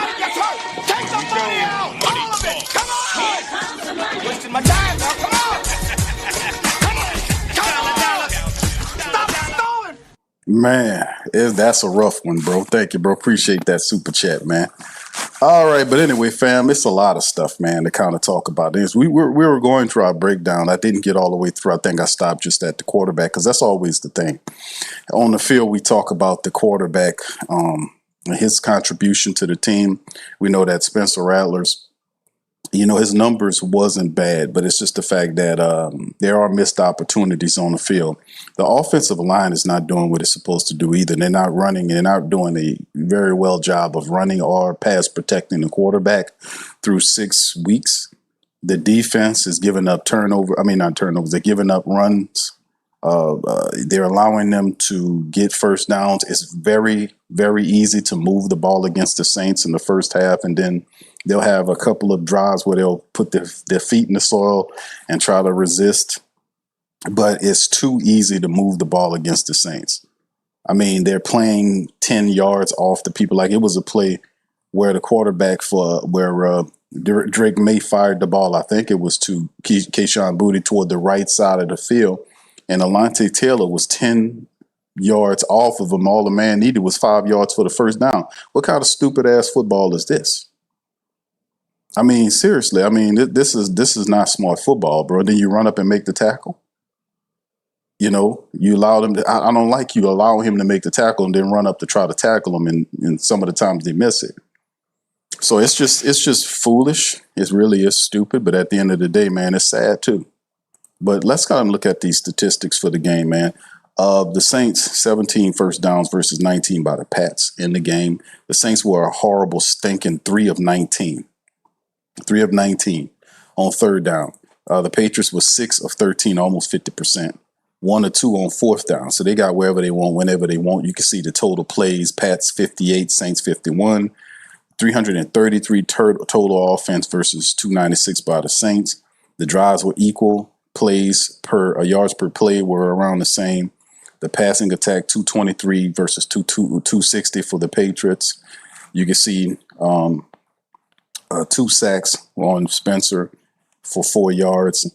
You can see the fact that the Saints really didn't do too much rushing the ball up against this team. And they did stop the Saints from stopping them from running the football. But the reality is at the end of the day, when the Patriots wanted something, they got it. The Saints were 1 and 2 in the red zone and had 8 penalties for 67 yards. Pats had 11 for 65. So we had opportunities in the game to do something. The time of possession was 31-44 for the Pats, 28-16 for the Saints. Saints had opportunities to really step in and win this game. It presented themselves. Opportunities presented themselves.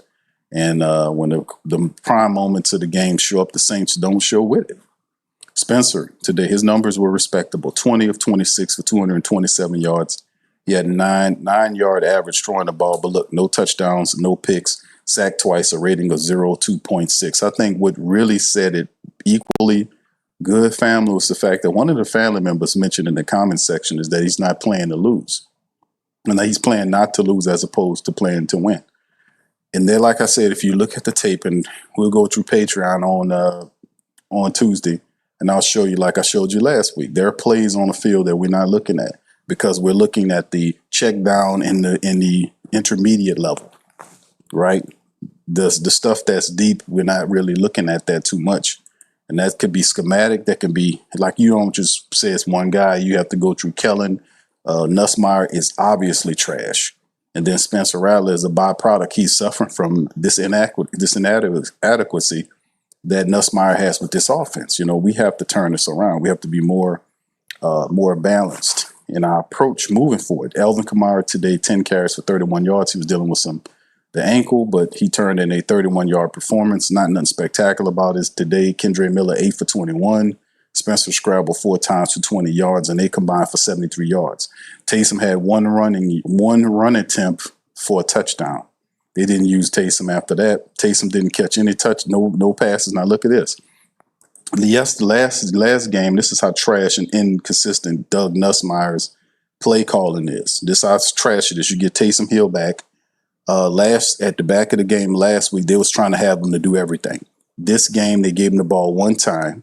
He made a touchdown pass. He was out there on the field, but the Saints never threw to him. They never set up a play where he can be involved. Like he, as a wide receiver, he didn't have a catch attempt as a tight end or as a wide receiver. Foster Monroe had one on him. He wasn't throwing that at all. Taysom wasn't throwing that at all today. He was simply a non-factor outside of the touchdown. The only touchdown the Saints offense put together was from Taysom Hill. But yet he disappeared after that. This is trash play calling, trash imagination of offense. This is Nussmeier, a.k.a. What you call him, Fire Marshal Bill, a.k.a. Dinky Donkey Doo Dog, a.k.a. I'm going to make a cartoon character called Dinky Donkey Doo Dog. And it's going to sound just like Nussmeier. It's going to have that nasty, gravelly smoker's voice. And it's and it's going to talk about not taking chances and being very scared in life. It'll be like, I wouldn't do that if I were you. That Dinky Donkey Doo Dog. That's what the name. I'm going to make a cartoon character. Y'all think I'm playing. Y'all, I'm telling y'all think I'll be playing. Dinky Donkey Doo Dog. You watch and see. Watch, and I'm going to release an episode every damn week of Dinky Donkey Doo Dog. Anyway, let me get back to this, man. Let me focus. Let us focus, fam. Let's focus. All right, anyway. All right, Chris Olave had 10 targets. He was 6 out of 10 for 98 yards for 16.3 yards per catch. So he caught 6 of the 10. He was targeted 10 times. The only other guy targeted as much as him was Alvin Kamara, but Alvin caught all his passes, 5 for 5 for 45. Rashid Shaheed was targeted 6 times, 4 for 28. Cooks 1 for 21. Juwan Johnson was thrown at twice, 2 for 15 plus the fumble. Kendre Miller had 1 for 11 and Foster had 1 for 9 there. So Taysom Hill kind of disappears. You see Juwan Johnson with the fumble. And then, of course, the top tackler was Devon Gotcho. He had 7 tackles from the interior tackle position. Jonas Sanker had 6. He was turned around. He's a rookie safety back there, so he's still learning. Pete Werner and Alontae Taylor, along with Brian Bresee, had 5. 1 sack by Pete Werner today was the only way the Saints got home. They had no interceptions and no turnovers against the Patriots. Would have loved to see that. Mason Tipton was kick returning for the Saints today. He had 4 for 89 and a 22.3 average. Good to see Mason Tipton out there in some capacity. Rashid Shaheed did his thing, and really the player of the game from the perspective of all the pressure that he's been getting was Blake Grupe. Blake was 4 for 4 today, and his 13 points was big with the Saints because it kept it in contention. And if the offense had another touchdown, if we can get the stinking offense to score 14 points a game, they would have won this. With all the field goals, the man put up 13 points. Blake Grupe by itself scored the Saints' entire offense. If the Saints could have scored 2 touchdowns, they would have won this game. That's how simple this is. That's what I'm saying. And the ineptitude of the Saints' offense is they're not even able to 2 touchdowns win the game, fam. With the field goals, you beat the Patriots. You improve to 2-4. We can't get 2 touchdowns in the game. Just ask him. Drake May from the Patriots with 18 of 26, 261 yards. He was 10. Every time Drake drew the ball, it was a first down. He averaged 10 yards a throw. He had 3 touchdowns today and a 140.1 rating. This is the common trend that I've seen throughout this season. Maybe not for the last game, but for most games, even maybe the last game too, in exception to maybe the 3rd and 4th quarterback. But quarterbacks look spectacular against Staley's defense.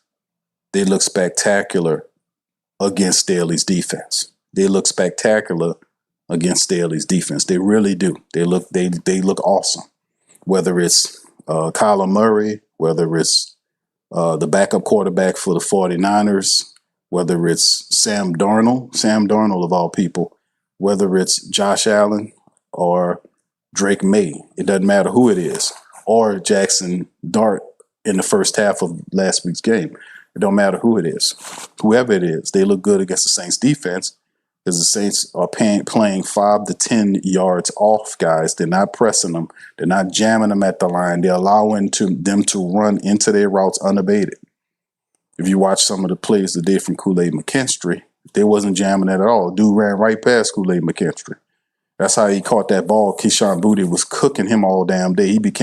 He's back now, Crystal Light McKinstry. He's back Crystal Light McKinstry. Until you can steadily do that type of stuff every week, you have now lost your moniker again. You're now Kool-Aid. You're not Kool-Aid McKinstry. You're now Crystal Light McKinstry once again. You can't have guys cook you like that. And that's what Keyshawn Boutte, who, shout out to LSU, my guys, they represented. Keyshawn handled his business today. He was thrown at 5 times. 5 times, fam. He caught all 5 of them, had 93 yards and 2 touchdowns. He cooked the Saints. 18.6. Drake May was just the man. He also was their top rusher, 9 scrambles for 28 yards, and I told y'all that in the preview. In the preview game or the preview breakdown last night, I told you guys about all this. I told you about what Drake May was going to do. I told you what we couldn't allow to be doing. I told people who to look out for. Now, the Saints, give them credit, the defense did hold down Stephon Diggs to 3 catches for 28 yards, but they let Keyshawn, who's the other wide receiver, cook him. He cooked him. Even Demario Douglas, who's the 4th wideout, got some burn. He was 3 for 71 with a touchdown. So Keyshawn cooked the Saints. He really did. They had no answer for them, and that's a part of the game. Robert Spillane, I talked to you about Robert Spillane, the linebacker. He had 11 total tackles today. Christian Ellis was the other linebacker. He did pretty good there, but they're held up enough to keep the Saints into kicking field goals. So the Patriots secondary, allowed a certain amount of points, but they kept the Saints second from scoring any points. Taysom Hill had to punch it in with the running attack.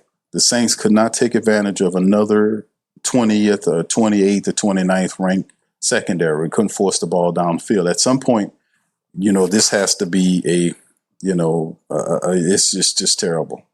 It's just terrible. You can't fumble the ball. You can't drop the ball. You can't not complete routes. You cannot miss tackles. You can't do any of these things if you expect to win. And also, you got to win on third down. You got to win on the line of scrimmage. We got to handle the business. And when they're third and short, we can't allow them to convert. We got to put our foot in the soil and grow. But at the same token, you're now 1-5. You're officially in the hole. Like 0-3 is one thing. 0-4 is one thing. You win one, and if you win today, you go 2-4, and you can at least see you putting your step in the right direction. Stacking wins at 1-5, that's a different field than 2-4 or 0-3 or whatever. That's a different level. You're four losses in the hole, and you're officially in the hole. So it's a lot of stuff going on, man, like the secondary. And I don't know what Justin Reed, I don't even know why the Saints rolled Justin Reed out there. I guess somebody went in there, one of the media people went in there and said, hey, anybody want to go talk to the people? Spence, the quarterback and the starting quarterback and the head coach got to talk to you at the end of every game. They can't elect not to go. But anybody else like Chris Olave, Alvin Kamara, DeMario, Cam, Kool-Aid, anybody want to talk to you? Now we going to do an interview from the locker room. They don't want to come after the game. It's just saying, keep the energy, man. If you can't, after a loss, you can't show your face. Don't come popping your ass up here after a win, smiling and profiling when you can't do it after a loss. It's your character when you can stand up in front of people after a loss. So, but Justin Reed, man, he ain't playing well enough. And I don't know if people see Justin Reed as a leader or not. I really don't see him as a leader. He's a veteran. But in the end, man, they tired of the fall short bullshit, Yeah, and KT, I seen what you said about Garrett Nussmeier. And Garrett Nussmeier is struggling. He was horrible in the game last night, even though LSU is now 5-1. They now are number 10th in the nation. But the offense is sporadic at best. His decision making is awful. To be a guy that been in college for that long, that been playing in that system, that's ridiculous. And I often said that I didn't see him in the same vein as I seen Joe Burrow or Jaden Daniels. I didn't see Nussmeier in that. That's why I was saying before, I don't see him as a first-round quarterback. When people were saying all that, it was different. Now you see all these quarterbacks and they looking pretty bad. Then they say, oh, well, I guess such and such. I knew that then. A lot of these guys are not who you think they are. Nussmeier is he's getting caught up in that energy along with Joe and Jaden, but he's none of that. He ain't none of that. He ain't none of that, bro. All right. So anyway, let me get a couple of questions from you guys. Went over the stats right here in the breakdown. And let me do this, fam. Also, let me go through the game, the scoring breakdown for the game so y'all can know how this went. And I know most of y'all seen it, but some of y'all might have been see the scoring plays or the scoring breakdown. So let's kind of cover that as well. And then any questions y'all got, throw them in the chat. And then after that, we'll get ready to end the stream, man. So anyway, let's get it right into it. Once again, shout out to y'all. Please do me a service and hit that like button and the sub button. If you're listening to me via X, please do me a service and give me a retweet on X. Retweet this for me. First quarter, Saints got a field goal, of course. 12:50 on the first quarter clock. Blake Group A from 34 out. Saints 5 plays, 59 yards, 2:10 on the clock to get there. They started off with a field goal. It should have been a touchdown. The next play, the touchdown is by the Patriots. 10:52 on the first quarter clock. DeMario Douglas, a 53-yard burn pass from Drake May got behind the safety Jonas Sanker. 4 plays, 65 yards, under 2 minutes, 7-3. The next play in the same quarter was a field goal. Saints return the favor. Blake Group from 48 yards out with 5:05 remaining in the first. It was 10 plays. Saints went 10 plays, 43 yards with 5:47 to kick a 48-yard field goal. Blake nails it, makes the score 7-6. Saints feeling close. Next play, the Patriots go back to business. With 33 seconds remaining on the first quarter clock, Keyshawn Boutte, 25-yard pass from Drake May, with 6 plays, 69 yards, 4:32 on the clock. They make it 14-6. Here come the second quarter. The Saints answer with the first and only touchdown of the game from the black and gold, and they take the lead for a little bit, matter of fact. It's Taysom Hill. They go 9:42 on the second quarter clock. They march 11 plays, 60 yards, almost 6 minutes, and Taysom Hill punches it in on a 1-yard goal line run to get the Saints to lead 14-13. Then the Saints even begin to kick another field goal later on at $1:51 in the second. Blake Groupe then comes back with a 38-yard field goal, 8 plays, 27 yards for 4 minutes. The Saints go up 16-14, and they'll never see the lead again after that. The Patriots then respond with 31 seconds remaining in the second quarter.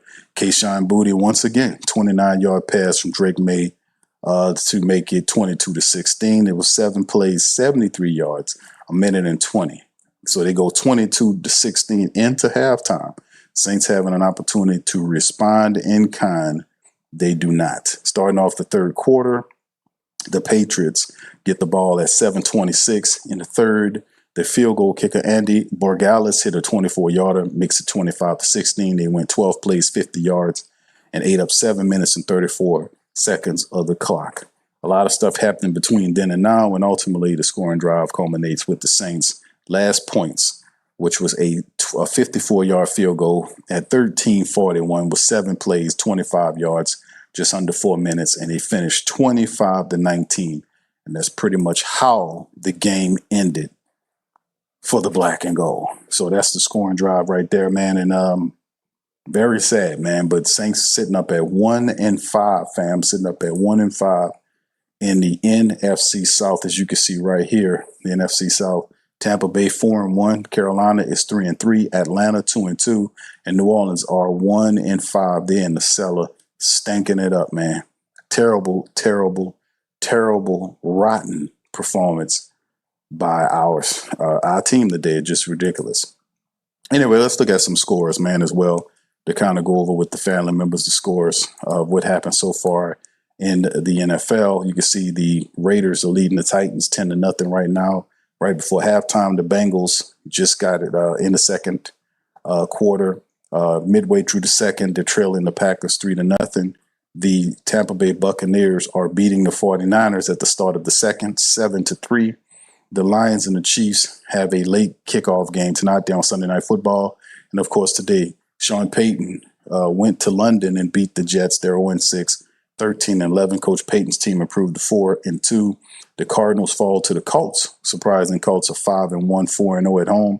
They drop the Kyler Murray-less Arizona Cardinals to 2-4. The Chargers get their 4th win of the year by beating the Dolphins 29-27. You can see the Saints fall on their face against the Patriots in the Domes. The Browns lose to the Steelers 23-9. Steelers are 4-1. Browns are 1-5 too. So the Saints are in company with the Browns. The Panthers, in a close one, were able to beat the Cowboys. The Panthers improved to 3-3. The Panthers are fighting. They were able to defeat the Cowboys. Cowboys 2-3-1. Panthers are now 500 with 3-3. Seahawks get a win against the Jags. They beat the Jags today 20-12. And the Rams got a win over the Ravens 17-3. So that's some of the games right there. And the NFC, you can take a look at as we kind of look at the standings. You can see where we stand. In the standings, we ain't really standing anywhere. The Saints are sitting on their ass. So you can see 1-5 is our black and gold sitting up in the cellar, right? The cellar. Yeah, I get all that. Yeah, there you go, right here. Saints sitting up in the cellar at 1-5, 1-3 at home, 0-2 on the road, and can't do very much of anything correctly. So there it is. A lot of stuff to try to deal with, man, here. But in the end, man, what can I tell you, man? Saints go down in losses. Let's get some comments from the family members or questions before we get out of here. All right. Kevin, Jim Kev says, why is Tempton not getting reps, all that speed on the sidelines? I asked Nussmeyer, bro. Bob said, LOL, I play for stats too. This team is buns. You're not about to blame. Yeah. Gregory says, like I said, out coach. Yeah, there's a lot of that. Mont says, Glover better than y'all, just going down all of the tight ends. That's better than Juwan. Juwan Johnson makes way too many mistakes, man. to be paid that kind of money. If he ain't false starting or dropping passes, he fumbling the ball away, the dude just do too much stupid shit. I'm really sick of Juwan Johnson, to be honest with you. I really am. See, if he's not false starting to give you a penalty or dropping passes or fumbling the ball, he always doing some dumb shit to piss you off from week to week. And I'm really sick of Juwan Johnson. I really am. I really am sick of him. I'm going to be honest with you. I'm just being here. I'm sick of Juwan Johnson. I really am. My dog says, he said, you taking this over Pete and told him not Pete with trash quarterbacks. Pete was not always bad. He just didn't have a quarterback after Drew. This dude sucked everywhere but Philly. Pete Carmichael never worked well without Sean Payton.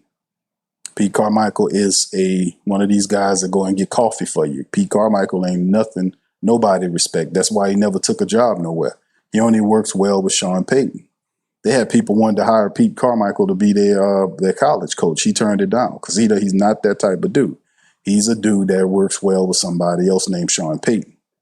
He's not an alpha dog. He's one of these little beta dudes that shrink in the face of adversity, and he's not a guy that you want running your offense. And that's why Sean Payton always called the plays and never let Carmichael do it because he knew who he had. And you know what Carmichael is right now? With Sean Payton in Denver.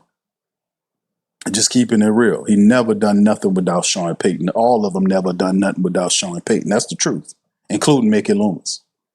That's the truth. That is the truth. All right, Duke says, Big Q, tight end H. Johnson is known for either dropping passes in key moments or fumbling in key moments of the game. I'm sick of Juwan Johnson. I'm not lying, bro. Sick of him. He always doing some stupid stuff.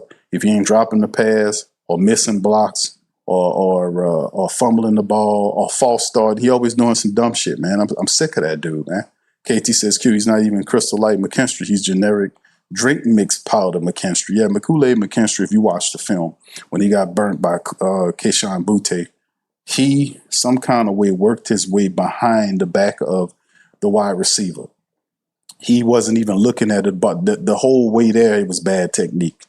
The whole way there, he didn't position himself to make the play. The whole way there, he wasn't looking for the ball. The whole way there, he was bad the whole way. Started off bad, got burnt the wrong, never turned his head around, and then some kind of way found himself behind the receiver and became a cushion for him, basically a mattress for him to catch the ball inbound. He didn't even pull him out of bounds or throw him out of bounds so he couldn't put his feet down.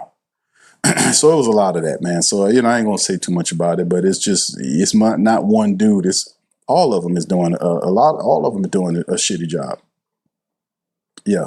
Andre said we lost to a good team by 6. It's not that, bro. It's not the fact that the Patriots are proven to be a good team. We knew that when they beat the brakes off of Carolina, who beat Dallas today. They also won by 3 to Buffalo. They're playing good football, right? They've gaining their confidence. Their players are playing well. They're a good team, but the Saints have played well enough to win games. It is not good for your team only to score 1 touchdown. The team is averaging 18 points a game. They scored 1 touchdown off a run by Taysom Hill today. People can't look past that, man. None of your people are hurt. Chris Olave, Rashid Shaheed, Alvin Kamara, he had a little gimpy ankle. Taysom Hill is back. You got all these players. People can't sit up here and use the excuse. I'm not saying you are, bro, but I'm just saying in particular, all your people is there, is what I'm saying. Listen to what I'm saying. All of the Saints stars and playmakers are available. There is no reason why this team shouldn't be scoring touchdowns. All their guys are there. All of the people are there. If all your people are there and they're not getting where they're supposed to be, like getting vertical and making plays, this is a Nussmeier problem. Saints didn't have no goddamn problems throwing the ball, getting vertical in seasons past. Now, even with Carr was the guy that threw the ball down the field. And Chris Olave and Rashid Shaheed are wide receivers from the past. In recent memory, were good at catching the ball deep. They never had a problem with that until Nussmeier rolled into town. Now all of a sudden they don't know how to throw the ball downfield. This is a Nussmeier problem, bro. These other guys been catching deep passes for their careers. They've been catching deep passes. This is a Nussmeier problem. This is his stupid ass. This is his smoker breath ass. That's him doing this. That's him. The Saints, none of these guys had problems catching a deep ball. before he rolled into town with this stupid ass stuff. Even a commentator said it. The commentator said, man, you know, he says the Saints they don't have a play action game. I was like, yeah, they don't have a play action because they're not respecting. How are you trying to play action teams and they don't respect you running the ball? That's how stupid that guy is. That's how stupid he is. They're trying to play action and nobody's scared of you running. The play action only works if they have fear of you running the football. That's fundamental about the play action. They only bite if you are a threat to run. But if you're not a threat to run, they're not worrying about you on the play action. All the teams do, they're just going to junk up the 10 to 15 yard area that you like to go east and west in. That's why that's why everything looks tight. Because this idiot's still trying to run the east to west offense, and the defense is cluttering up that area, that space.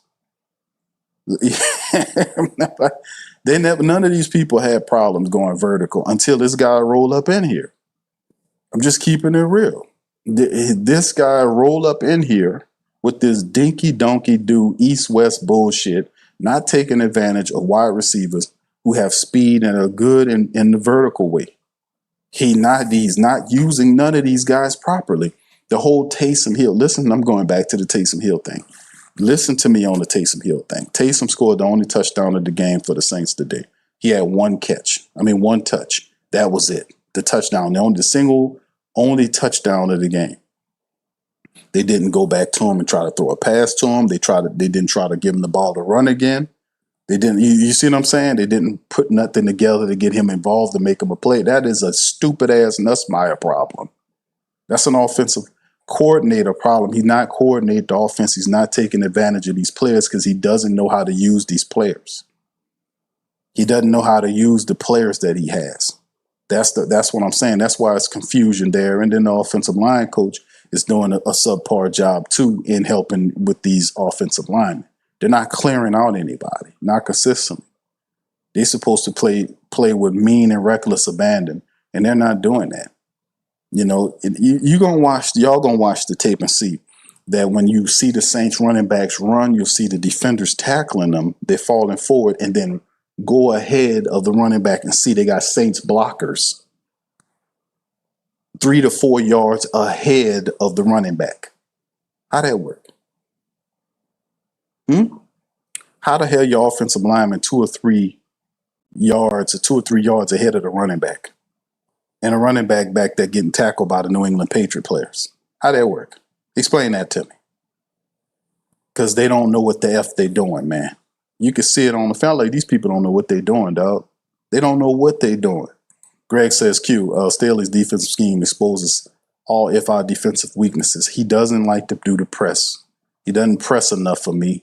He keeps these guys 5 to 10 yards back. That's why they can easily pass. That's why you see quarterbacks have higher percentage ratings over the last 6 weeks against the Saints secondary because they're not pressing. Plus, there's no blitz hitting or going at the QB. They're not getting to the quarterback to force him to make a decision early. And also, with the Chase Young came back there and provided somewhat of pressure, but that wasn't, it simply wasn't enough because when the Saints pressure these guys, they don't contain. They're stupid. You don't press. You don't just sense. You don't just do dumb blitzing. That hurts you when you blitz a quarterback and you don't contain them. If you're going to blitz them, you have to be intelligent. If you're going to blitz them, you got to be maintaining gap discipline when you're blitzing. So you don't provide a way for the quarterback to escape out. Remember, the Saints only had 1 sack today, and they had all them blitzes called. They got 1 sack today. Why? Because the reality is, Drake May is the team's leading rusher. He leaking out, picking up first downs, running up field because you don't know how to blitz. You blitzing and not containing. What good is blitz without containing? You're hurting yourself. So it's just a bunch of nonsense. They do a lot of dumb shit, man. I'm like, man, it's a team of veterans, man. It's supposed to be veterans that know better. And then you heard Justin Reed talk about that this is a veteran-led team. Really? Dude, what is you talking about? DeMario Davis and Cam Jordan, they ain't doing shit out there. They're not doing anything. The guys with the C's on their chests, the captains aren't doing anything, man. This is a veteran-led team. The young guys are making plays, trying to make plays, But at the end of the day, the veterans are failing. I've been saying that. Then I put one in the chat if you heard me saying that. I've been saying that all season long about the Saints. The veterans have failed the Saints. The veterans are not making the tackles. They're not catching the ball. Juwan Johnson, sorry ass, missed blocks, dropped passes, fumbles, and hurt the team. He hurt the team today. The veterans continue week after week to hurt the team. It ain't the young people. They can't sit here and blame these young players for what they're doing. These young players are playing better than the veterans. The veterans are missing tackles. The veterans are dropping passes. The veterans are fumble. The veterans aren't making blocks. The veterans are missing field goals when they do miss the field goals. The veterans are hurting the Saints. It's not the young people. The dumb, overpaid, old-ass veterans are not stepping up and handling their business, and they got to go. So when you're 1-5, you open the door, and he's talking about we're not going to let all this fracture our team. That's all well and good, but at the same time, if you had a team and y'all were smart, you'd have never let it get to this point. If the team was really a team, and you was really about the business of straightening, and if you was from straightening university, you would never let it got to a 1-5 team with people missing tackles and guys not doing what they're supposed to do. You'd never let it get here if you had a team, bro. Mr. Bond said the stage is set up for Tyler to come in and start, but you can't knock it. Rattler was given his shot, but the offensive coordinator could have did a better job, schemes and play call. Indeed, bro. Like I said, it was a lot of stuff going on. Offensive line was crap in its protection. They didn't give Rattler a consistent running attack. Juwan Johnson is nobody's fucking security blanket for a tight end.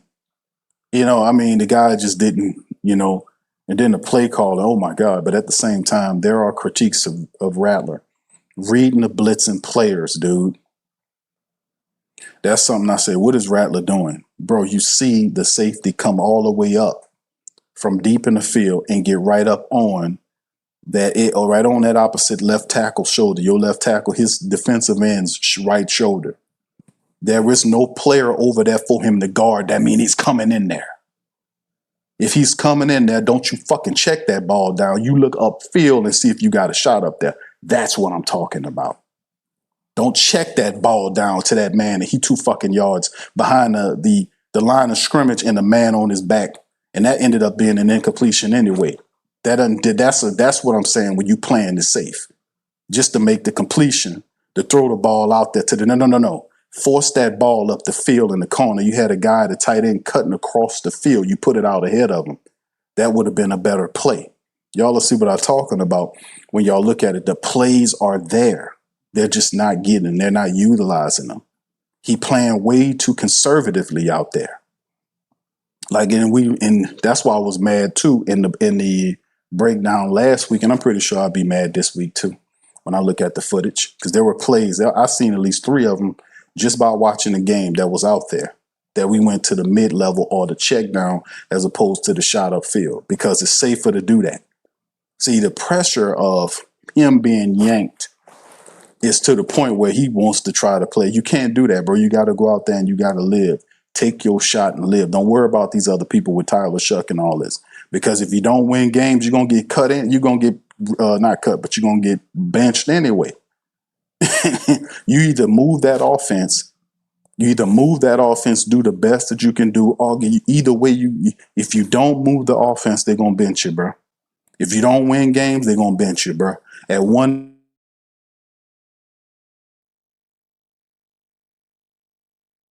That messing up. At 1-5, sorry about that, fam. At 1-5, you're going to eventually, there's going to be a benching coming, because you can't go through week after week and average 18 points a game. You cannot do that. You cannot do 18 points a game. And they ain't even 18 points from the Saints offense. What are the Saints putting up there? A touchdown a game or a touchdown every other game? You can't do that. And then the touchdown came from Taysom Hill on the goal line run. You cannot do that, bro. Regardless, you can't do it. They're going to put you on the bench. So, numbers are not, the numbers don't mean anything if it's not coming with, like, the verticality of the offense is non-existent. The Saints are not getting down the field. But like I said, I like his attributes, but seeing that blitz, bro, you seeing these guys come up there. It was one of the plays where they packed the line and he got sacked on the play. Like, you mean to tell me you don't see them fucking people there, bro? You don't see them people there? What you looking at, dog? They right there. It wasn't a surprise blitz. They were right there, dude. And you got sacked, bro. What are you doing, man? That's what I'm saying. If you got all those guys blitzing and coming in here, they got 2 or 3 people out there open. What you doing, man? You know, so this is what I get mad at, and this is what's going to end up happening. Like them or not, man, you got to move that ball out of there, dog. You can't sit there and watch blitzing players sit there, look at them coming in there after you, and you got looking up the field to punish them when they doing that. You punish a blitzing defense. When they coming in there, you get that goddamn ball out downfield because you got one-on-one matchups out there. You get that damn ball out there. That's what I get mad at, man. Get that shit out there, man. 18 points ain't gonna cut it. They're gonna bench your ass behind that. That's not gonna cut it. 1 touchdown from Taysom Hill on the run from the Saints offense is not gonna cut it, man. That's not going to work. So that's what I'm talking about, man. I see what's going on the football field, man. I see all of that shit out there. And I watched the film and I'm telling y'all, there's opportunities out there. And instead of taking the shots, we checking it down or going to the intermediate level. That's bullshit, man. All right, anyway, man, I'm sorry I got a little upset there, fam. But y'all see I'm kind of passionate about this here. KT says there he go, Q, defending NFL Lonzo Ball again. Nah, I ain't defending Chase Young. Chase Young ain't do nothing. KT ain't do enough. He ain't doing the Saints. He didn't do enough. I'm not defending, like you call him Lonzo Ball. I'm not defending none of these guys, bro. They losing. Chase Young didn't get a sack. He didn't get a sack today. He didn't really do anything purposeful. He didn't hold up in containment. Drake May still ran around and made plays. He didn't really do anything. So no, I'm not defending him. The way I look at it is he is not making an impact. Him, Cam, DeMario, none of them cats making an impact. They're not making an impact. What's up, Demi? Good to see you too, Demi. Shout out to Demi. Shout out to my queens out there, man. You know what I'm saying? Y'all don't like this. I'm sorry y'all seeing me get animated here, but y'all know how I am sometimes. English says Alvin and Kendrick both today couldn't cut Upfield anytime. And what else? What is the offense based on, run or a pass? I honestly don't know. They don't have an identity, Brother English. They don't have an identity because they're not a respected run team, because they keep doing that stupid-ass play-action, dry-ass run as opposed to just line up and mano-a-mano. Why y'all got to do all that? Why you can't use the power eye and just hit these people? Well, you see what I'm saying? Fam, why we got to do the trickeration? The play-action bullshit don't work unless you running the ball well. They're not establishing on the run for the play action to even work. That's why nobody biting on it. That's why I'm criticizing it. Where is that coming from? Fam, listen, I'm telling y'all the truth on this. I'm not feeding y'all a bunch of BS, man. People really want to know what's going on with the Saints and that offense, and I'm telling y'all the truth.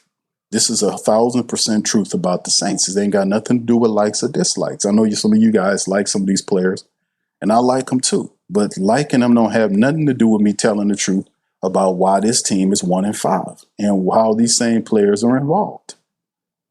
You know, I have no bias on none of these. My only bias is to the truth. I have to tell the truth. I have to keep it real. That's how I built this platform, and I have to tell y'all the truth. That's how people respect and love me, because they know I'm going to keep it real. I'm not going to placate you, and I'm not going to lie to you. I'm going to tell you the truth. And I'm going to get involved with straightening. I believe in straightening. I believe in straightening to a high degree. Straightening means giving you the truth and ironing out the wrinkles and knocking out all the BS. I'm going to be straight with you. I'm going to give you a straight game and tell you the truth. And this is the truth about the Saints. You want to know what's wrong with the Saints? I'm telling you what's wrong with the Saints. The tape is true. Spencer said today, you don't think they played that well. Spencer's mistaken. He said they played well. I don't think we played that bad. No, Spencer, you're wrong. You played this team. This was not good football, dog. Y'all didn't score. Taysom Hill had a touch. Now you got him down there, but you're 6 weeks in. They're 6 weeks in, and you're still dealing with the same bullshit y'all been dealing with when y'all was in week 1 and week 2. There is no progress being had here. There's no progress, and that at that level is on Nussmeier, your offensive coordinator. This is a bad offense because they don't know what to do with the people that's in there. Chris, listen to me. I'm going to say this again for the final time. All of your weapons are available. All of them are still there. Chris Olave, Rashid Shaheed, Alvin Kamara. He had a little ankle, but he played. Kendrick Miller is healthy. When the last time we seen Kendrick Miller healthy for this many games? You get what I'm saying? You have all of your people. You got Taysom Hill back, and you still can only score one touchdown on offense. That's on the level your offensive coordinator is stupid. He don't know what to do with his players. He don't know what to do with you. He got guys east, west, and all day, and very few routes where they're getting vertical. There's no verticality in the Saints offense because this is the coordinator.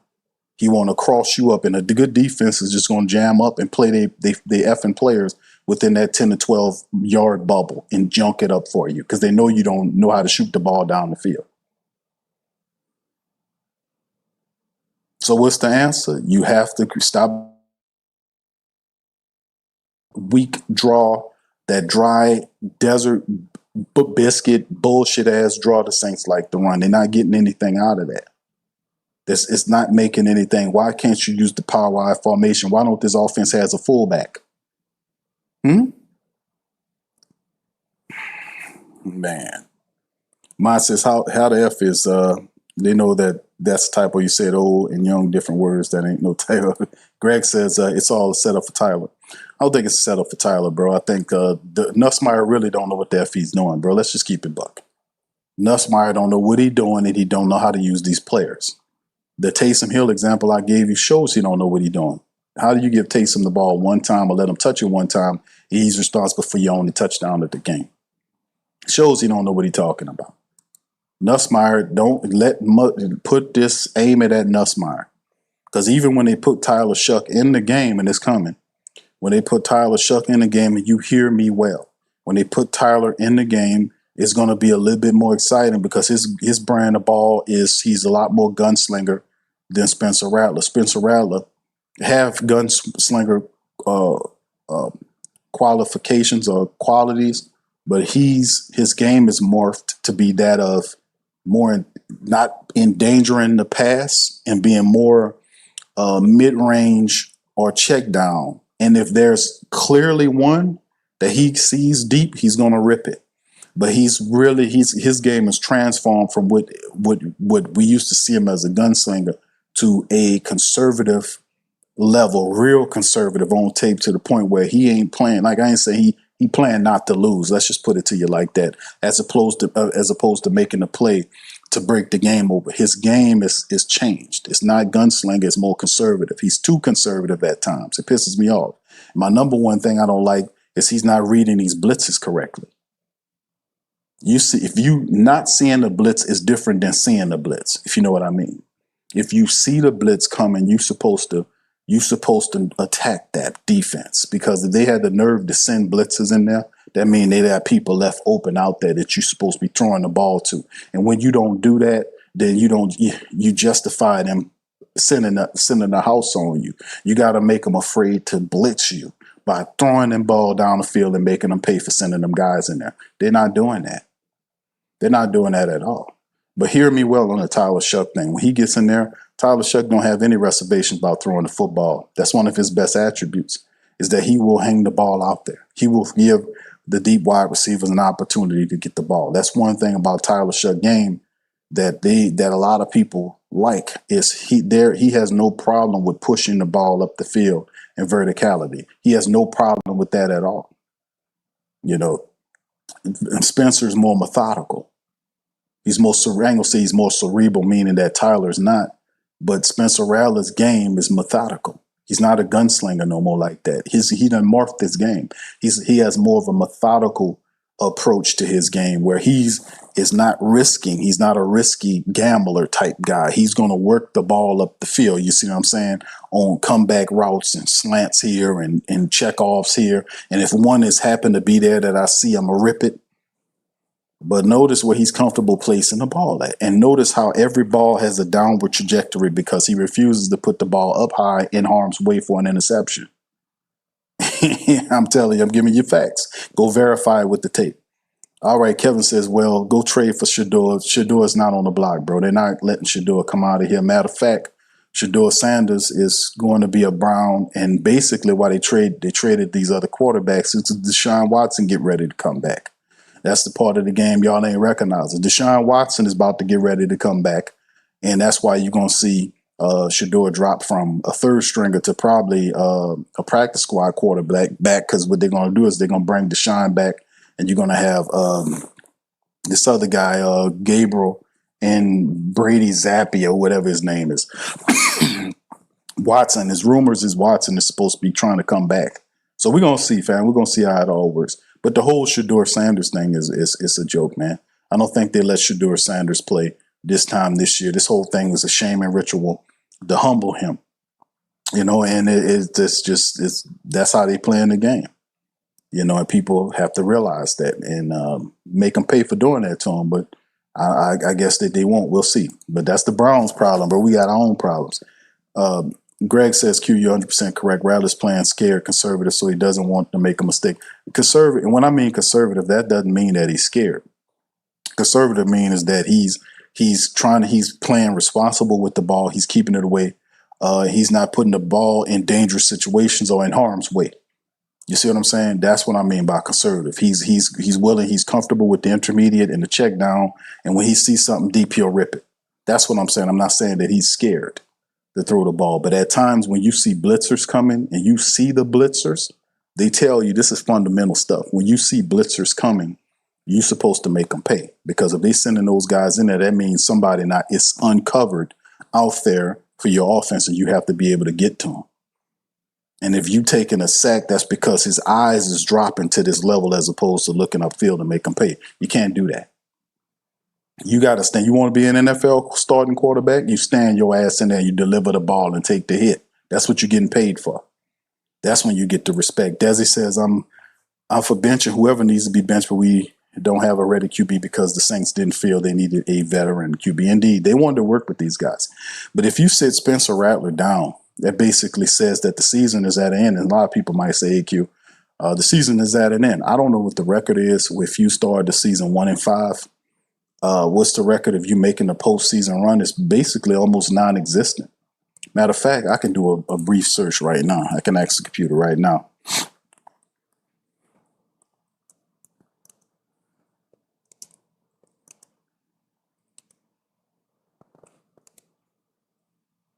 Give me a second, fam.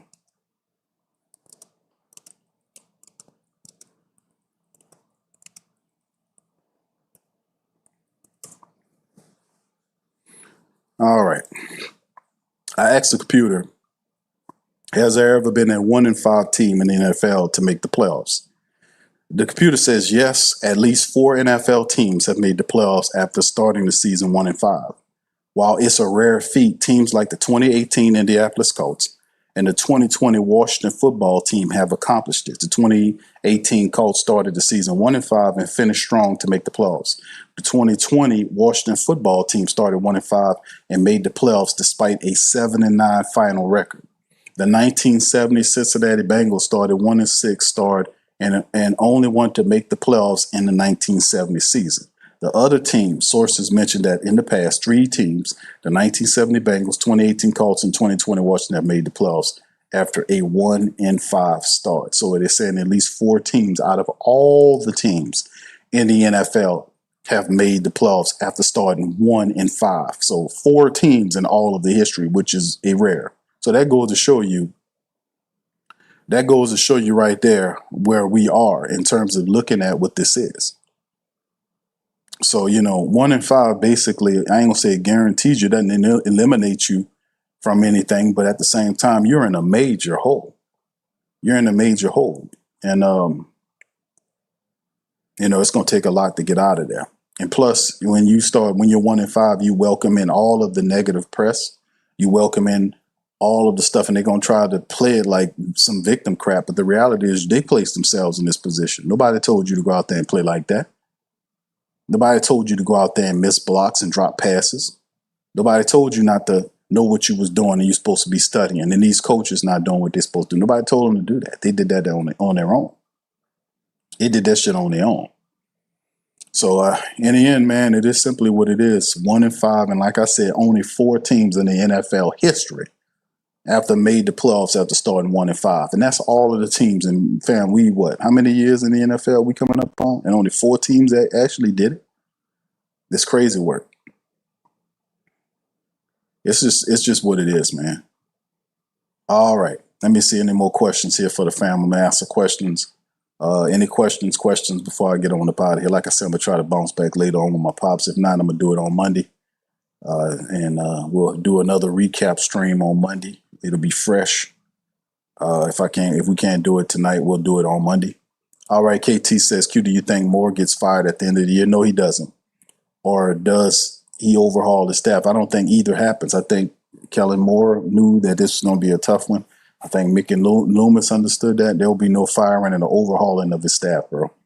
You know, I don't think anybody going to come and pilfer any of these guys either to go on other teams either. So I don't think any of that happens, bro. I think Kellen Moore is safe this year. You know, he is safe in my humble estimations. I think he is safe. Cam says, can we talk about the lack of yak worse than the NFL? Yes, indeed, Cam. We can talk about that. You're right.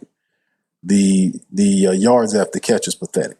And you know why that is? Because that's what I talked about. I covered that in the breakdown. I talked about how the yak isn't there is because where the Saints are passing the ball at, that's where the defense is collecting its players at. There's no need commonsensically, there is no need for the defensive coordinator to put his guys way back. You see what I'm saying? The Saints don't take shots down the field. They're very rare. They're very rare. They very rarely take shots down the field. Like going into this game, it was 5 passes over 20 yards that they made going into the season. They don't take shots downfield. So if I'm a defensive coordinator, I might use a single high look. Every now and then I might have safeties, but I know at one time I'm going to have a safety that kind of hangs down close to that linebacker level so that I can be able to have coverage there because I know the Saints like to run plays east and west in that area. So if I put my defenders there and junk up that area, that makes it incredibly difficult for the Saints to make plays. Now I will let you operate within there, but that's why it looks as cluttered as what it is when you see the ball is thrown, ripped away to Chris Olave or Rashid Shaheed, and them guys right up on them. One guy missing, another there because they cluttered. They know how to position their personnel where they know where the Saints want to operate at. And the Saints are not going against it. They're not changing the mentality. They're not going vertical. They're not doing any of that. So the defense they know where the Saints like to position their players, and that's where they're putting their defenders at. As soon as they make their catch, even if one guy misses, 2 other guys there to be there to top them. That's limiting the Saints yak. Because most of the times if they're spread out, then you can have a defensive back that might miss a tackle, and then that'll free up a guy to get extra yardage. But if the defense is playing within that area and they got their personnel there, you're not going to see a lot of yak happen. You know, and that's facts. You can actually look at that on the tape. KT says, Q, we started the fire sale and try to acquire more draft picks. I don't know if we do a fire sale. I really don't think Mickey Loomis is going to trade these guys. I'm serious. I don't think Mickey Loomis is going to trade. Now, listen, he is weird. Mickey Loomis is weird. I don't see him trading Cam. I don't see him trading DeMario. I don't see him trading Alvin Kamara. I don't see him trading these guys. I don't see him trading them at all. I see Mickey Loomis, what he been doing, which is rolling contracts back into the future and signing people based on whatever Kellen Moore wants going into the future. I don't see him doing anything different than what he's been doing because nobody told him what he was doing from a team perspective or personnel and administrative perspective. It's bad. So he don't see what he do. He don't see any wrong in what he doing. Gail ain't telling them shit. So why would he change? And he calls you noise, and he tells you you don't know what you're doing, and people who criticize him, they don't know. They're not qualified. So how are you supposed to check somebody that's stupid? That's out of touch with how NFL teams supposed to be ran today's time. How do you check them? How do you check them? You don't. You can't. You just do what you've been doing, like I've been doing, running them down and busting out the facts on them. You know, but from a team perspective, Gail don't know what she's doing. So in the end, they're a bunch of dummies up there, all looking confused. My dog said, "Can I have been saying these wide receivers get no yak? They fall down." Jack says there's 0 blocking across the board. The offensive line is iffy. Juwan don't block. The wide receivers don't block. Nothing you can do without fixing the roster. It has to be a mentality up front because a good offensive coordinator can work with what the Saints have. You have to have an idea, fam. That's what I be talking about when I tell people about talent. Like, most teams have talent. The Saints have a lot of talent than most teams. But the problem is, if you don't have anybody, and everything's based on the coach. These players are not just going out there doing everything they want to do. They operate within a scheme. The scheme is the concoction of the coordinator. Kool-Aid McKinstry and all these other guys are actually better than what they look like, but they're playing within the scheme of Coach Staley. They're playing within the scheme of Nussmeier.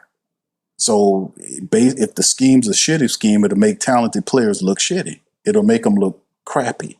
You won't get the best out of them. And that's what's going on here when you see with the Saints offense. These schemes, these plays do not utilize the Saints' top brass talent well. It doesn't. He does not know how to use the talent that he has. This is game. I'm telling you the truth. He does not know how to use them, and that scheme that he's using is not working.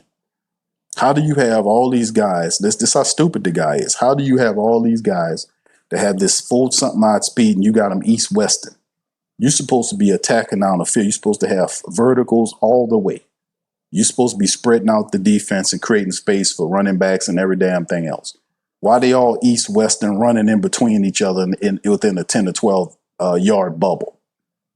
Because this is dumb scheme, fam. This is stupid ass scheme.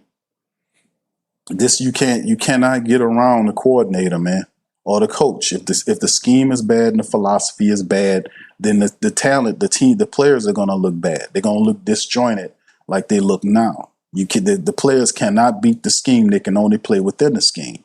The scheme is bad.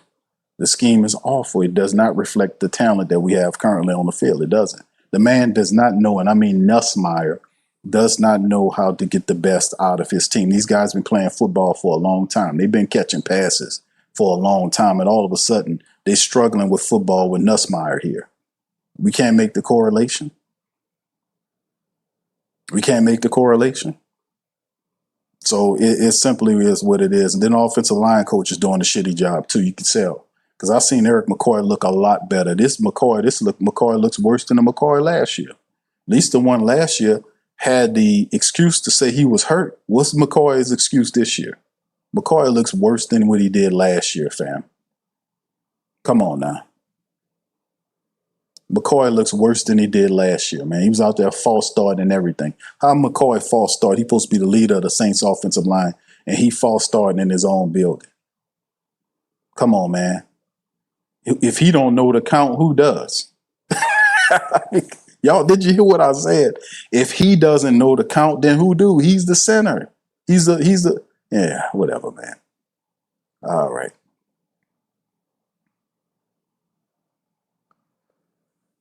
I don't know, man. It's just what I see.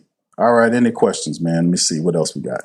Greg says, Q, I think he's playing not to lose his job. Well, he about to lose it, bro. 1-5 will take you out of there, man. There's no need. You're not competing for anything at 1-5. At 1-5, then you're not. That gives them an excuse to make a quarterback change. So you really, if you're playing like that, you're playing yourself. Period. Out of a job and everything. Because the thing is, if you're looking to win right now, the pure shot is Spencer Rattler. But if you're 1-5, all bets are off.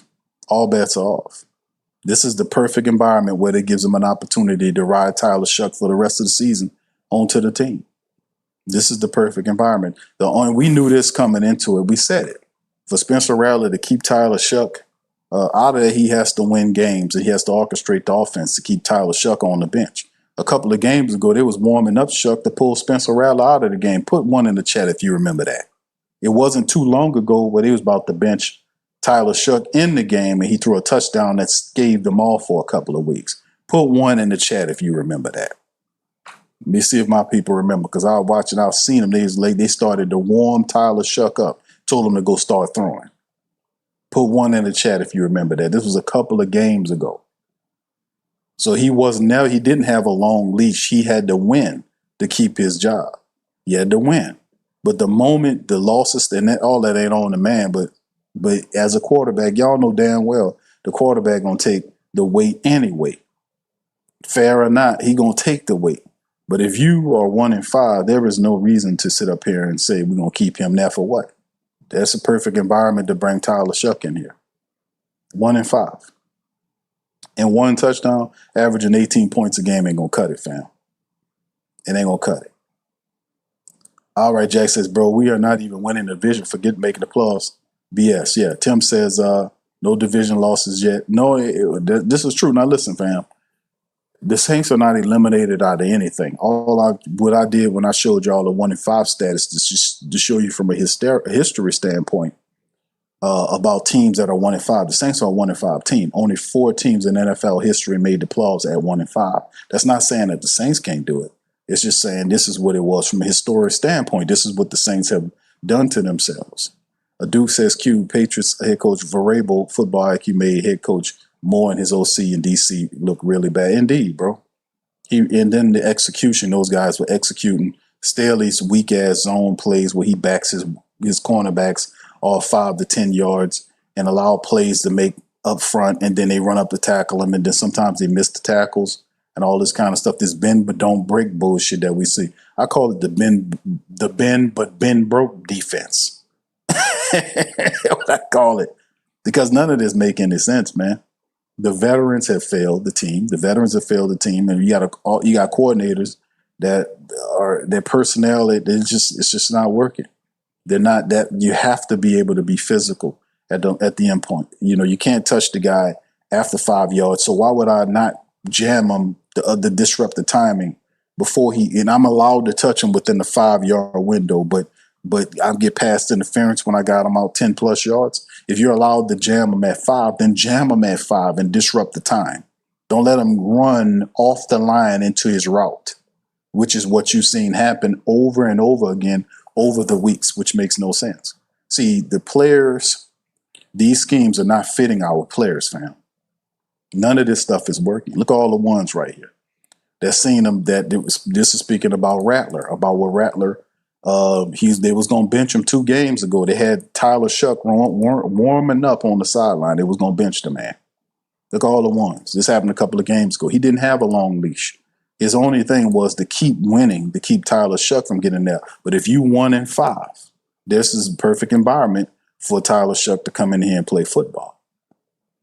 You know, you can't be a person that, you know, this type of stuff. You got to go out there and you got to let it go.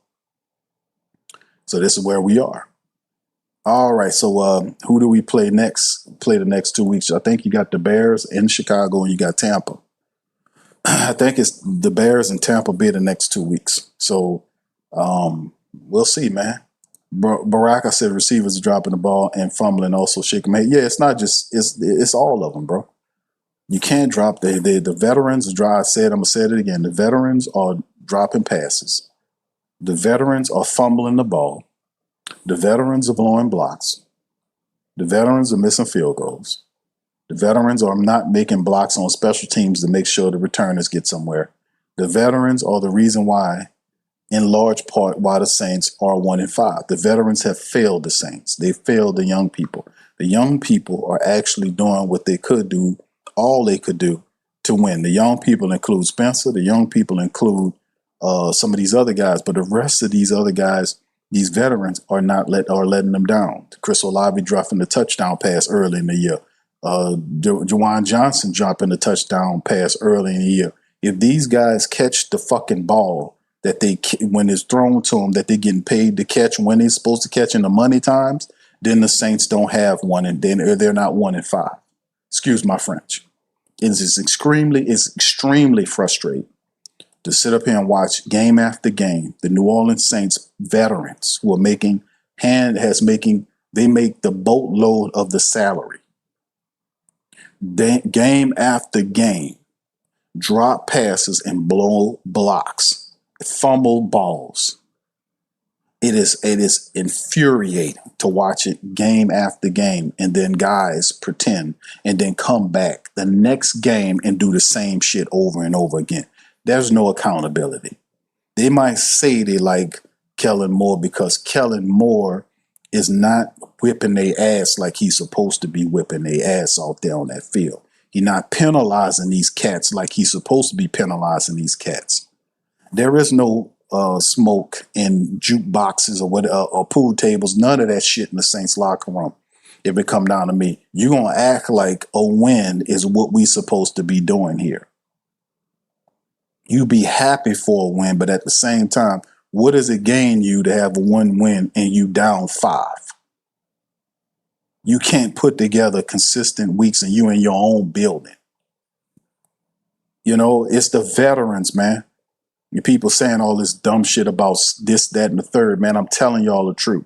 They don't want to tell you the truth because they kissing these people ass. They seeing them up there in their face and they don't want pinpoint. I'm telling you guys, it's the stinking, rotten veterans that are not handling their business. The Eric McCoys who false starting and not dominating at the line, not leading a good example. The Cesar Salad Ruizes when he was healthy getting beat consistently. The $10 million Jawan Johnsons who drop touchdown passes and catchable balls and fumbles the ball and false starts. Games in and out of games at the worst times. Wide receivers like Olave who dropped the ball or the touchdown pass in weeks prior. You know, stuff like this. This type of stuff is just not happening. Guys like Pete Werner and Demario Davis who missing tackles. The defensive ends who can't get home outside of Carl Granderson, guys are not getting any sacks. And then when they create pressure, they allow people to leak out to do things. And then the crazy part about it is, let me ask you this. If you know that each one of these quarterbacks, as I talked about it on scouting reports, Drake May uses his legs to create yards. I told you he makes anywhere between 30 to 40 yards a game in scramble yardage. I told you guys this on the preview, the breakdown, the keys to victory. If that is indeed the case, then why wasn't there a scout or a guy to scout Drake May to prevent him from leaking out? You know why there wasn't? Because all them guys was dropped into coverage and they was counting on the 4 guys to not only blitz but contain Drake May. That has not worked for the Saints all damn year long. Now you had one game where the Giants who fumbled on their own account. Yeah, Jackson Dart basically dropped the ball in front of Cam Jordan. They basically crumbled in front of the Saints. But the New England Patriots didn't come in here and give you nothing to work with. They didn't turn the ball over to you like that and just was fumbling all over the place and inept. This team was about the business. And anytime the Saints stand up against a team about the business, guess what's going to happen? They're going to fold like a cheap tent because they're not built that way. It's a team that always stand up in front of the fucking podium and tell you we was just a little bit shy. They're going to be a little bit shy the whole year, fam, because it's not about that. It's not about being shy. The truth is that you possess the game. You take the game away from your adversary. You take it away from them. There were opportunities in this game for the Saints to take the game away from these people, and they failed to do so. They fumbling the ball, missing tackles, not reading the blitz correctly, not calling the correct plays from the sideline, this sort of thing. They had an opportunity. At one point, the Saints were winning this game and allowed the game to go to the Patriots, even though they came out of halftime and could have made adjustments and didn't do a damn thing. Telling you the truth. God honest truth. God honest truth. But regardless or not, it'll be a high level of difficulty for the New Orleans Saints to make the playoffs based on what I'm seeing. I'm just keeping it real. 1-5, man. They don't, and the cold-blooded part is this is another thing that's stopping them from winning. They don't know what they're doing, which means they're gonna keep going back there doing the same shit over and over again. There's nobody that's a solution-orientated person that's going in there to find out what's going on with this team. Think about what I'm saying. In order to get better, you have to first recognize what the problem is. You got to recognize what's tripping you up. They're not doing that. They just thinking they just double down on the dumb shit. They just double down on it. Oh, it's not working because we need to just double down on it more. No, it's not working because it's stupid. It's dumb and it's readable. That offense is so simplistic, bro. It's easy to be read by the defense. They know where to play you. And all they're doing is just borrowing tape from each other from week to week. They borrowed the tape from the Niners, borrowed the tape from they just borrowing tape to beat the Saints with the East-West attack. And they still hadn't figured that out. Why is it so hard for them to throw the ball up the field and for a quarterback and a wide receiver to catch the ball? I thought we got a track star guy that's a 4.22 speed guy. You mean to tell me they got people that can stay on his back? You see what I'm saying? They double down on the dumb shit. As long as they double down on the dumb shit, you're not gonna see any corrections here. Not any real corrections. Because what I'm saying is, man, listen to what I'm saying, man. The guy, you have to be able. The best advice I can get that stupid ass Nussmeier is to tell him, listen, bro, you need to go to your players, your quarterback, and to your wide receivers, to your running backs, and have them to help you with that offense, and let them tell you what plays work for them. That's what you need to do. You need to take whatever you're doing and you need to terraform it into a living offense that the personnel that you currently have could live within. Because what they're doing is like a cheap suit from Walmart. You buy a suit off the rack from Walmart and you give it to somebody. That shit gonna be looking all weird. The sleeve's gonna be either too short or too long. It's not the same as having a suit that you buy from a tailor. The tailor gonna get you the measurements. He gonna check everything, and then when he makes that suit and tailors that suit, you put that suit on. That suit gonna be looking good on you. It's different than old suit you buy off the rack that anybody could wear. That's what Nussmeier bullshit is running. You gotta tailor that stuff for your offense, and he don't have an effing clue. I'm just keeping it real. I'm telling you. KT says, Q, biggest need going into next season, offensive line, bro. Offensive line and defensive line. Interior offensive line. Big need. Big need. Big need is interior offensive line. You can't have any success with guys getting at your quarterback, and you can't run the football. Offensive line and interior defensive line. Interior O-line, interior defensive line. Biggest needs for the Saints. Before we even get to the skill set and all this kind of stuff, the lines need help. They're going to draft and be young. They got to start with the offense with the O-lineman, fam. Excuse me. He says, I have a 3-tie with wide receiver, edge rusher, and tall corner guard. I would go interior offensive line, KT. I know you a tall wide receiver because we lacking them, edge rusher because obviously we're not getting pressure, and a tall corner would make sense. But me personally, I would go with guard. I would say guard. I would definitely say guard. I would say guard because of obvious situation. Sean says, and why the heck would Kellen use 3 timeouts before 2 minute wearing the situation we're in? That was, I know, bro, it's a lot of stupidity going around. That's why I was like, man, the Saints are stupid, man. No disrespect, man. Or there's no better way to say it. They're not an intelligent team at all, man. They're not. The misuse of the timeouts, the bad play calling, suspect play calling situations, calling that stupid ass draw play when you got stacked boxes. How many games I've seen the Saints run that dumb draw play and they got a stacked box and you can obviously option out of that play and throw the ball down the field. If they got guys piled in the box, then that means they're coming in there after your quarterback or your running back. You might want to audible that to a wide receiver throw with one-on-one cornerback help or maybe one-on-one safety support up the field. You can get something with that. But that's what they do. They are stupid, man. They're stupid. It's the reason why they're 1-5. They're undisciplined, they're stupid, they don't know what they're doing. They're talented, but that don't mean nothing, man. All right, KT is because the Steelers refuses to put in the young athletic players, especially at linebacker. Davis and Warren to look old and slow. They need to go with the youth movement on defense, Q. And not only just that, bro, but philosophy change is needed. The Saints need to change that up. They need to start allowing people to press more. They need more press and man-to-man looks where they press them to disrupt the route. I am again the Kool-Aid McKinstry getting toasted by Kayshon Boutte. A lot of them was the fact that he allowed him to run free from the line of scrimmage, and Boutte has too much speed. He's a good wide receiver. And look how he cooked Kool-Aid McKinstry's ass. He don't stand a chance unless you put hands on him. If the rules say you could touch him at 5 yards and anything after 5 is a penalty, then why you ain't jamming him at the line? Why you not playing within the letter of the law? You got to jam those wide receivers. That'll disrupt the timing that the quarterback has in the wide receiver. That might buy your guy, your pass rushing opportunity to get there and make a play. You have to take every advantage. You have to take everything that you can into consideration, man. The guy letting these people run free. He got them backed off from 5 to 10 yards. It's just stupid, man.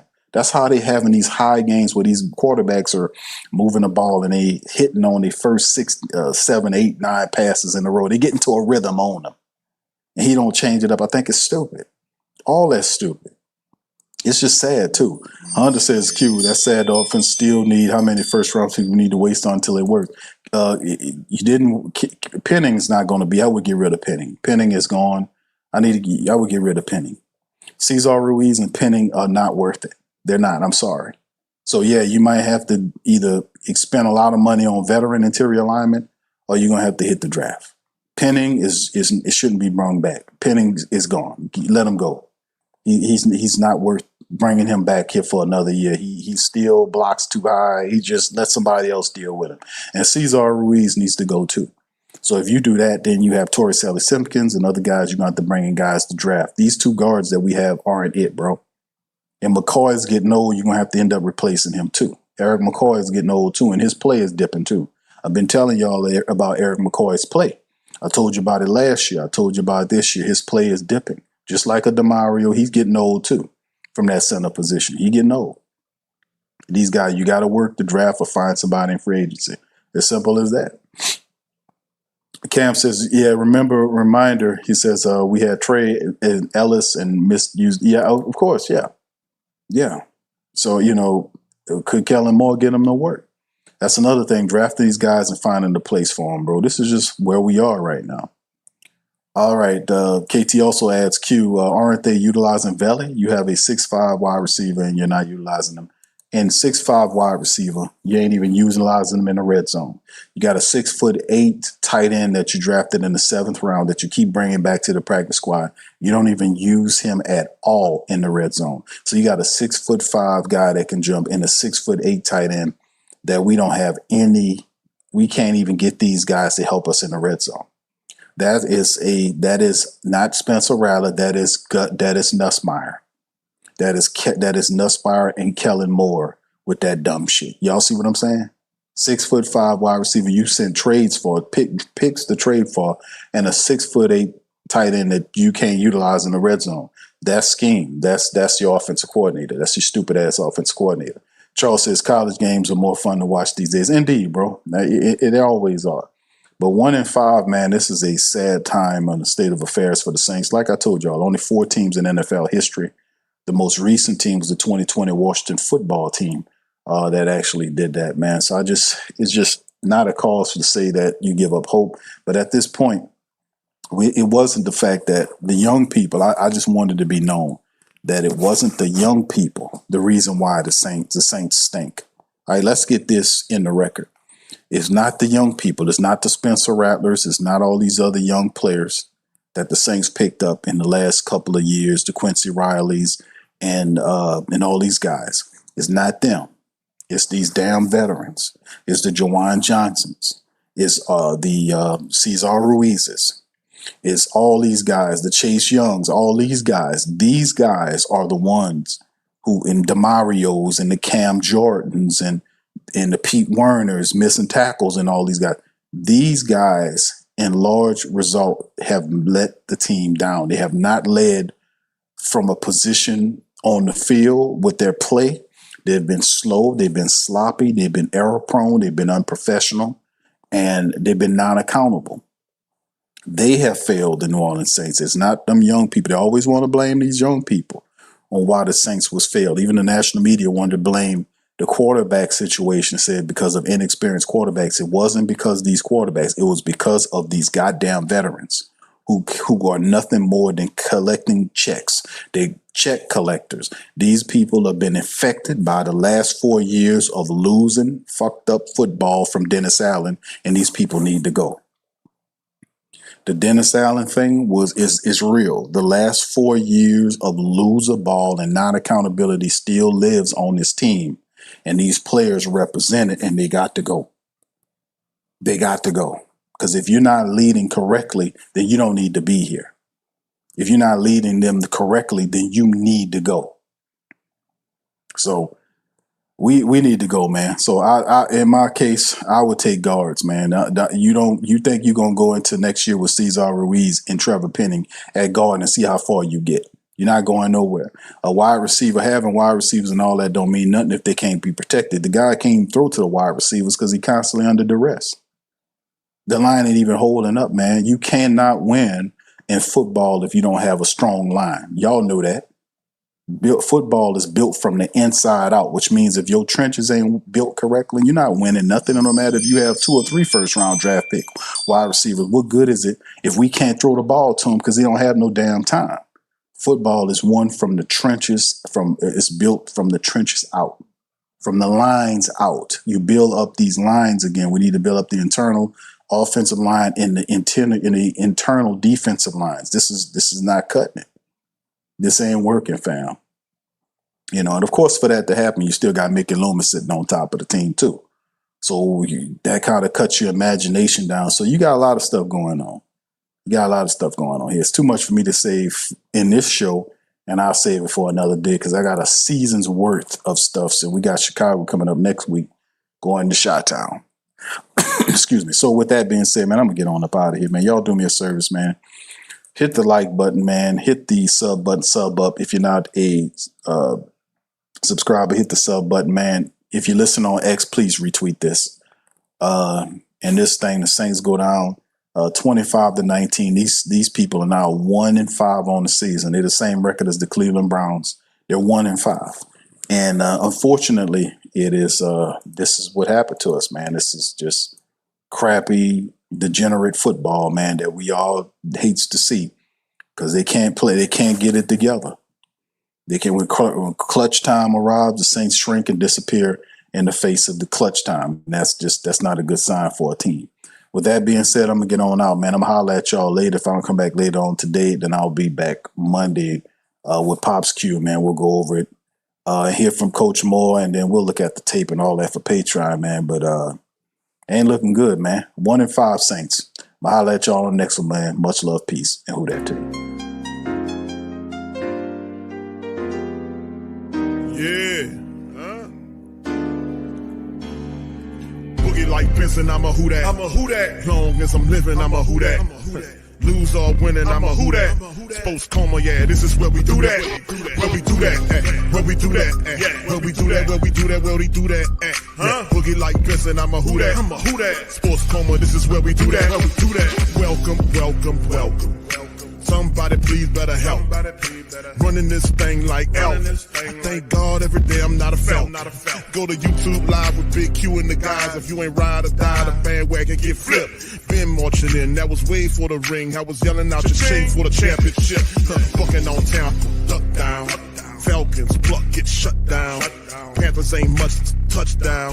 The vision really belong to us now. So much hate on the Saints, you could probably tell. Ever since Bounty Gate hit the NFL, when things seem fishy, then you probably smell the crooked referees on Roger Goodell. Yeah, fucking like this, and I'm a who that.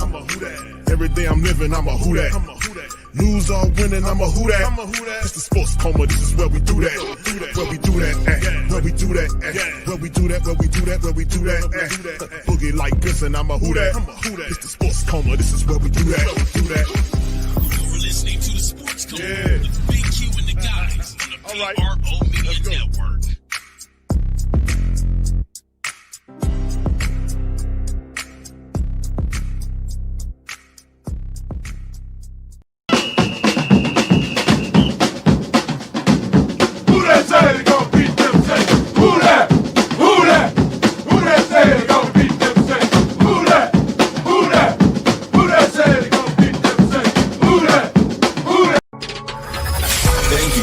Saints Central, your black and gold home for the New Orleans Saints.